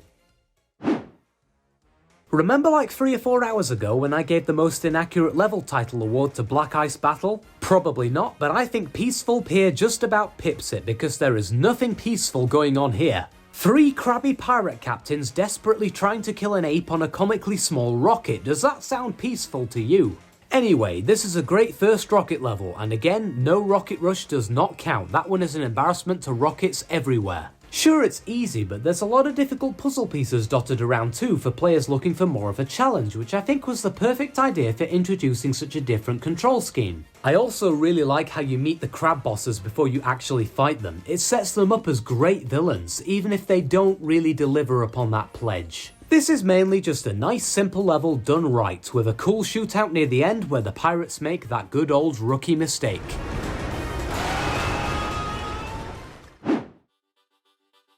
Kong-fused cliffs is one of the most innovative ideas for a stage in Donkey Kong Country 3, where you have to climb up this rope to avoid playing Dance of the Flaming Arseholes with Kiddy Kong. In essence, it actually plays similarly to Rips or Rage, where you have to stay roughly in the middle of the screen to avoid getting hit at either side. There's a reason why this one sits comfortably in A tier though, and Rips or Rage is down in D, and that's because this one is actually really fun. For starters, the fire doesn't take up half the screen, and being able to switch sides on the rope and even switch between ropes a few times allows for much more dynamic gameplay than simply moving up and down. Despite it technically being an auto-scroller, this stage almost always feels frantic due to its sheer difficulty and the amount of enemies that are constantly coming your way. The main bad thing about this level is that the stupid buzzer enemies are back. Christ, at least you don't have to get through them with squawks this time. The sections that they appear in are awful, but thankfully they don't show up very often. That would have been a one-way ticket to D tier. Do not pass go, do not collect 200 irritating copters. Also, the GBA version of the Rockface Rumble song goes unbelievably hard. Like, I didn't realise how good a lot of these GBA remixes were until I actually heard them. Just listen to this in the background.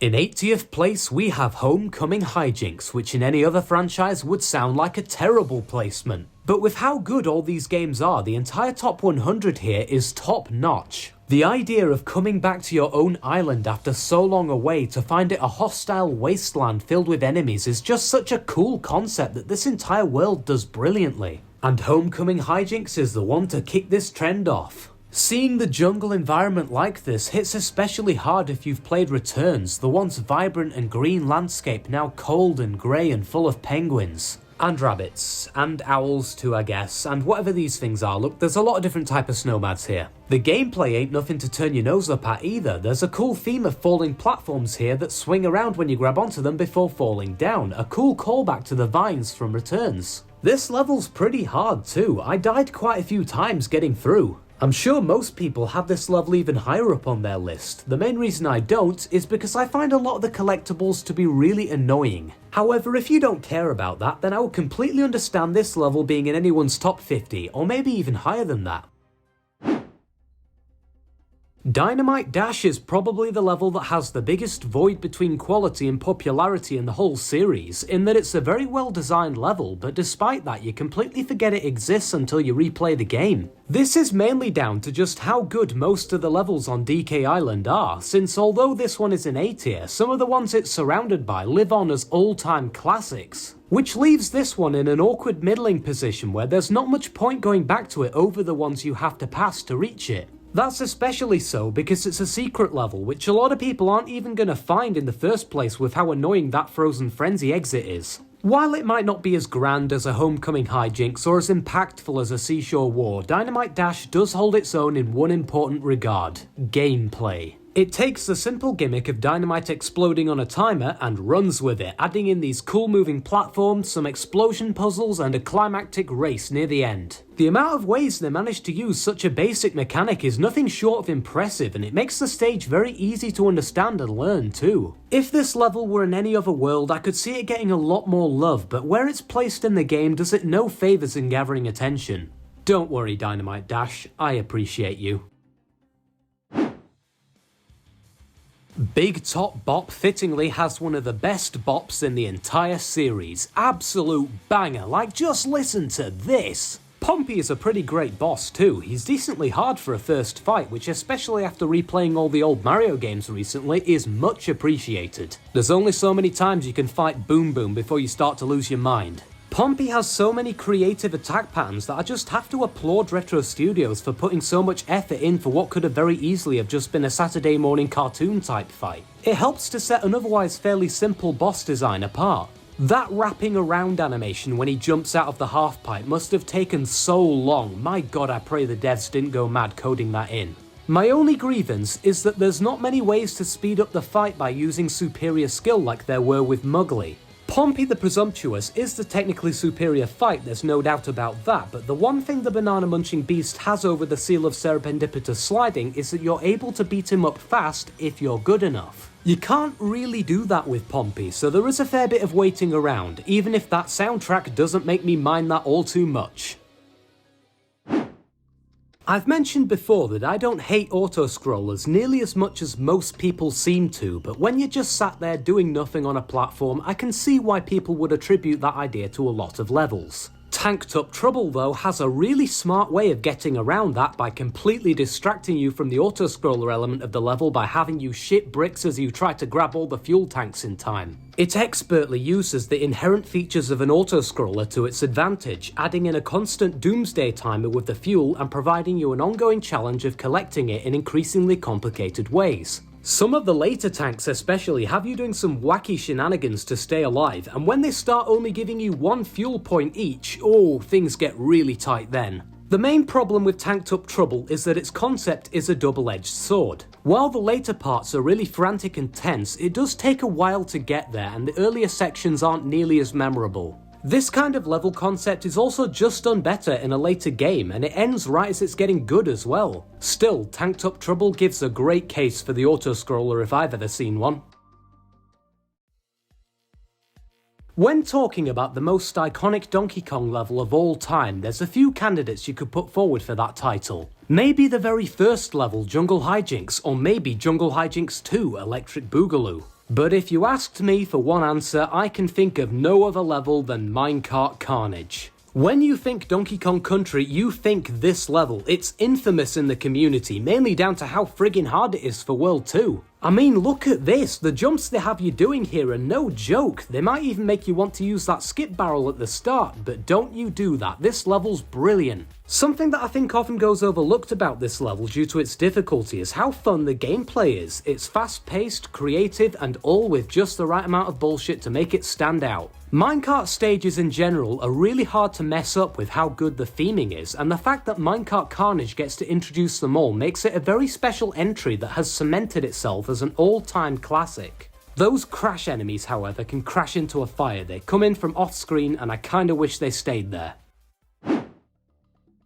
The most annoying thing about Murky Mill was how the mice would sometimes scare the elephant and make her run backwards and away from the place you wanted to go. So what if, instead of slowing down the gameplay, the mice made things go fast? You might say that it'd be a sprint, maybe even a stampede. Stampede Sprint is the first secret world level of Donkey Kong Country 3 and it doesn't disappoint. The fact that they brought back the mouse gimmick from the first world rather than just having a random speed booster is such a cool callback that it almost makes me want to like Murky Mill for introducing it. But Rare didn't just leave it at that, oh no, they gave you a bird to control too, which is required for 100% completion, so I hope your multitasking skills are on point. Having to control two separate characters at once in this rickety racing stage is a super interesting idea, and I wish other levels had explored it more because there's so many things that could have been done with this. It is a little bit weird how both the bonus minigames are right at the beginning and right next to each other, but come on, who really cares when the level is this unique? So why is it not in S tier? Simple, the Tyrant Twins are here.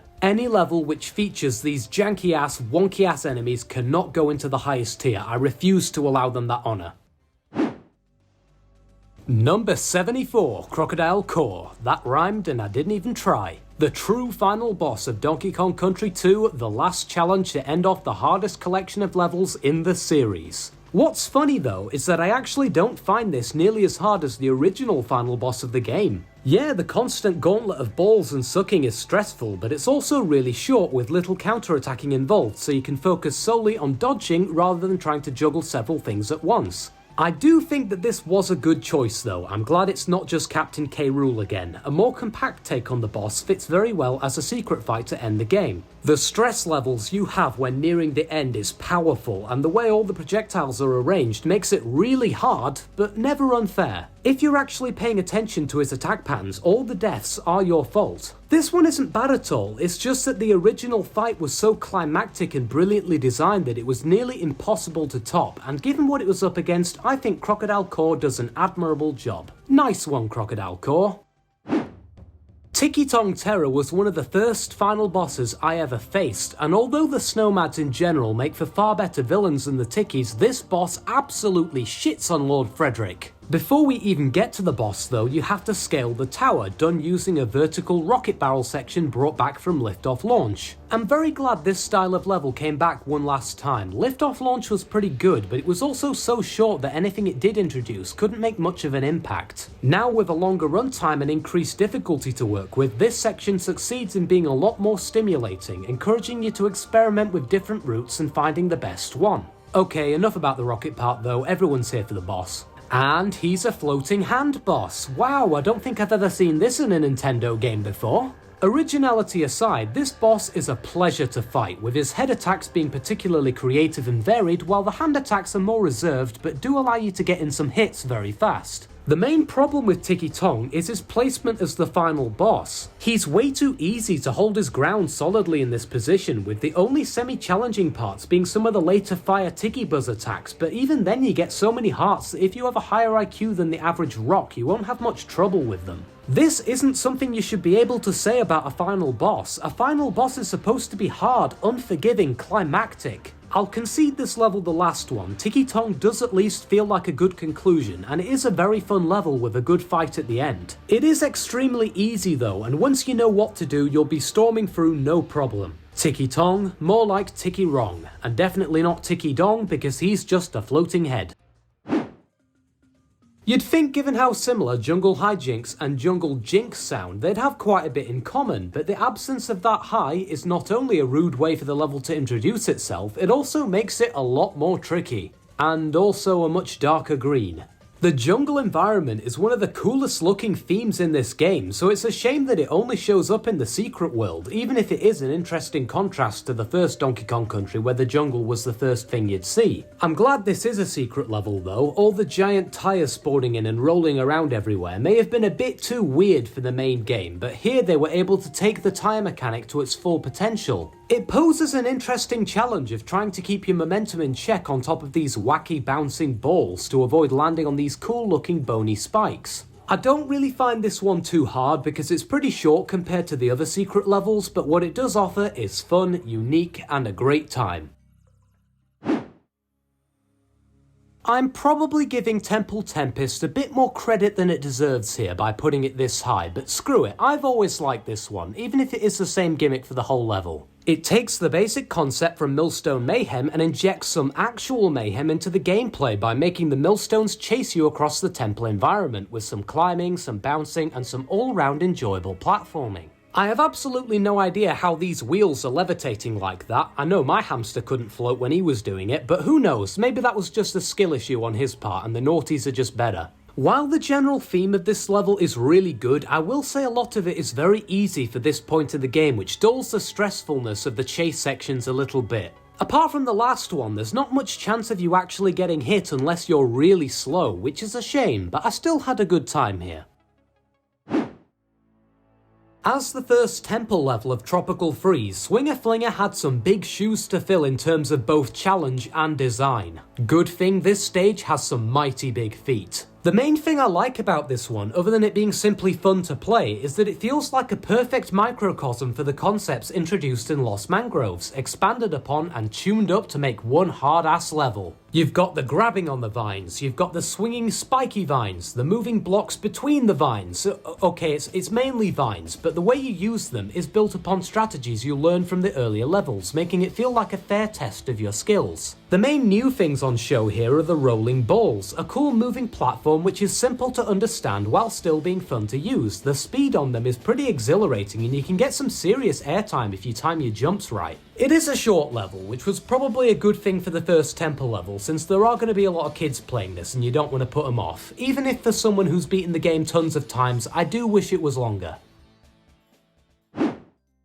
Number 69, nice, long shot launch. What a cool way to do a barrel level, flying through the husks of giant dead trees while the forest becomes more decayed every time, which is only matched by the great curve of intensified gameplay throughout. Amazing idea. I'm not even sure if you can call these guys enemies, but the snapping shut wooden things surrounding all the barrels are some really interesting looking hazards that affect how you shoot the barrels in new ways. They force you to time your inputs tightly and sometimes deviate around them to get the right angle. I like how some of the later shots are delayed through these instant barrels too. It's a cool way to add extra difficulty without confusing people. While the first half of the gameplay isn't quite as memorable or unique, it's still good, you know, it's not annoying or boring, it's just okay. The puzzle piece under the map is a nice addition, but the reason everyone remembers this one is for the barrel parts, and they're awesome. Longshot Launch just has so many different set pieces that it's hard to get through them all in a single segment, so I'll just leave it at that. If you've played the level, you know why it's here. I would say that Fireball Frenzy is the first good level from Donkey Kong Country 3, but since you can technically play Worlds 3 and 4 in any order, maybe that doesn't apply for everyone. Before this ranking, Donkey Kong Country 3 was the only game that I had never played before, and this was the level that really restored my hope in the game after 2 lackluster worlds. The owls hurling fireballs at you from the background is an impressive showcase of perspective for the SNES, which would be copied for good reason later on by the 3D games, if not always successfully.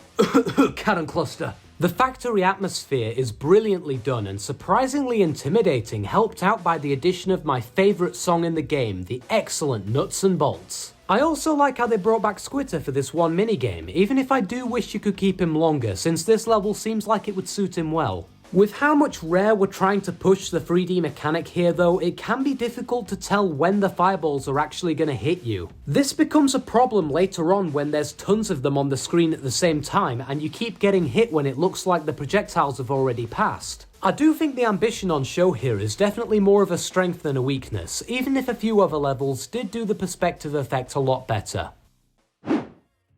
My favourite part about Mole Patrol is popping these balloons and watching the moles fall to their agonising death.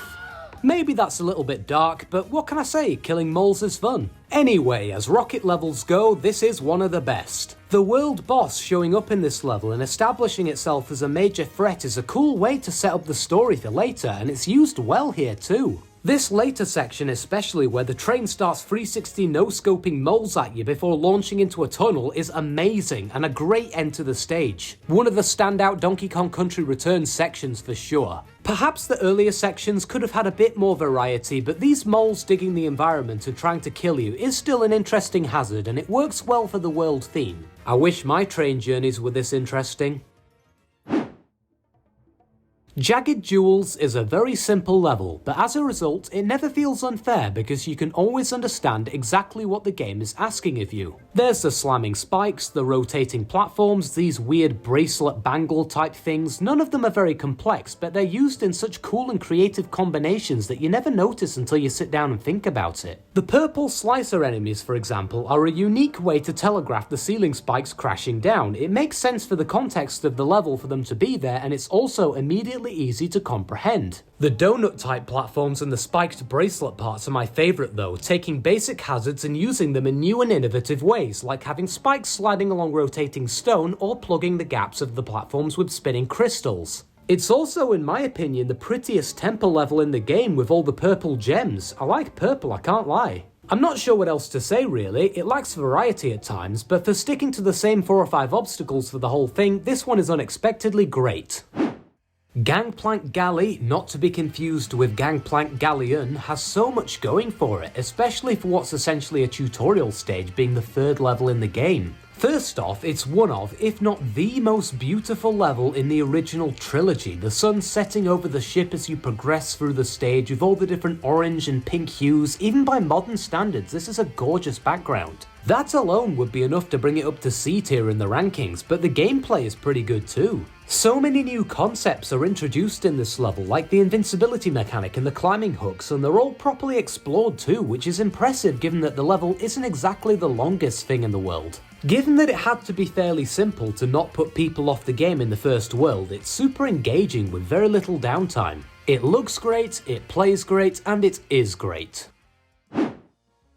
Why did Rodent Ruckus have to be so short? It had the potential to be a 9 out of 10, and now it's still like an 8.5. Rodent Ruckus is pretty quality. The rat and cheese theming of the 2 secret levels in Autumn Heights was one of the best parts about both of those levels, but I do definitely find this to be the better of the 2. First of all, it's a rocket level and a damned good one at that. Avoiding all these rodents and cheese wheels trying to kill you is so funny and intense at the same time that thinking about it makes my brain feel like that Swiss cheese back there. My favourite part about this level is when you see the rats in the background preparing this wheel and you think, nothing too special, until the wheel starts rolling into the foreground and you realise, oh my god, that wheel of cheese is friggin' huge. This part almost feels like a minecart section from Prehistoric Path or Bombs Away from Returns, but in a rocket this time, weaving in between this gap in the cheese, such a classic scene. The stage ends with this blackout section, where the only lights to be seen are an occasional lamp and the glowing eyes of the rats in the background. Some great atmosphere here. I'm usually not too fond of blackout style gimmicks like this, but here it doesn't even feel like a gimmick so much as a natural part of the cave due to how well it's integrated into the setting, and you're always given plenty of time to see what's going on. I would say it's short and sweet, but really it's more cheese flavoured, not a stinky cheese or anything, just a nice, good tasting cheese.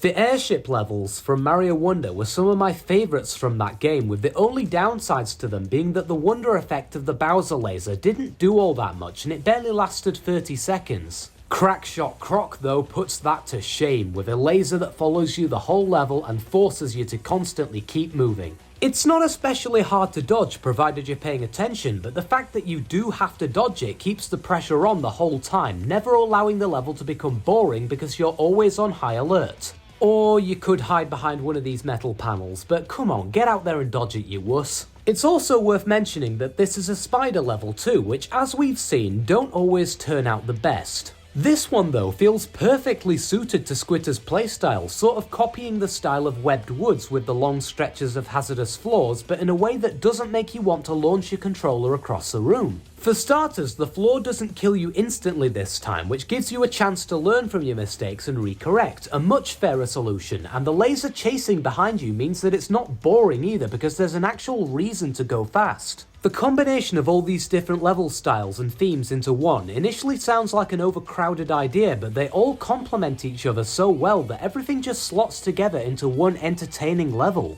It also features my favourite bonus area in the whole game where you take over the crack shot and have to kill the Kremlings with their own gun. What a twist! Frantic Fields is such a badass looking and feeling level that it's hard to put into words what makes it so great. It brings together all the elements you've seen so far of World 3 and throws them straight into a wild tornado, ripping apart the level as you play it, which makes Donkey Kong, an ape who literally punched the moon out of the sky, feel almost insignificant by comparison. The majority of the gameplay here is designed around Rambi, since this is a Rambi level after all. But what I like about Frantic Fields is you can play it with or without him for the most part, and the gameplay still feels great. The tornado theme is taken very seriously, with almost every obstacle being themed around wind or storms in some way, establishing a very consistent and immersive environment. Some of the tornadoes early on can be very annoying with how they jerk you around and push you back, but the ending more than makes up for that when you hop into a barrel and get shot right into the eye of the storm. After that, the gameplay takes on a much more intense turn as lightning starts to chase the Kongs and the platforms become more unpredictable. Rambi's increased speed really helps here, and I'm glad this was a Rambi level, even if in certain places it is easier if you head it out on foot. It is a fairly short level, but I do think the tornado idea was expanded upon to its fullest, so you can call it more compact than short. It was just long enough to do what it wanted to do, and that's fair enough by me. My favourite thing about Aqueduct Assault is simply the epic, climactic as hell vibes you get from blasting your way through this massive fortress. The first two levels of DK Island thematically kinda felt like claiming a foothold in enemy territory, taking the Snowmads by surprise and making your way back to your old home. This one though, the penguins know you're here and they're ready. It plays a very important part in the story of the final world and it executes its role perfectly. The architecture too on all these aqueduct pieces is so intricate, a lot of them are unique too, so they're not just copy pasted. Enough waffling now, let's talk gameplay. It's really fun. I especially like these sliding and falling platforms which fit really well with the slipping and sliding all over the ice, and yes, I actually don't mind the ice physics here. The collapsing theme here is again a really nice callback to the ruined world of Returns. Whoever came up with that DK Island idea needs a raise. The only reason I don't find this to be an S tier level is that it's too short, like noticeably so. There's Mario 3 levels that are longer than this. Another minute of gameplay or so and this could have made the top 20, but the small amount we did get is damn impressive.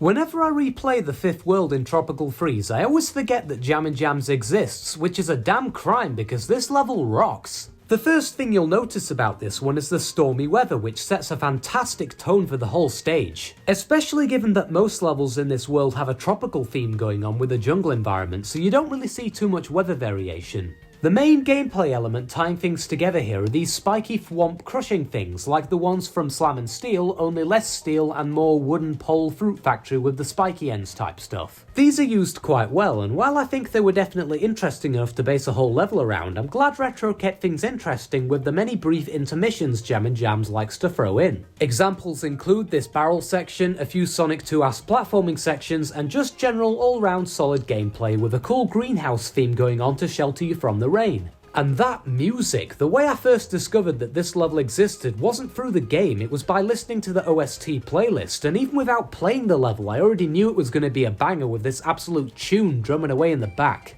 It's a fairly basic level, but honestly I can't find a single major flaw with this one which warrants it being so forgotten. I don't think it's down to anything the level does itself because, well, it's Jammin' Jams, all my homies love Jammin' Jams, but I think the sheer quality of World 5 in this game combined with it being a secret level just makes it blend into the background. It's similar to Dynamite Dash in that way, which is a real shame given how great both those levels are. Whack this one in Seabreeze Cove and then see everyone give it the attention it deserves.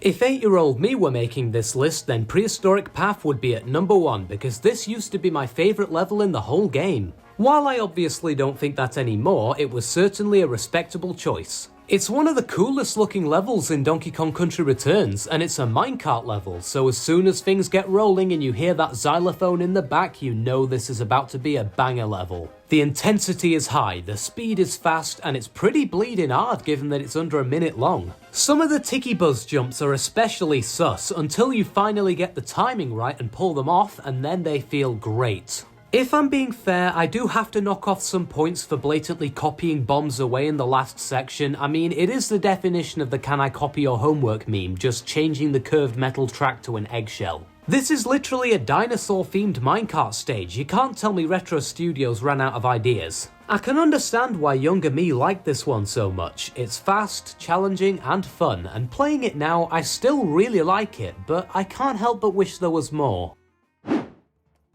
If you're arachnophobic, look away now, because we're about to enter serious spider territory. Or at least I think that's what these guys are, the Munchers. I mean, there are spider symbols all over the level. Anyway, at 58 is Muncher Marathon, one of the coolest levels in one of the coolest worlds of Returns.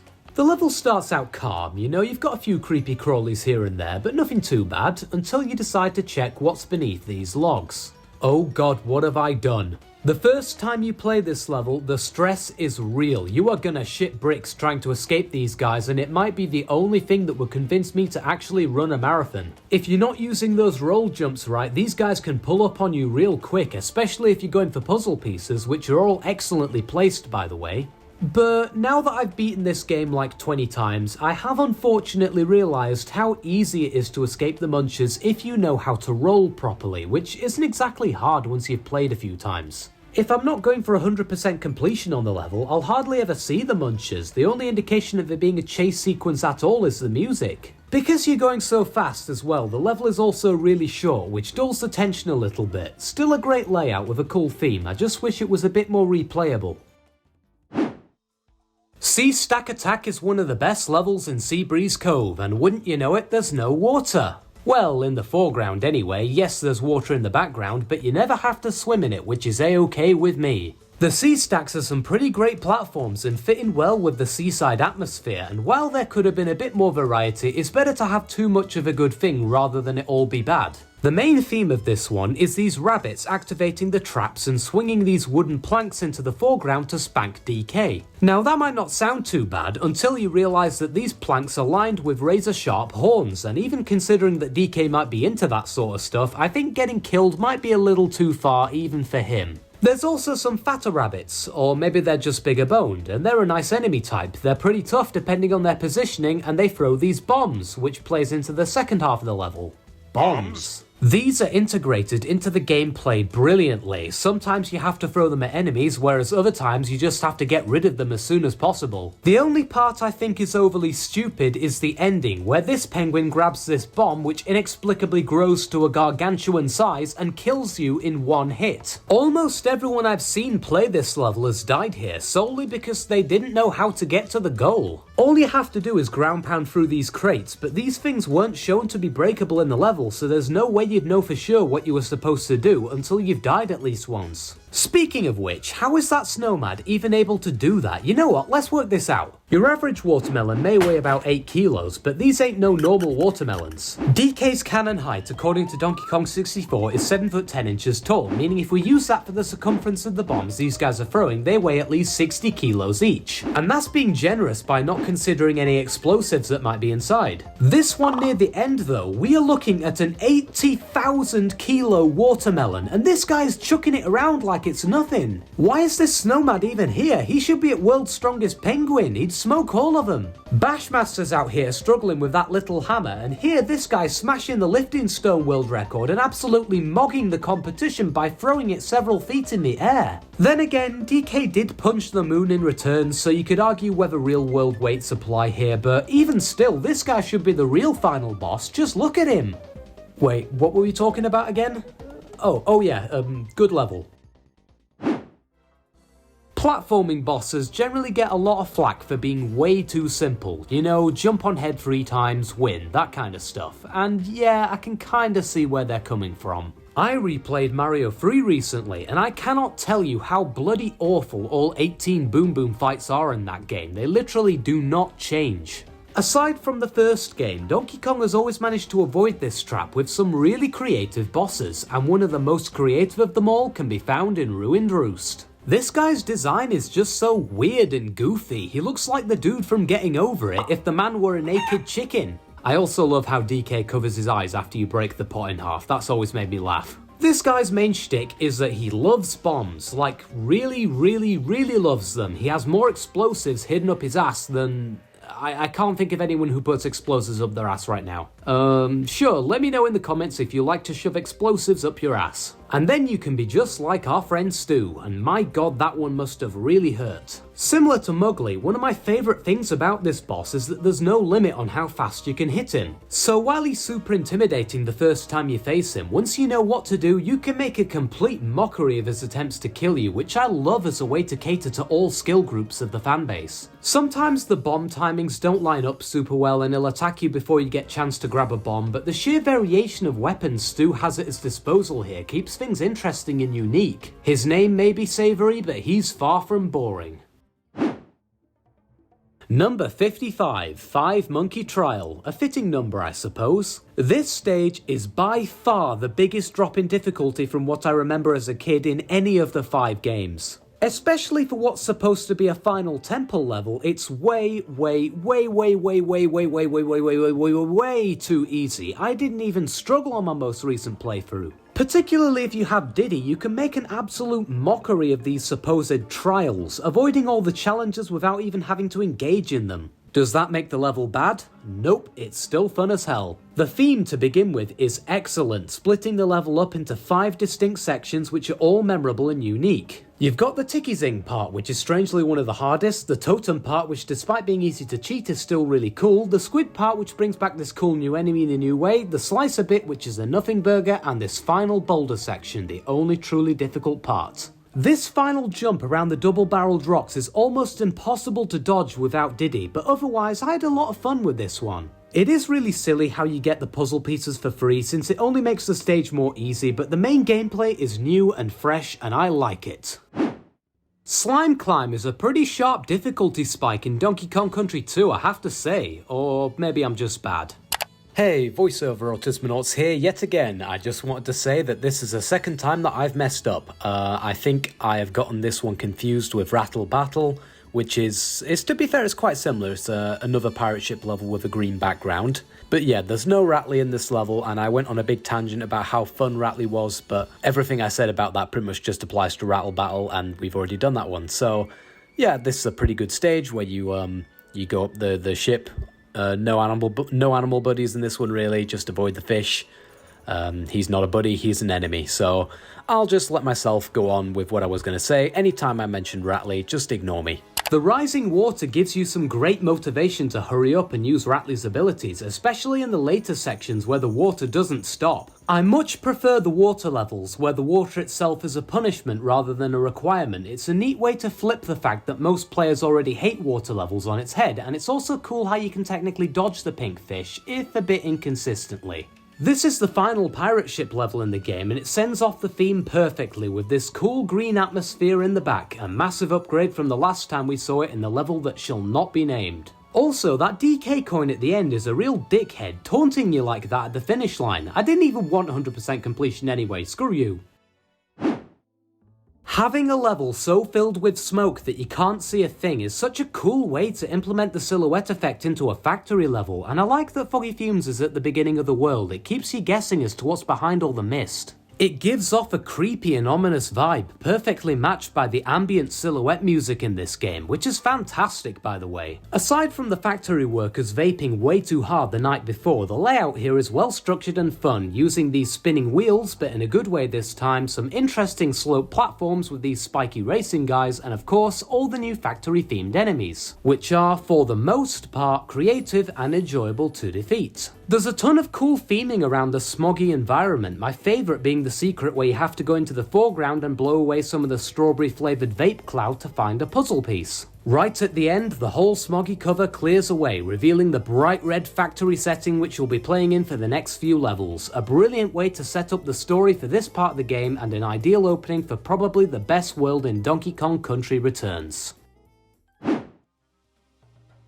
Essentially every song in Tropical Freeze is a certified banger, but every now and again one comes along that is so catchy that no matter how hard you try, you simply cannot get it out of your head, and Wing Ding is certainly one of those. Even just typing this script up now, I can still hear the doo-doo-doo-doo-doos in my head, such an earwormy track. While the level itself isn't quite as good as the song it's integrated with, that by no means makes it bad, because the rope gameplay especially provides such a serene feeling when you're gliding down to the huts. The different variations of the song all fit perfectly with the settings along the mountain, the breezy, more echoey tunes for the outdoor areas, the more beaty, bassy versions for the indoor sections. It makes even the more generic sections feel so alive and full of energy. The one criticism that I'll give this level is that I think the bell mechanic is introduced quite poorly. If you miss one of these things, sooner or later you are going to die, and there's not much indication that you're supposed to roll to get them until you've already fallen off. Some of the vine jumps are a bit sus too, but the whole grandiosity of the backgrounds and speed of the level more than makes up for that.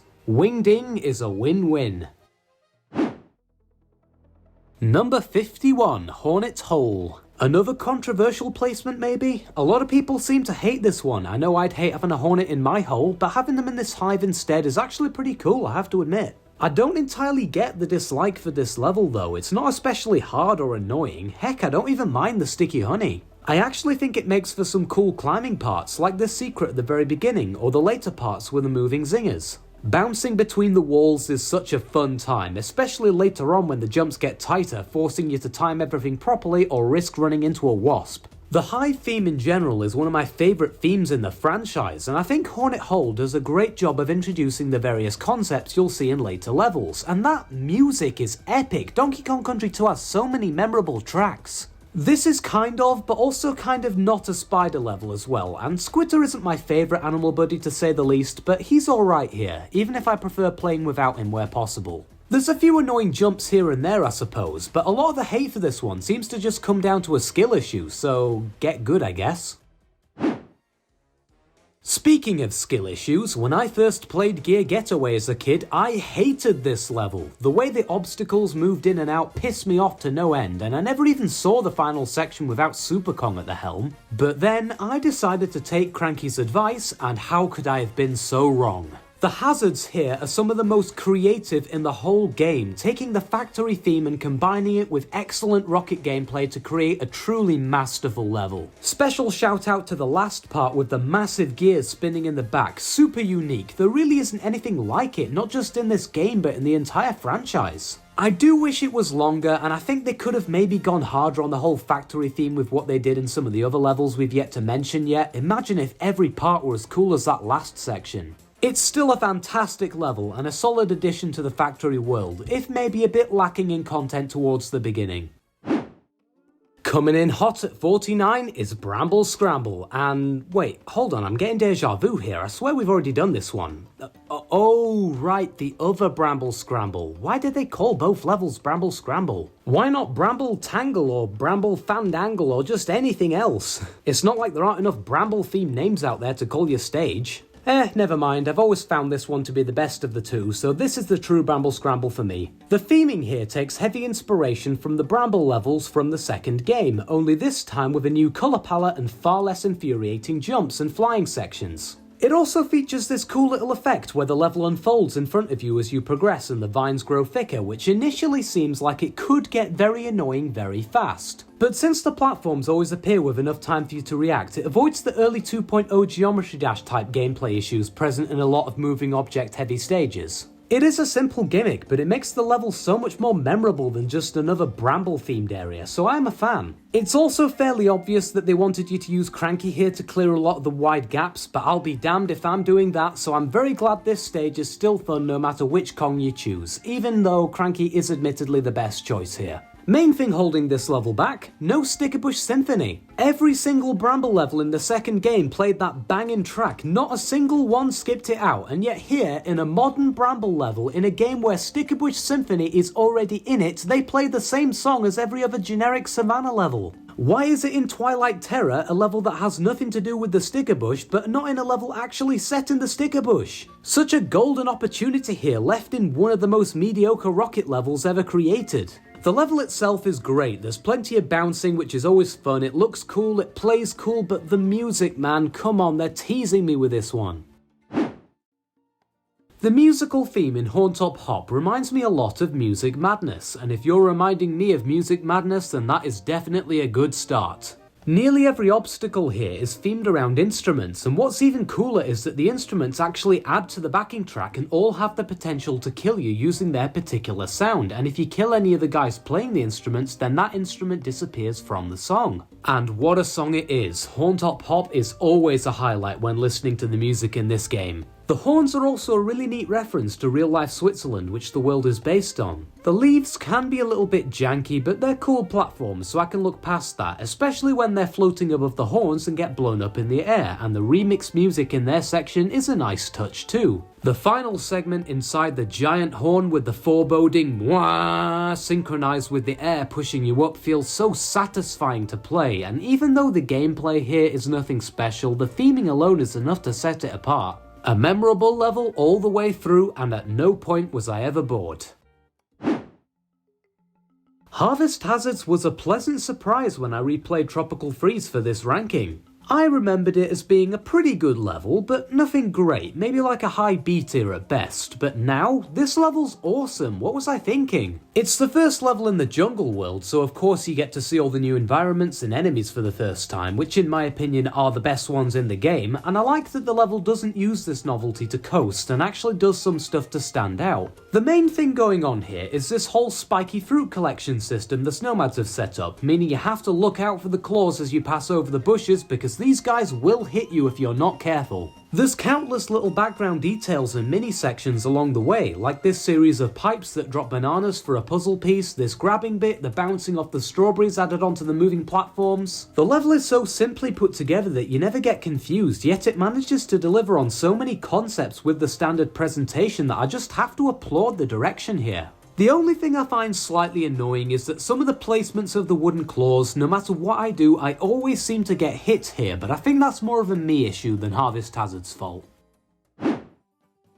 I know a lot of people hate the mole train, but I don't care, I've always loved this boss, and the fact that you can cheese it is just a major part of that. This fight has the unique distinction of taking place on a minecart, the only boss in the series to do so, leading to some interesting interactions where you have to jump over pickaxes and throw bombs away from the moles. The cramped cave environment is also used brilliantly here to shape the gameplay and tension, limiting the amount of room you have to move around and growing darker after each phase until you can barely see without the light from the moles' helmets. The main goal is to reach these banana carts here and beat up all the moles who can somehow teleport between each container, unless there's like a secret tunnel underneath the train or something. I have no idea how they do that. Maybe there's like 50 moles hidden in each one, that's the only explanation I can come up with. I've seen this boss receive a lot of negative criticism for allowing you to roll jump to the bananas and skip out over half of each phase, and while this was likely an oversight, I couldn't disagree more. I'm a big fan of bosses that offer more experienced players a faster way to defeat them if you know what to do, and whether intentional or not, the mole train wouldn't be nearly as memorable without the cheese strats.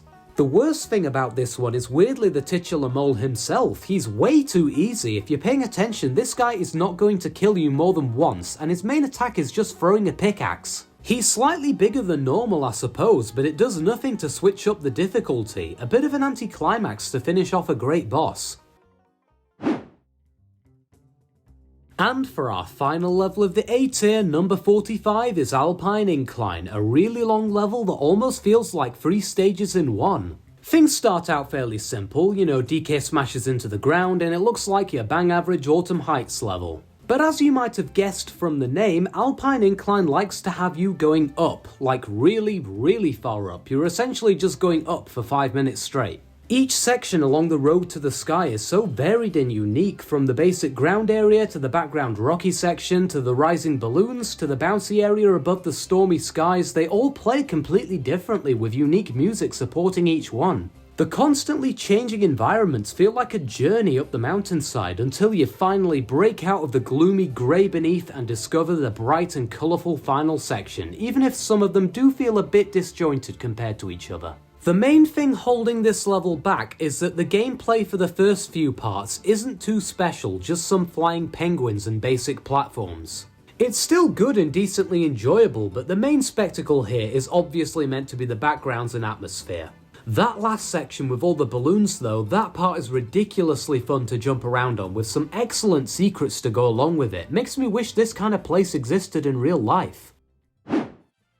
We're into the big leagues now, the S tier. The next 44 levels on this list are all stages I would consider to be essentially perfect. If you were to say any of these were your favourite level in the franchise, then there would be no complaints from me, since the rest of this ranking just comes down to personal preference. Doesn't that apply to the whole ranking as well? Quiet you know what I mean. Here's Seashore War. The second level of DK Island, the switch to a more enemy-based stage here, as opposed to the focus being on hazards like in Homecoming Hijinks, was a really interesting change that plays brilliantly into the whole war aspect of the level. Making the penguins the main danger instead of bottomless pits really makes it feel like a battle between civilizations. Speaking of bottomless pits, this level doesn't have any. Instead, there's... oh god, there's water. Seriously, thank Christ that sign is up there. This level would not be an S tier if you had to swim in it. I like the pulling up the ships theme that's used quite a lot here. It's a bit slow, but pulling an entire ship out of the water is so cool that I don't care too much, although they probably could have done a bit more with it. And that music. Let me just say there's a reason why this is David Wise's favourite PC composed for this game. Fruity Factory is one of those levels that has a lot of stupid parts in it, like the sections of the background which look like platforms so you try to land on them and die, or platforms that look like they're going to appear but don't for no reason, so you try to land on them and guess what? You die. But at the same time, so many concepts and environments that are only in this level are introduced and explored that the creativity here outshines all those issues. The main theme here, if there even is one, are these flying grapefruits that feel like a way better version of the first part of Red Red Rising. As I said before, sometimes they can be a bit silly with how much delay there is before they fly up, but I think this was a really creative way to bring back this gameplay element from the last game, and it works much better in this style too. There's another similar section right at the end, which to me is way more fair and tense, and something looks familiar here. Come to think of it, a lot of sections in this level really feel like Red Red Rising. A bit of a strange choice to bring over a volcano theme to a jungle factory, but I'm not mad at it. All the ideas here are used way better than the original. The other theme of this level are these chase sections, where this slicing type thing follows you and tries to turn DK into monkey salad. They're not very difficult, but the fact that you're being chased at all adds some much appreciated tension to these otherwise generic sections. The main thing I like about this one is that every section is memorable. I didn't even have to re-watch a video or anything to recall the entire layout, it was just there in my head. And it's not even a Poison Pond situation where you have it memorized so you don't have to spend as much time on it either, it just happened on its own, which to me is the hallmark of a fantastic level. Throughout the entirety of Donkey Kong Country 2, the animal buddies always existed as a way to make the level a little easier than it would have been alone. Rambi to get rid of annoying enemies, Rattly to jump higher, OnGuard to make the water levels bearable, and Squawks to soar above the entire stage. Animal Antics though flips this on its head, instead presenting a gauntlet of challenges specifically geared towards each buddy to push you to your limits. Some significantly more than others. But hang on, Pothole Panic did the exact same thing in Donkey Kong Country 3, why is this one in S tier and that one's down in C? Several reasons. First of all, not forcing you to be the animal buddies in a level meant to be played by the animal buddies was a mind-bogglingly dumb decision that I cannot fathom why, after getting it right in this game, they then went and messed it up in Pothole Panic. Secondly, this one is just way more interesting, I don't know what to say. Ramby's section is fairly simple, just hold forward and kill the enemies, which is surprisingly satisfying. Enguarde's part is probably the most uninteresting with some basic underwater enemy spam, and Squitter's is really good actually, given how he was used most of the time in the main game. But then you get to Squawks' section. Now I will die on the hill that this section in a vacuum is good. Squawks is a great animal buddy and the layout is fantastically designed. I don't even hate the wind after getting used to it. It makes this part feel extremely unique next to every other bramble flying level in the game. But not giving you a checkpoint before you have to do it, that's just evil. This means that every single time you die, you'll have to go through the exact same spiderweb jumping puzzle, probably the longest part of the whole level, simply to get another try. And you'll be replaying it a lot because this Squawk section is bollocks hard, probably the hardest part in the entire series. I don't believe this level deserves the moniker of the hardest level in the game. Most of the other sections aren't even that bad compared to some of the other Secret World levels. But this section alone is difficult enough to bring it into the conversation, and not allowing you to respawn before it makes dealing with the challenge so much worse. At least Ratley's part at the end is easy, but bear in mind that after you've been through the hell that is that windy sticker bush, your hands are going to be shaking like crazy. And if you die on that bastard final barrel like I did, you'll have to do the whole thing again. The way I'm talking about it might make you wonder why I've put it in S tier, and I'll reiterate that Squawks' part is really fun. It makes you feel like such a badass barely threading the needle through some of these tight sticker bush parts. It could have been way more fun though with the addition of just one more checkpoint. One of the best things about the Forest World in Returns was how it wasn't just a generic woodland compilation. Every single level found some way to use the wooded theme in a cool way, and the best of those in my opinion is tip-in totems. The best thing about this stage for me is the sheer variety on show here. You've got the tip-in totems, the move-in totems, the dentist appointment totems, the whatever this is supposed to be totems. There's so much to explore and experience here that I'm surprised they managed to fit it all in. No concept gets left behind in the earlier sections either. Each type of totem is incorporated into later parts of the level, which leaves a great feeling of progression from the increased difficulty. Even the parts between all the totems are fun, and it's one of the few times in the game where I like the usage of the shooting chomps. I still hate the bats though, these guys should have stayed in the cave level. The scenery in the back is beautiful, the gameplay is beautiful, there's honestly nothing wrong with this level, the ones above it are just better. The first time I played Returns, I remember itty bitty biters being a massive roadblock in the ruined world, and I can see why. The main thing which makes this level hard is that it's totally infested with these little ball enemies, or the toothberries as they like to call themselves, even though they seem to be way more interested in monkey meat than berries. Not all of them are itty bitty though, there's also these red ones which are tougher to kill, these yellow ones which are really annoying when they troll you by not jumping, and these guys in cages. Why is this guy in a cage, by the way? If he's a criminal, then that implies there's an itty-bitty society with an itty-bitty code of laws. Is there an itty-bitty judge or an itty-bitty police to put him in there? What did he even do to get put in there? Most of these guys seem like they're perfectly okay with committing murder on a monkey. We need answers, Nintendo. Anyway, this is another long level where every section is memorable. You start outside the temple in this cool glade area and have to pull on this switch to get them to let you in, and I've always liked this little section where you get a brief preview of what the toothberries look like before you descend into their lair. For the first minute or so, there's not a single enemy, building the suspense as you wait in anticipation for the attack until...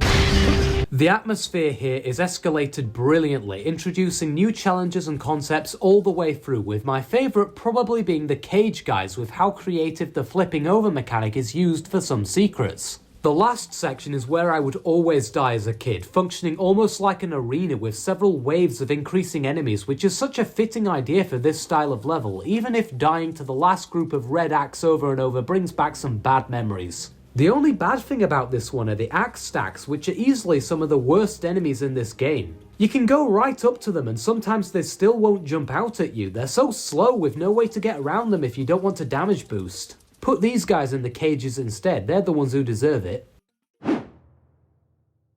If you remember back to the C tier, I ranked Cannon Cluster as one of the most underwhelming levels in the game. So what if you took the cannon mechanic, made it actually good, and threw in some massive pirate ships? You get Masked Blast, of course. The reason this stage works so well is that it takes several different ship-themed mechanics which on their own wouldn't be enough to hold up an entire level and combines them all into one, never dwelling on any one concept long enough for it to get old. It begins in this ruined area, probably the only thing linking it back to the world theme come to think of it, and I never noticed how good this background looks until I watched a video and saw those cool lighthouses flashing. Why are they flashing in the day though? Can the ships not see the shore? Around 30 seconds in, the entire theme changes, flitting over to the cannon section from Cannon Cluster, but done way more interesting this time. For a start, there's an actual reason not to just rush past everything, because you need the cannons to clear your way at certain points, forcing you to endure the constant firestorm without the overabundance of safe areas present in the last level.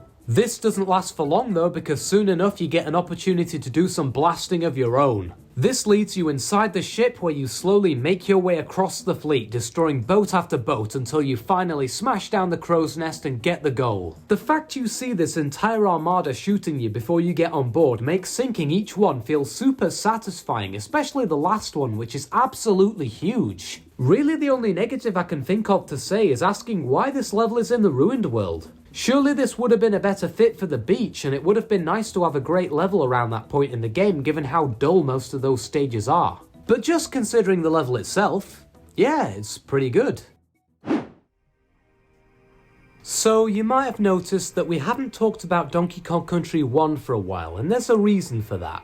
It was the first game in the franchise, so the developers were still figuring out what makes a fun Donkey Kong level, which led to a lot of stages that were fairly mid overall. But there is one exception, one time where I think Rare got it perfect on their first try. I don't see many people disputing this. By far the best level in the first game is Stop and Go Station. The idea of these creepy rock rocks coming to life after the timer runs out is such an amazing concept that even considering how short this level is, it still gets a top tier placement. These guys are probably the most intimidating enemies in the game, which makes you really want to stay out of their way. And when you're forced to pass by their lifeless forms when the barrel ticks down, their presence injects so much paranoia and tension into the eerie mine level, especially in the later sections where they come back to life before you reach the next barrel. It's tightly executed with minimal room for error, and it makes some really interesting gameplay with how you can technically avoid the rock rocks if you have to, but you definitely don't want to stake your life on it because these dudes are fast. Trying to beat it without the barrels is also a cool challenge if you feel like it. Really the only thing that could make Stop and Go Station better is more Stop and Go Station. 30 seconds or so more of this stellar concept could have landed it in the top 20. As someone who really liked the Forest world in Returns, Forest Folly has always been a highlight for me. A perfect homage to the previous game, Forest Folly combines the old gameplay concepts from the forest with the new ones added by Tropical Freeze into one of the most unique feeling stages in the game, mixing the ice and the trees to create a super immersive setting. A big part of the reason why this one feels so different, I think, is that a lot of the levels are always trying to keep the tension high, pushing you onto the next big thing time after time. This level though has a strangely calming atmosphere with how hard it is, the plodding music in the background gradually building as the difficulty is turned up until snowflakes are falling everywhere and one wrong move could mean instant death. This is such a slow burning stage and there's nothing really else like it in the game. And I've been yapping about the atmosphere so much that I forgot to mention the gameplay. None of it's very complicated, most of it's just based around grabbing onto vines and bouncing off of springs, which is something you'll find in almost every level. But it's the way in which they're used which sets this one apart, combining in really engaging ways over a nearly 6-minute runtime to create what is in my opinion the best Donkey Kong Forest level of all time. Despite the name, this level idea was definitely not folly.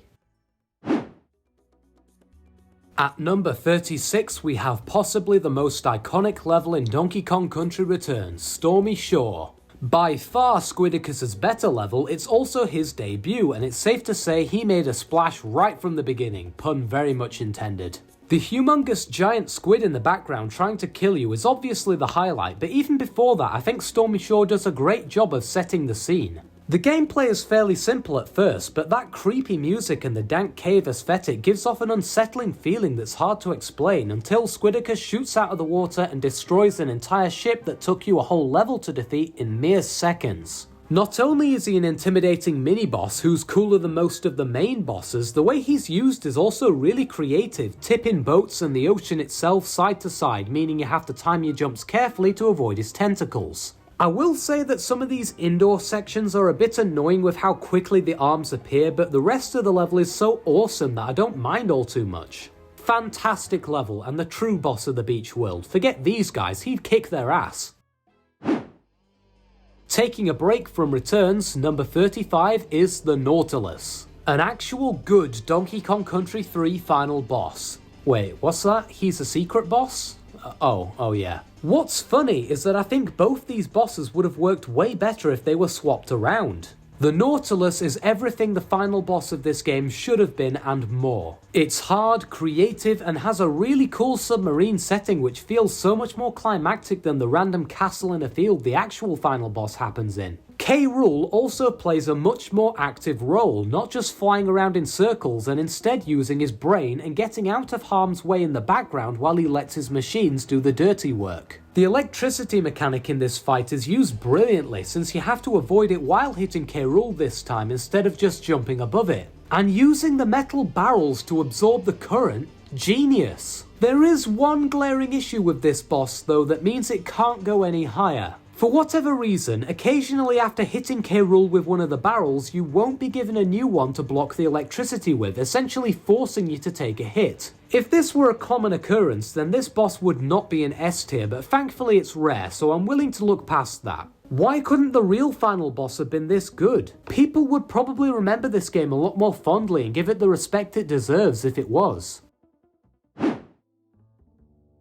A lot of the levels in the modern games definitely lean into their technological advantages to display some truly grandiose set pieces, relying on fast and hard inputs to keep the player engaged. But in Sunset Shore, it's all the little details which make it unforgettable. The way the lighthouses actually signal in the background, these ants moving through a tunnel under the stage, the way you have to line up the sea stacks in the background to make a banana for a puzzle piece. It's also intricately crafted and the attention to detail is astounding. Obviously the level looks fantastic, it's a silhouette level, but in my opinion it's also the best looking level in Donkey Kong Country Returns. The orange and yellow hues fit really well with the pitch black foreground and it helps to highlight all the stuff going on in the water and makes the layout itself very easy to distinguish. There is no difficult gameplay here, no tight jumps or enemy combinations, but there doesn't need to be. It's not meant to be hard, but instead to immerse you in this secluded sundown scene, and in that, Sunset Shore does a top-tier job. Bopopolis is almost perfect. Almost. It certainly more than lives up to its name, I'll give it that. The main theme of this level is bopping off enemies. A lot of bopping off enemies in fact. I love how the developers let you go crazy with farming lives here. The flying penguins and wheels in this level are combined in such well-timed ways that the floor is almost optional, where instead you can rely on enemies most of the time to bounce through this level with ease. After you've died a ton of times of course, this level is really hard. So why do I say almost perfect when the level seems to be so good? Well, the puzzle pieces are awful, some of the worst in Tropical Freeze even. Some are literally impossible without Diddy or Dixie, which the level doesn't give you by the way, and others don't respawn after appearing on screen for only a few seconds, so if you miss one then it's back to the start for you. And you can't just die either because you'll need the Kongs, so you have to quit out, load back in and sit through the same screens over and over. The level itself is so much fun, but getting all the collectibles is such a massive pain in the arse that it sinks Bopopolis down a bit. Not too much, but a little bit. While Foggy Fumes is technically the first level of the factory world, it's so different in the challenges it presents and the way it looks that it doesn't really feel like it.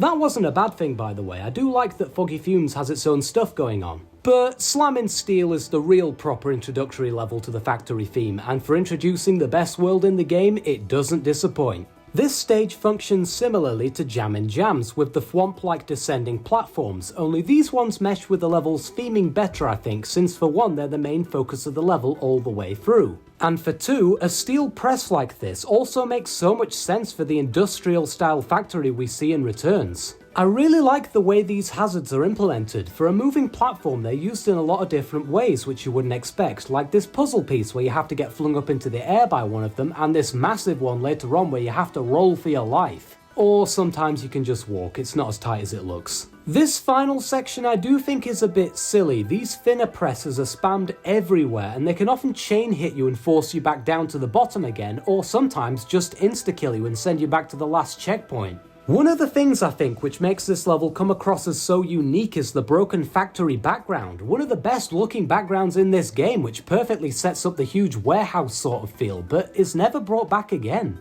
I mean, I like the indoors factory setting too, but it would have been nice to see this one back at least once. Slamming Steel is a slamming level.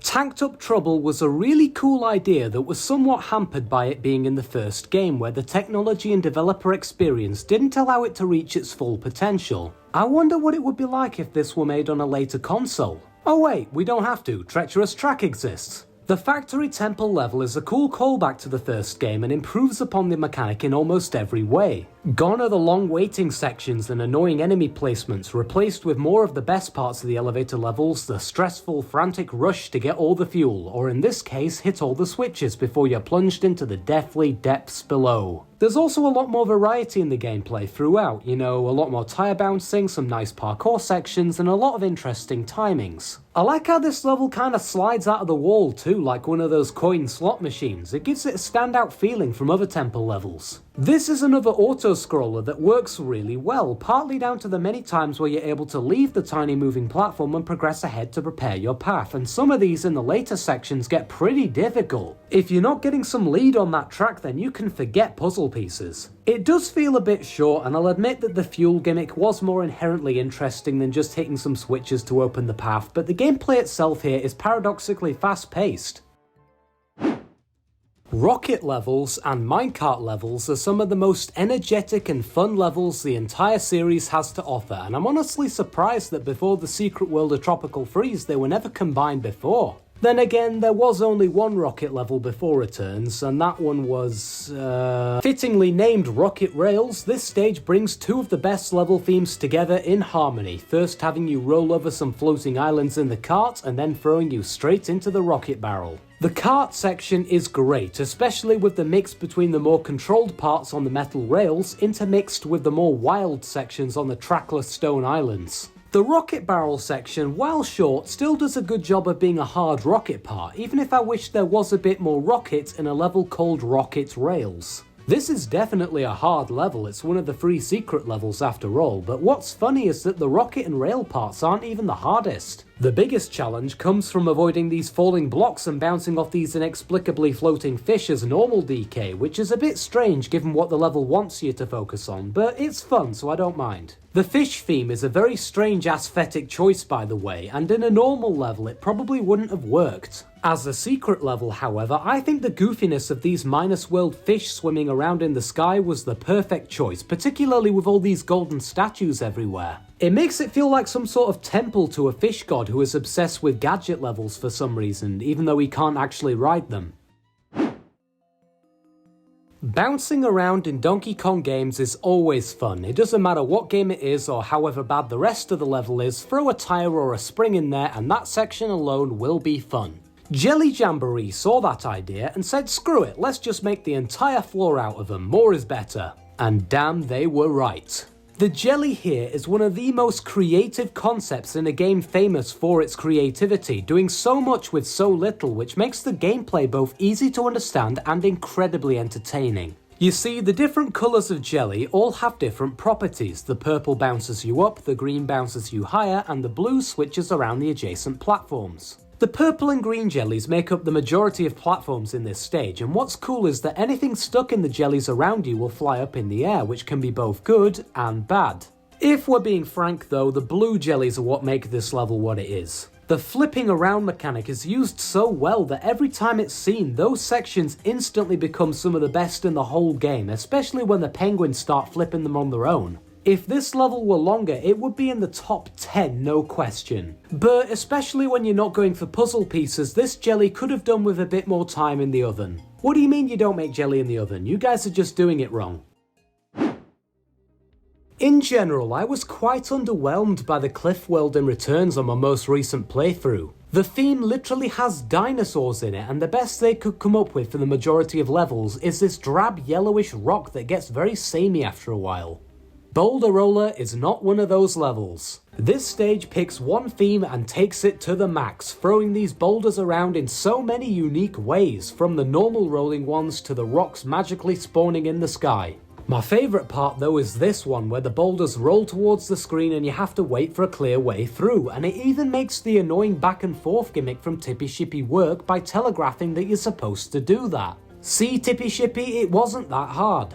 The difficulty progression feels really smooth, no concept feels like it's unfairly introduced or dragging on too long, and there's a lot of content to explore here, so you're not left shortchanged in terms of variety. The massive boulder that keeps showing up is also a great theme to tie the level together. The fact you start the level by setting it off and then it's also the final obstacle of the whole level gives Boulder Roller such a cool, conclusive feeling. And the music. I remember being so disappointed as a kid when I went into the sound menu and found Boulder Roller only for it to be the Weighty Way song. Such a letdown, you can't even keep it in a YouTube playlist nowadays. Cheers for that, Nintendo, by the way. But the most notable fact about Boulder Roller of all, it exposes Super Kong as a talentless fraud.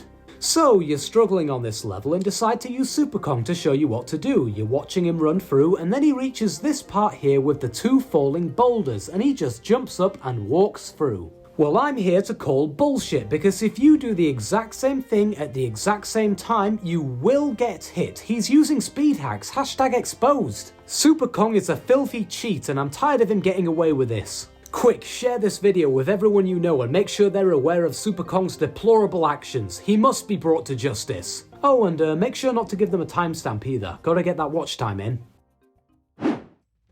My main problem with levels like Crazy Kart and Minecart Madness was that despite them both being fun levels in their own right, they didn't exactly do the best job of teaching you how to control the kart, with the latter in particular being way too hard for an introductory stage. Trunk Twister though stands out from the crowd by being both really fun and a great tutorial, and that is truly a rare thing. A major advantage this one had on its side were the much fairer mechanics of Tropical Freeze's minecart levels, namely being more accurate hitboxes and the addition of an extra heart, which allowed them to get much crazier with the level design. And the leeway this granted is absolutely utilised to the fullest, with jumps over fallen planes, twisting tracks and even a moving boat later on. Given the wacky slopes and set pieces Retro throws at you in this level, it's surprising at just how easy Trunk Twister actually is. Everything flows together so well that it's easy to read and you never become too overwhelmed. The song too is so unbelievably catchy that just thinking about this level gets it stuck in my head, and the way it progresses throughout into this epic climax makes the level feel so badass to play, such a banger. Even the underwater music is amazing, and that one only plays for about 5 seconds.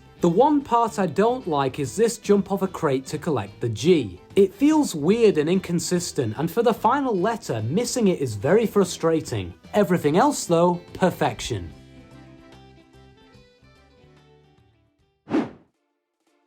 Number 26, Castle Crush, a terrible gotcha mobile game but also a great Donkey Kong Country 2 level. Unlike the 2 levels before it, it actually feels like it belongs in the final world for a start. I wish this whole world had been castle levels to be honest, because the 3 we did get are all awesome. One of the best backgrounds in the game with a banger song and imposing atmosphere, what's not to love? While I do think Castle Crush is the worst of the 3, that by no means makes it bad, it just goes to show how great all of them are. I mean, all 3 of them are in the top 30.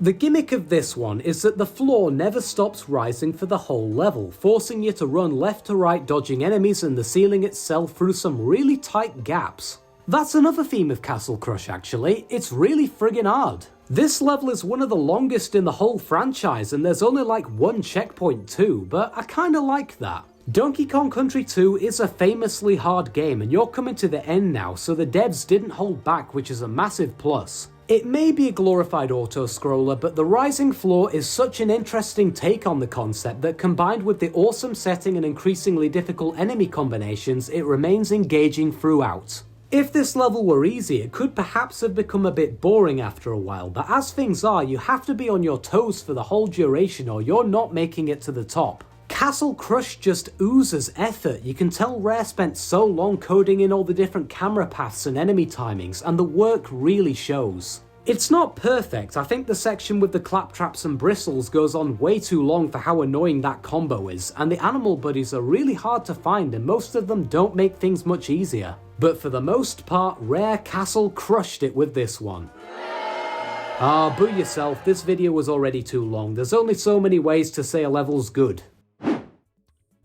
Stormy levels are always cool, mainly because the oppressive theming allows for so much opportunity for creative design. And one of the best is Lightning Lookout, one of the last levels of Donkey Kong Country 3 saved for the end. I've heard a lot of people hate on this level because of its difficulty. I've legit seen lists where Lightning Lookout tops the whole ranking of hardest levels in the series above the entirety of Donkey Kong Country 2, which is definitely an interesting take. I mean, yeah, it's tricky, it's in the 7th world, but if you're finding this level harder than Clobber Carnage, then you're simply not playing it right. If you try and rush through the storm, then yeah, of course you're gonna get hit, that's a no-brainer. Equally though, if you move at a snail's pace, you're likely to get hit too from not moving in time, which makes the trick to this stage finding the right pace to play at to avoid all the shocks. I really like the unique challenge here. You have to be able to figure out which sections require fast movement and where you need to slow down and look out for the shocks.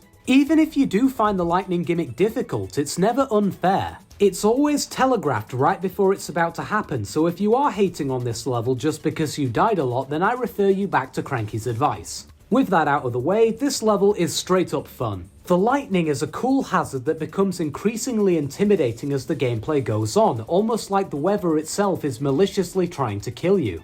Extra points for the entire body of water becoming a hazard when it gets struck. It creates an interesting game of risk versus reward since you never want to stay in there too long. Oh, and the electric death animation is a brilliant addition too. Great way to get a free X-ray. Even though Toxic Tower doesn't end up actually being the final level of Donkey Kong Country 2, it is set up as one, and until you beat it, you have no idea that the airship world exists. And my god does it feel like a final level too, giving you a climactic chase up the tower to what the player thinks is going to be K. Rool.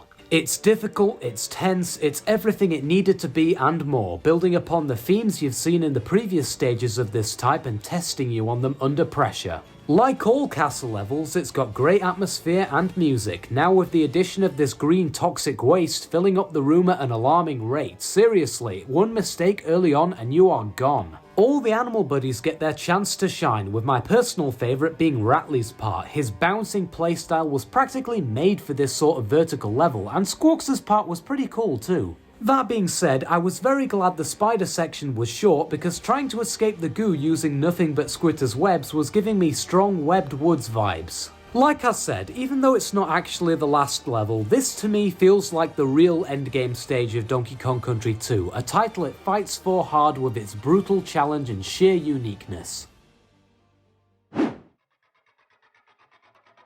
And for the best level in Donkey Kong Country 3, I'm gonna have to go with Tearaway Toboggan, which is essentially a minecart level, but with a toboggan for some reason. And this has to be the single fastest minecart level in the original series. The name did not lie. You really feel the pressure when you're going this fast, especially given that the game is in 4x3, you have to have your eyes peeled and waxed. The level's not even that hard, but the way it presents the challenge to you in a fair way whilst also flinging you around the track at lightning speed makes you feel like such a badass due to the massive speed, which as a byproduct makes it incredibly fun. The snow is also used perfectly here. A lot of levels use this increasing blizzard screen effect, some better than others, cough cough snow barrel blast, but I think this one is the one that does it the best. It isn't used to block the gameplay and annoy you, instead it just makes the platforming harder, but not so much that you start to get angry that it's there. It is a short level, which is about the only thing holding it back, but then again, given how fast it is, it would be hard to make this level not short. Everything else is great, and in my opinion adds up to make the best level in the game.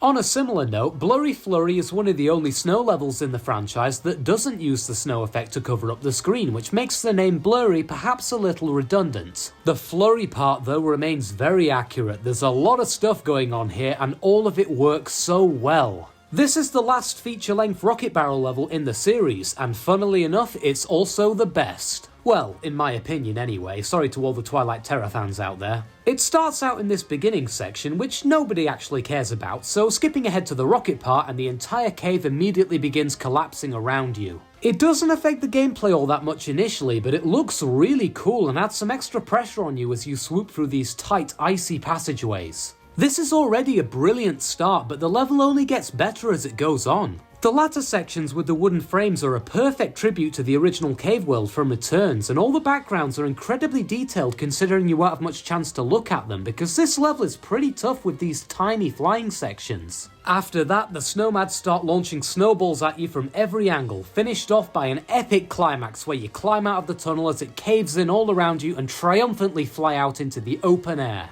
This whole level feels like an epic battle against the elements, and the music helps out a lot with that too. This has to be my favourite rendition of the iconic rocket theme in the series. Blurry Flurry isn't just a good rocket level. It sets the new standard that every rocket level in the future has to try and beat, and I wish Retro luck in that because they are definitely gonna need it. Number 21, Precarious Pendulums, the best temple level in Tropical Freeze. It's long, it's hard, and it's full of electricity, that's what she said. Actually, that sounds kinda painful. The electric theme with the rotating pads works extremely well, the two frets synergizing together in a way that makes every part of this level a fun and unique challenge to overcome. There's so many interesting combinations with how they're used, like this one with the staggered rotating fly swatter type things, probably my favourite part. There's a fair bit of barrel gameplay here too, which is always nice, particularly with this ping pong type theme going on with the paddle smacking DK around. Watching him somehow land in the right spot every time never gets old. The level's pretty tough, but if you're doing the temple levels in order then you're about halfway through the game now, so it's nice that there's a decent challenge for more dedicated players to attempt, even if there is a fair bit of waiting around for the electricity. A cool theme with some fantastic gameplay. I'm not sure why I like Chainlink Chamber as much as I do, but this level's just fun, what can I say? While I do think the gimmicks in Castle Crush and Toxic Tower are more inherently interesting than a level just filled with chains and enemies, this beats out those two with some fantastically designed climbing sections that look like they should be bollocks hard but are actually really intuitive. You can kinda just hold a direction and the Kong's movement across the chain webs feels very responsive. It makes busy intersections like this an absolute breeze. All of that makes you feel way cooler than you actually are while playing it, which is always a good feeling to have right before you reach the secret world and realise, yep, I am actually just bad. I like how they brought back the enemies from the second level in the game too and put them in a completely different setting. Especially since this one plays quite similar, them being here sliding on the chains instead of the ropes makes perfect sense and is a great callback to the early game, reminding you of how far you've come. There are some annoying sections to be fair, like when you have to climb up these thin passages and there's already an off-screen bee on the way down which forces you to take a hit, but I don't mind these too much since when the bees are behind you, these chase sections are awesome. This isn't a super hard level, but it is one that embodies the feeling of finality, like K. Rool knows you're getting close and is throwing everything he has at you. The first time I beat Toxic Tower and moved up to the airship expecting a showdown with K. Rool, I thought it was really odd that Rare would break up the pacing after a world full, well, half full of castle levels with a random bramble level that makes no sense on the world map for why it would even be here. It's very out of place to be sure, and it doesn't feel like your typical pre-boss level. But after playing it through, Screech's sprint is so good that I honestly don't care. Squawks was already my favourite animal buddy in the second game, but throughout most of the game you weren't under too much pressure and could pretty much take all the time you needed to get through the upcoming challenges. Having you race against Squawks' evil long-lost cousin is such a creative yet natural progression of the flying gameplay that it's both super easy to understand and fresh at the same time. It really feels like a final test for your skills with this animal buddy, made even more energetic by the fact that this sneaky bastard cheats. You're out here scratching yourself on all these brambles and he no-clips right through them. Someone report him quick, he needs to be banned. Oh, report him. Oh, he's being so stupid. Not to fear though, there's tons of tight shortcuts you can take to catch up, and if you're really good you can even beat the whole race without seeing Screech after the starting line. I died so many times learning this course and trying to go as fast as I could. But even though I ended up having plenty of time to spare, I was never mad about the amount of time I spent getting consistent at shooting all the zingers without stopping or hitting all the corners without slowing down, because it was all extremely satisfying to do. Yeah, you can cheese the whole thing by clipping through the walls at certain points, but if you do that then you're no better than Screech, and he's a cheating baby bitch. Despite it breaking the theming, having a hard flying level like this right at the end of the game is such an entertaining test of the player's skill, and I enjoyed every minute of it. Except for the beginning section, that part's full of these stupid Sonic enemies that no one likes. Remove that bit and this level would be a full-on 10 out of 10. Can we all agree that the Kremland theme park theme is the best theme from the original 3 games themes?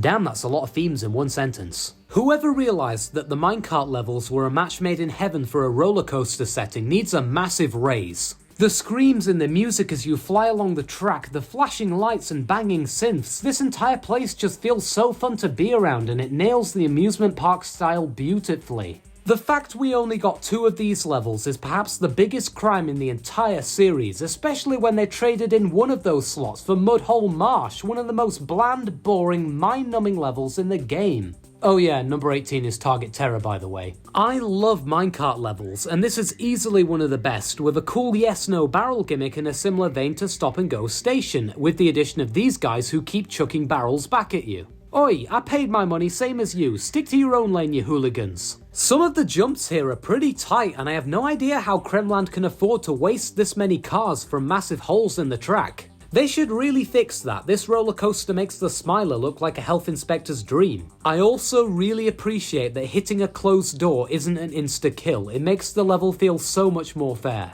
The only bad thing I can even think to say about this level is that its gimmick is used way better in a later level, but even then this one is extremely fun to play. It's creative, unique, and one of only 2 levels we got in perhaps the greatest Donkey Kong level theme of all time. We need a crazy Kremland park to open up on DK Island. More of these levels, please.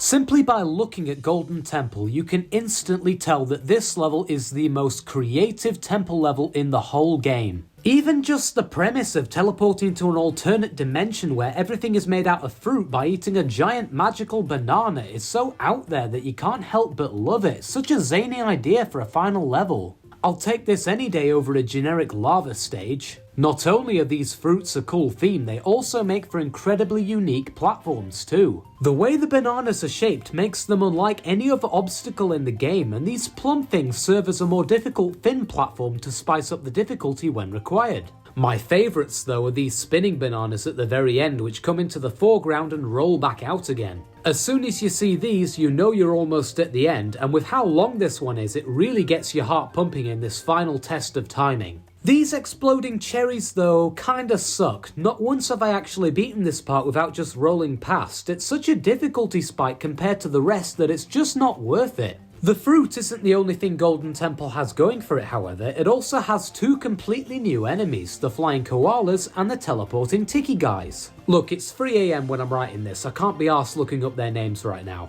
These 2 enemies, especially the koalas, are both awesome, and I wouldn't have minded seeing them in the rest of the game, although I suppose them only being in this level does make it stand out even more. Golden Temple is a masterclass on how to do a final secret level in a platforming game. The crazy theming makes it an unforgettable experience with so many creative gameplay choices and challenges that keep it engaging all the way through. I don't even find it that hard to be honest, but in this case I actually think that was the right decision. This is one of the longest levels in the game, and pressing the difficulty too far could have taken away from the mesmerising immersion that makes this level so great in the first place. So I think the shift to a more marathon style stage was the perfect choice to make the best temple level in Donkey Kong Country Returns.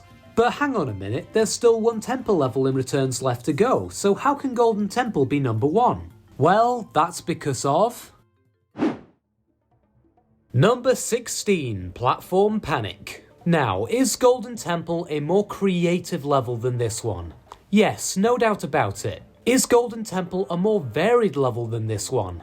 Yes, absolutely. But in this case, I had to go with the temple level that has always been my favourite, over the one that is technically the best, so if you disagree with that, then just swap these last two around, I guess. Platform Panic is a very simple level in terms of design, with the main gimmick being a very common one of platforms falling down after you step on them. Not exactly an original idea, I know. What it lacks in the creativity of its premise though is more than made up for in the gameplay itself, which pushes the falling platform idea to its fullest. They've got you scrambling up slopes, bouncing off of tyres, waiting on a platform to fall so you can jump off at the last second like a crashing elevator. Every part is handcrafted to create the most fun, fast-paced level imaginable, which has always made it a highlight for me. Trying to collect all the puzzle pieces in this frantic gauntlet is a serious challenge not for the faint of heart. There's not a single bit of downtime once you start, so you've got to be prepared. The difficulty and constant danger of death makes this stage feel so badass to finally get right and score the perfect run, a feeling I'll never forget the first time I conquered it.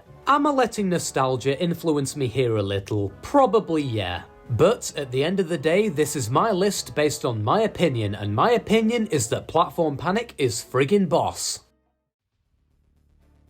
I know at least one person is going to hate this placement. Captain K. Rool to me is a near perfect final boss, a massive improvement on his appearance in the first game in almost every way. Except maybe the music. Crocodile Cacophony is great, but come on, it's up against Gangplank Galleon here. I know that some people have mixed feelings on this fight because no matter how many times they try, it's just too hard for them to beat without save states. But Donkey Kong Country 2 is a hard game in a hard series known for being hard, and I for one hate it when you get to the final boss and they just lay down and hand you the win, not naming any names. Whatever you might think of him, K. Rool doesn't do that. In fact, he fights like his life depends on it, creating an epic climax for an amazing game. His attacks are all extremely varied and come in distinct phases, but at the same time they're similar enough to allow the player to quickly adapt and never feel like their death was unfair. Take this one for example with the poison. If this instantly killed you, then it would feel like bullshit given how difficult it is to dodge, but instead it only reverses your controls, which gives you an opportunity to escape, hence making it your fault if you fail to do so. Most of the danger all comes from K. Rool's gun, which creates an interesting balance of knowing where the threat is going to appear but not knowing when or exactly what it'll be. I especially like it later on when the spiked balls start getting ridiculous, and the game can get away with doing this because after every phase you're given a barrel to replenish your health. This simple change completely recontextualizes how you approach the fight to be more a game of survival, barely making it by until the next section where you'll be granted a reprieve. In general, compared to the other two games where he fills the final boss role, K. Rool just feels so much more involved, like he really wants you dead and is pulling out all the stops to ensure he gets the kill, only making it more satisfying when you finally throw that last cannonball in and watch it blow up in his face. DK delivers a final banana slammer and K. Rool becomes fish food at the bottom of the sea. Until the next game where he becomes a mad scientist for some reason. I was never really a fan of music class in school. I'd much rather be messing around on the keyboards than writing in books for sure, but a lot of the more theory-based stuff drove me music madness. Look, I'm running out of segues, okay? Number 14 is Music Madness. When you stop and think about it, there's actually a lot of music-themed levels in the franchise, and out of all of them, this one for me has always been the best. For starters, the song itself that all the hazards are contributing to is absolutely gas and totally unique to this level, and it only gets better as you encounter all the different factory-themed instruments creating the sounds. The main hazards pinning the gameplay together are these mallets, simply smacking down on a drum and leaving some time to run underneath. It all sounds pretty basic, but there's lots of variants thrown into the mix which make things a lot more interesting. Then you've got these cymbal type presses which are similar, but there's some cool timings and secrets related to getting on top of them and shooting barrels at the right time. Then about halfway in, the aesthetic completely changes to these fire and water pumps and some moving platforms. While this isn't quite as engaging as the first half, there's still some really cool parts like this maze full of the sliding boards and this long row of water and fire. Oh yeah, this is one of the button levels too, you have to find it, it's cool. And who could forget about the ending to this one, the absolutely humongous mallet slamming down with a satisfying thunk, sending Donkey flying hundreds of feet into the air. There's nothing else like the low gravity gameplay here in the game, and the zoomed out screen gives you a powerful feeling for how big the factory truly is, an unforgettable final section to send off one of the best Donkey Kong levels of all time. Cliff may have been a bit of a mid-world overall, but you can't say it doesn't go out with a bang. That's right, my vote for the best boss in Donkey Kong Country Returns doesn't go to Tiki Tong or Stu or some other third thing, it goes to a copy-paste of the first boss who ate way too many chilies the night before. Damn, if that's what's coming out of the front, then he is going to be really hurting on the other end in a few hours. So, given that his design isn't exactly winning any originality awards, why does he deserve the title? And to be honest, it's just because he's a really fun fight. He has the highest move pool of any boss in the game aside from Tiki Tong, but unlike Floating Hand Boss number 801, each of them presents a unique challenge to overcome and forces you to think creatively on how to surmount them. There's also no chain hitting to be had here. Fugly must have gotten some advice from his cousin because he covers up his weak spot with a fiery shell which only falls back at the end of every charge. He should really get some bungee ropes to hold that down or something, unless you're European, in which case glue is the best solution apparently. My absolute favourite thing about this fight though is the atmosphere and staging. The high elevation of this cliff you've spent a whole world climbing is used to full effect, and after every phase, Fugly smashes into the ground and sends you tumbling down to the next layer. I've always loved hanging around at the top of the screen here with Diddy for some reason. Hey, if this guy's gonna try and kill me, I'm gonna make him wait. The only thing I don't really like is that the telegraphing for the two fire breath attacks look way too similar. I used to play this game religiously, and even I have trouble distinguishing between them. He didn't choose the Fugly life, the Fugly life chose him, and it's great. Before replaying the games for this list, I immediately had Switcheroo down as my favourite level in the whole of Donkey Kong Country Returns. And while my hypothesis didn't end up being entirely correct, this level is a classic for a reason. If I came up to you and told you about a level where you hit red and blue switches to open and close gates, you might say that doesn't sound very complicated, and also what are you doing in my house? But oh, believe me, they make it complicated in the best way possible. For how simple the level gimmick is, this has to be one of the most creative stages in the whole series.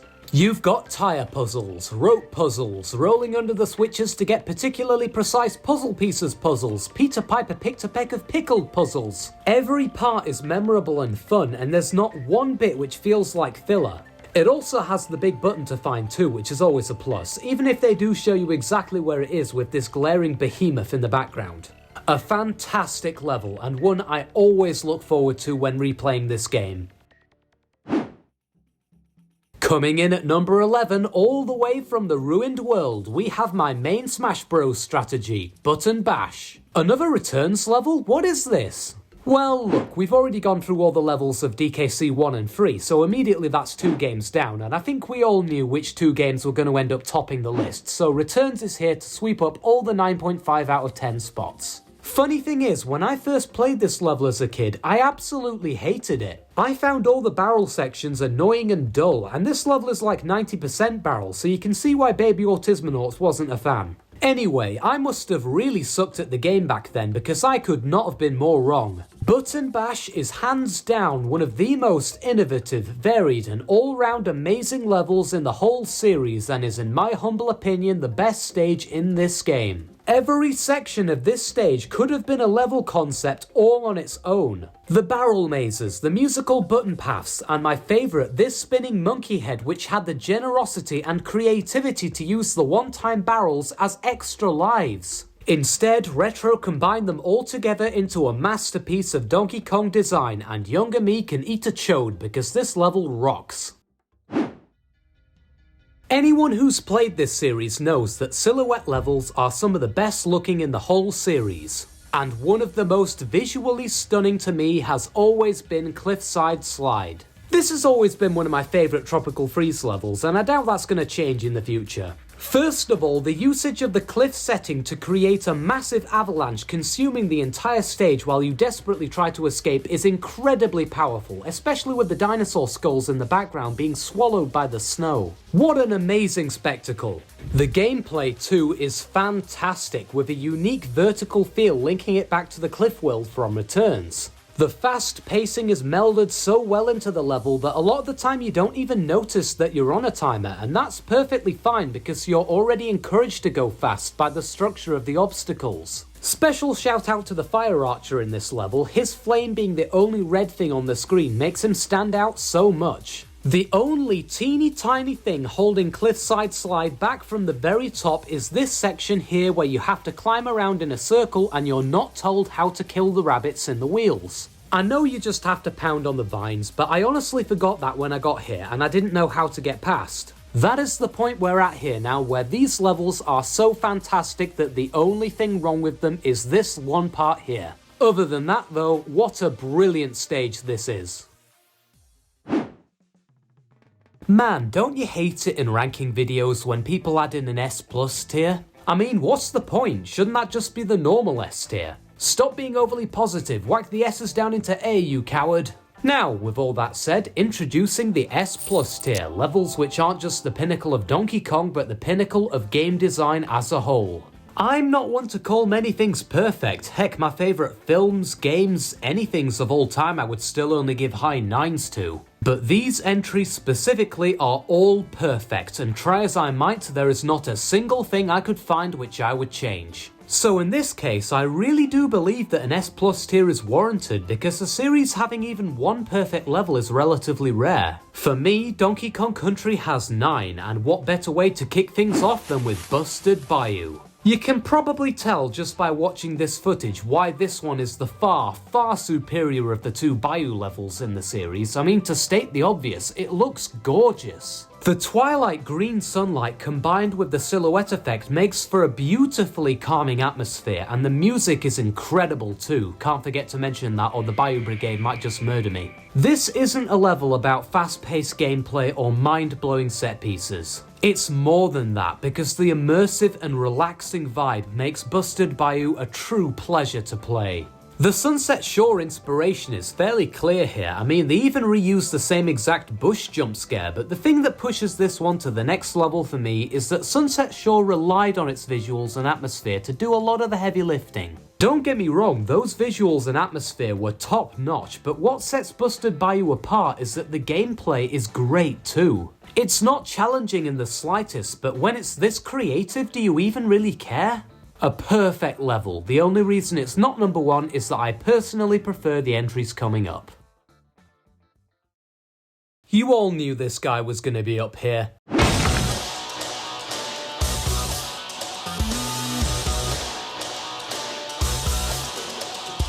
Before we even get into the fight, we first have to acknowledge how badass the boss himself is. I mean, his name is literally Bashmaster the Unbreakable. Bashmaster the Unbreakable. His parents must have taken one look at him at birth and straight away they knew he was an absolute beast. Bears are already one of the coolest animals out there, and polar bears are like the biggest type of bear. More bear means more cool in my book, and that is a hell of a lot of bear to handle. The only thing cooler than Bashmaster himself is his theme song, hands down the best boss theme in the game. This shit's on Volcano Dome, and judging by the size of this guy, that's gonna be a lot of shit. So, the fight itself. It's brilliant. The arena first off allows for some really creative gameplay, like the whole iceberg shaking whenever Bashmaster hits the ground, and how there's actually a reason for the boss to become more purple as the fight goes on because he keeps falling in the River of Lean. Maybe that's why he's so angry actually, he's tripping out hard. Bashmaster has an array of unique moves to keep you busy, from pushing ice blocks at you to firing missiles across the stage, and he even mixes them together with some fake outs near the end. It's also a nice conclusion to the whole fruit collection storyline that he has this entire factory set up so he can just eat lollies without having to get off his arse. Honestly, I just have to respect this guy's hustle. Sure, if you've got the money for it, then why not? Easily one of the most awesome bosses in any platformer game. Come on, Bashmaster the Unbreakable, how can you not love this guy? Number 7, and the best temple level in the series, Levitation Station. Now, I don't mean to brag, but I'm pretty good at most of these games, so the temple levels have always been a nice challenge where I might die more than once from reasons other than pissing about and falling off. And although this one isn't quite the hardest, it is by far the most zany and creative Donkey Kong Temple level I've played. Except for maybe Golden Temple, that one's pretty much on par. The way these platforms fly in out of the blue might initially seem weird and unpredictable until you actually follow the flow of the gameplay and realize everything is tied together super smoothly so that you never miss a jump from playing too well. The jumps looking much harder than they are makes the whole level such a blast to maneuver through as you marvel at your own gaming skill, even though the gaps aren't nearly as tight as they seem. My favourite part is this low gravity block section about halfway in. When I say there is nothing else like this in the series, I mean it, incredibly unique. The hardest section is also the last though, with these tiny blocks rotating upwards between spikes and requiring some really precise movement to get past. Or you could just damage boost, I suppose, that works too. As a certified puzzle piece enjoyer myself, I must also say that I greatly admire the aesthetic of the temple. The manner in which the blocks slot together in an ephemeral state is most pleasing to the eye. A solid challenge, interesting gameplay, what's not to like here? Well, if you've played this one in hard mode, then you know what's not to like, but ignore that, Levitation Station is great. Tropical Freeze's minecart levels really are the best. They're fast-paced, always have banging music, and they're a cool switch-up from the usual Donkey Kong formula. But which one is the best of the best? Well, if you've been keeping score, then you already know, it's High Tide Ride. Now this is what Seabreeze Cove needed more of. Unique and interesting gadget levels rather than just a million water stages and whatever this was supposed to be. The beginning is pretty good, but nothing special, and it looks like things are being set up for an enjoyable but ultimately forgettable minecart experience. But as soon as that camera starts shifting, things are kicked into high gear and the music takes on a much darker tone. The 3D jumping here is a fantastic idea and makes me wish it came back in more levels with how much potential it had. High Tide Ride doesn't leave this potential to waste though, especially in this final part where the camera shifts to a completely top-down angle, giving you 5 entire tracks to choose from as blocks fall from the ceiling. Now, I'll be the first to admit that this level is way too easy. It's midway through the 4th world, yet it isn't much harder than Trunk Twister, which is in the 1st. But to be honest, I find most levels in this game too easy, and a level doesn't necessarily have to be hard to be fun. Isn't it funny how the best water-themed level in Donkey Kong Country has absolutely zero swimming? Just food for thought.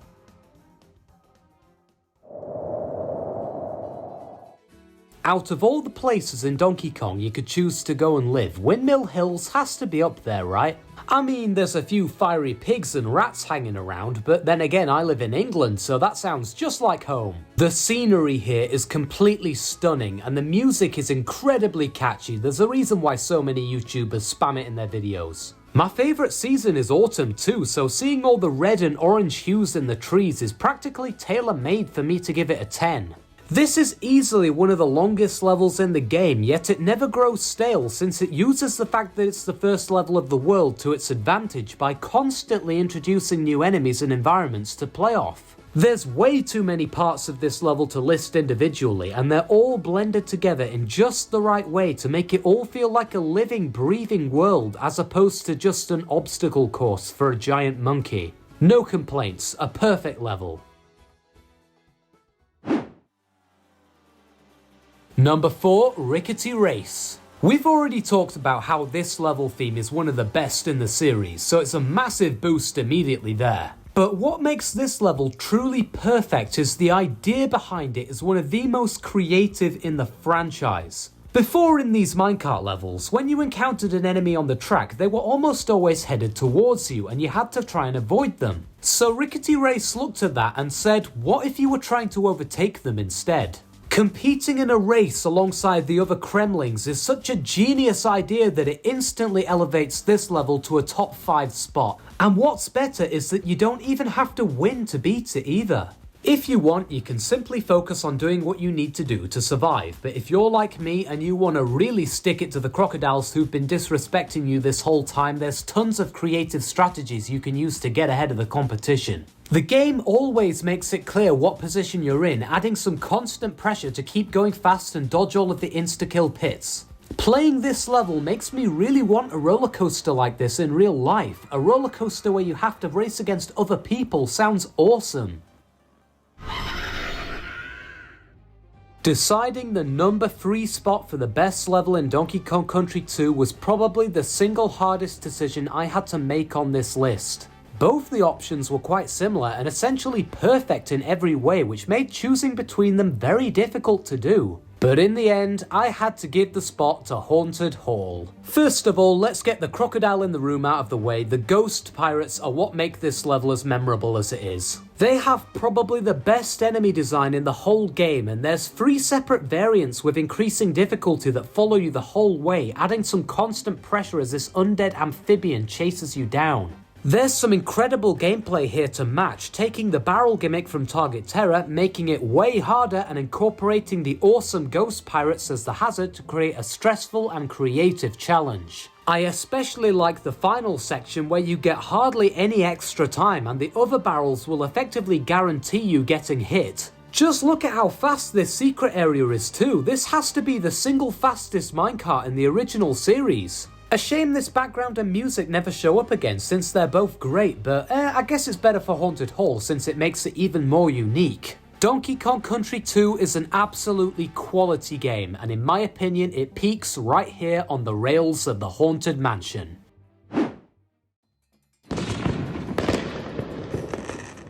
And just missing out on the top spot, we have the fan favourite, Grassland Groove. The best introduction to a new world in the series, hands down. 3 beautiful environments, complete with 3 equally beautiful soundtracks and a world theme that embodies every part of the atmosphere. Seriously, a lot of the levels represent their world themes pretty well, but Grassland Groove is its world theme. It completely redefines it so that whenever you think about the third world in this game, you think this level. Every single enemy, tree, object feels alive and is bobbing along to the music, and count me in on that too. There's so much going on here that it's hard to get in, like the moving islands, the painted heads covered in grass, the giraffe vines, the stone snakes, and many, many more. This level also features some of my favourite puzzle pieces in the game, and it's great for farming lives too in case you haven't unlocked Bopopolis yet. I'm not sure what else I can say really. If you've played it, then you know why it's here. This level is so universally beloved that I doubt many people will be too mad at the placement anyway. So, that leaves just one left. Can you guess what it is?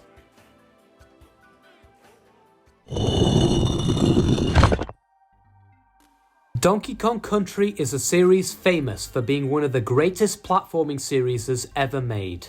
In my opinion, it is the greatest 2D platforming series ever made. Yes, better than 2D Mario, better than Sonic, and maybe, just maybe, better than Bubsy. And after playing through all 297 entries, there was one clear winner for me. If you were to specifically engineer a level to be as perfect and as fun as humanly possible, you would get Frosty Fruits. Every part of this level is meticulously crafted to flow without a single hitch or bullshit moment. There's not a single jump or bounce which feels out of place. It really is perfect. Frosty Fruits is the beginning of the freeze part of Tropical Freeze, and it is also the first one to feature ice physics, which is immediately a bad sign. But here, the ice physics are kinda brilliant. I can't even believe I just said that, but it's true. The thing that makes the ice physics so great here is that you only slip on the ice itself, and it's used very tastefully to avoid annoying the player when they just wanted to make a jump.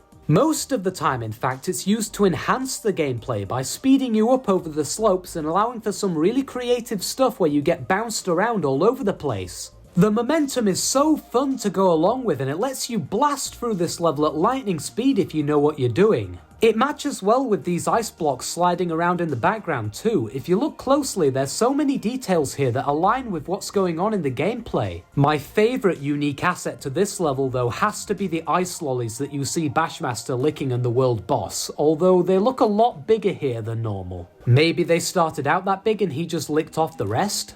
Either way, there's something really satisfying about watching the popsicles slide off the sticks and timing the jump just at the right moment. The Inner Snowbound Land remix is fantastic. It really evokes the feeling of this winter wonderland, and I say that as someone who played Tropical Freeze years before DKC 2. Some of my favourite puzzle pieces, enemies, hazards, moments, all combined into one level, and I can't think of a better way to finish off this absolute monster of a video with this total gem. So, we finally reached the end of our ranking, but there's one more ranking we've yet to do. This massive project has taken up most of my life for the past 6 months, so I think I've got a pretty good grasp on all these games by now. So we may as well rank all of them while we're at it. Bear in mind that I love all of these games, so if your favourite ends up at the bottom, then don't take it personally. I still really like it, I just think the others are even better. With that said, in 5th place we have Donkey Kong Country 3. Now this is still a fantastic game, and it's easily the most underrated in the whole series. The main thing that stands out to me here is that Donkey Kong Country 3, even more than the other games, swings really hard with its concepts, meaning when they land hard. The first 2 worlds though are pretty lackluster, and a lot of the bosses don't bring anything new to the table. It doesn't help that Kiddy Kong is the worst Kong in the series either, but despite its flaws, Donkey Kong Country 3 stands tall as a solid conclusion to the original trilogy. I score this game a respectable 73. Next up, in 4th place, we have the one that started it all. The original Donkey Kong Country.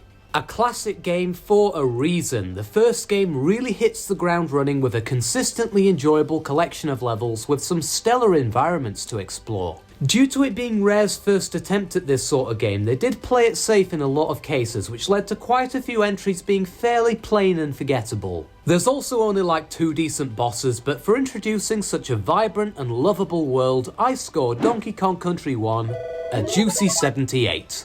This next one was extremely difficult for me to decide, since I had to choose between my childhood memories and the game which I ultimately knew deep down to be the better experience. So it is with a heavy heart that I hand Donkey Kong Country Returns the rank of 3rd. This is my personal favourite game out of the franchise, and no matter how many more DK games come out, I grew up with this one, so it probably isn't going to change. Even removing that though, Retro Studios did a commendable job in translating the magic of the originals into a modern format. The world themes and level designs are all fantastic, with not a single stinker in the entire roster.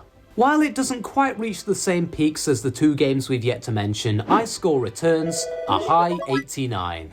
Coming in at 2nd place, we have the fan favourite Donkey Kong Country 2.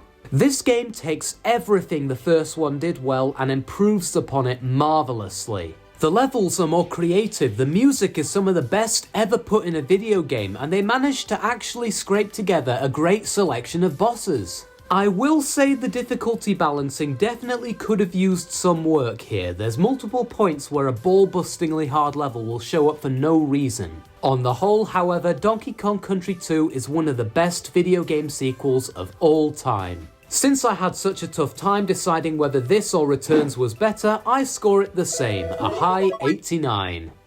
Which means taking the crown as the greatest game in the series, we have Tropical Freeze. It's honestly hard to describe just how perfect this game is. The visual style is beautiful, and assisted by the excellent score allows for some mind-blowing scenes for the player to explore. The control scheme and simplicity in the way the game functions means that otherwise mediocre levels are instantly elevated up to great ones just because of how fun rolling around in this physics engine is. What Donkey Kong Country 2 is to the first game, Tropical Freeze is to Returns, a universal improvement upon an already brilliant game. Tropical Freeze is, in my opinion, the greatest 2D platformer ever made, and I score it an astounding 95.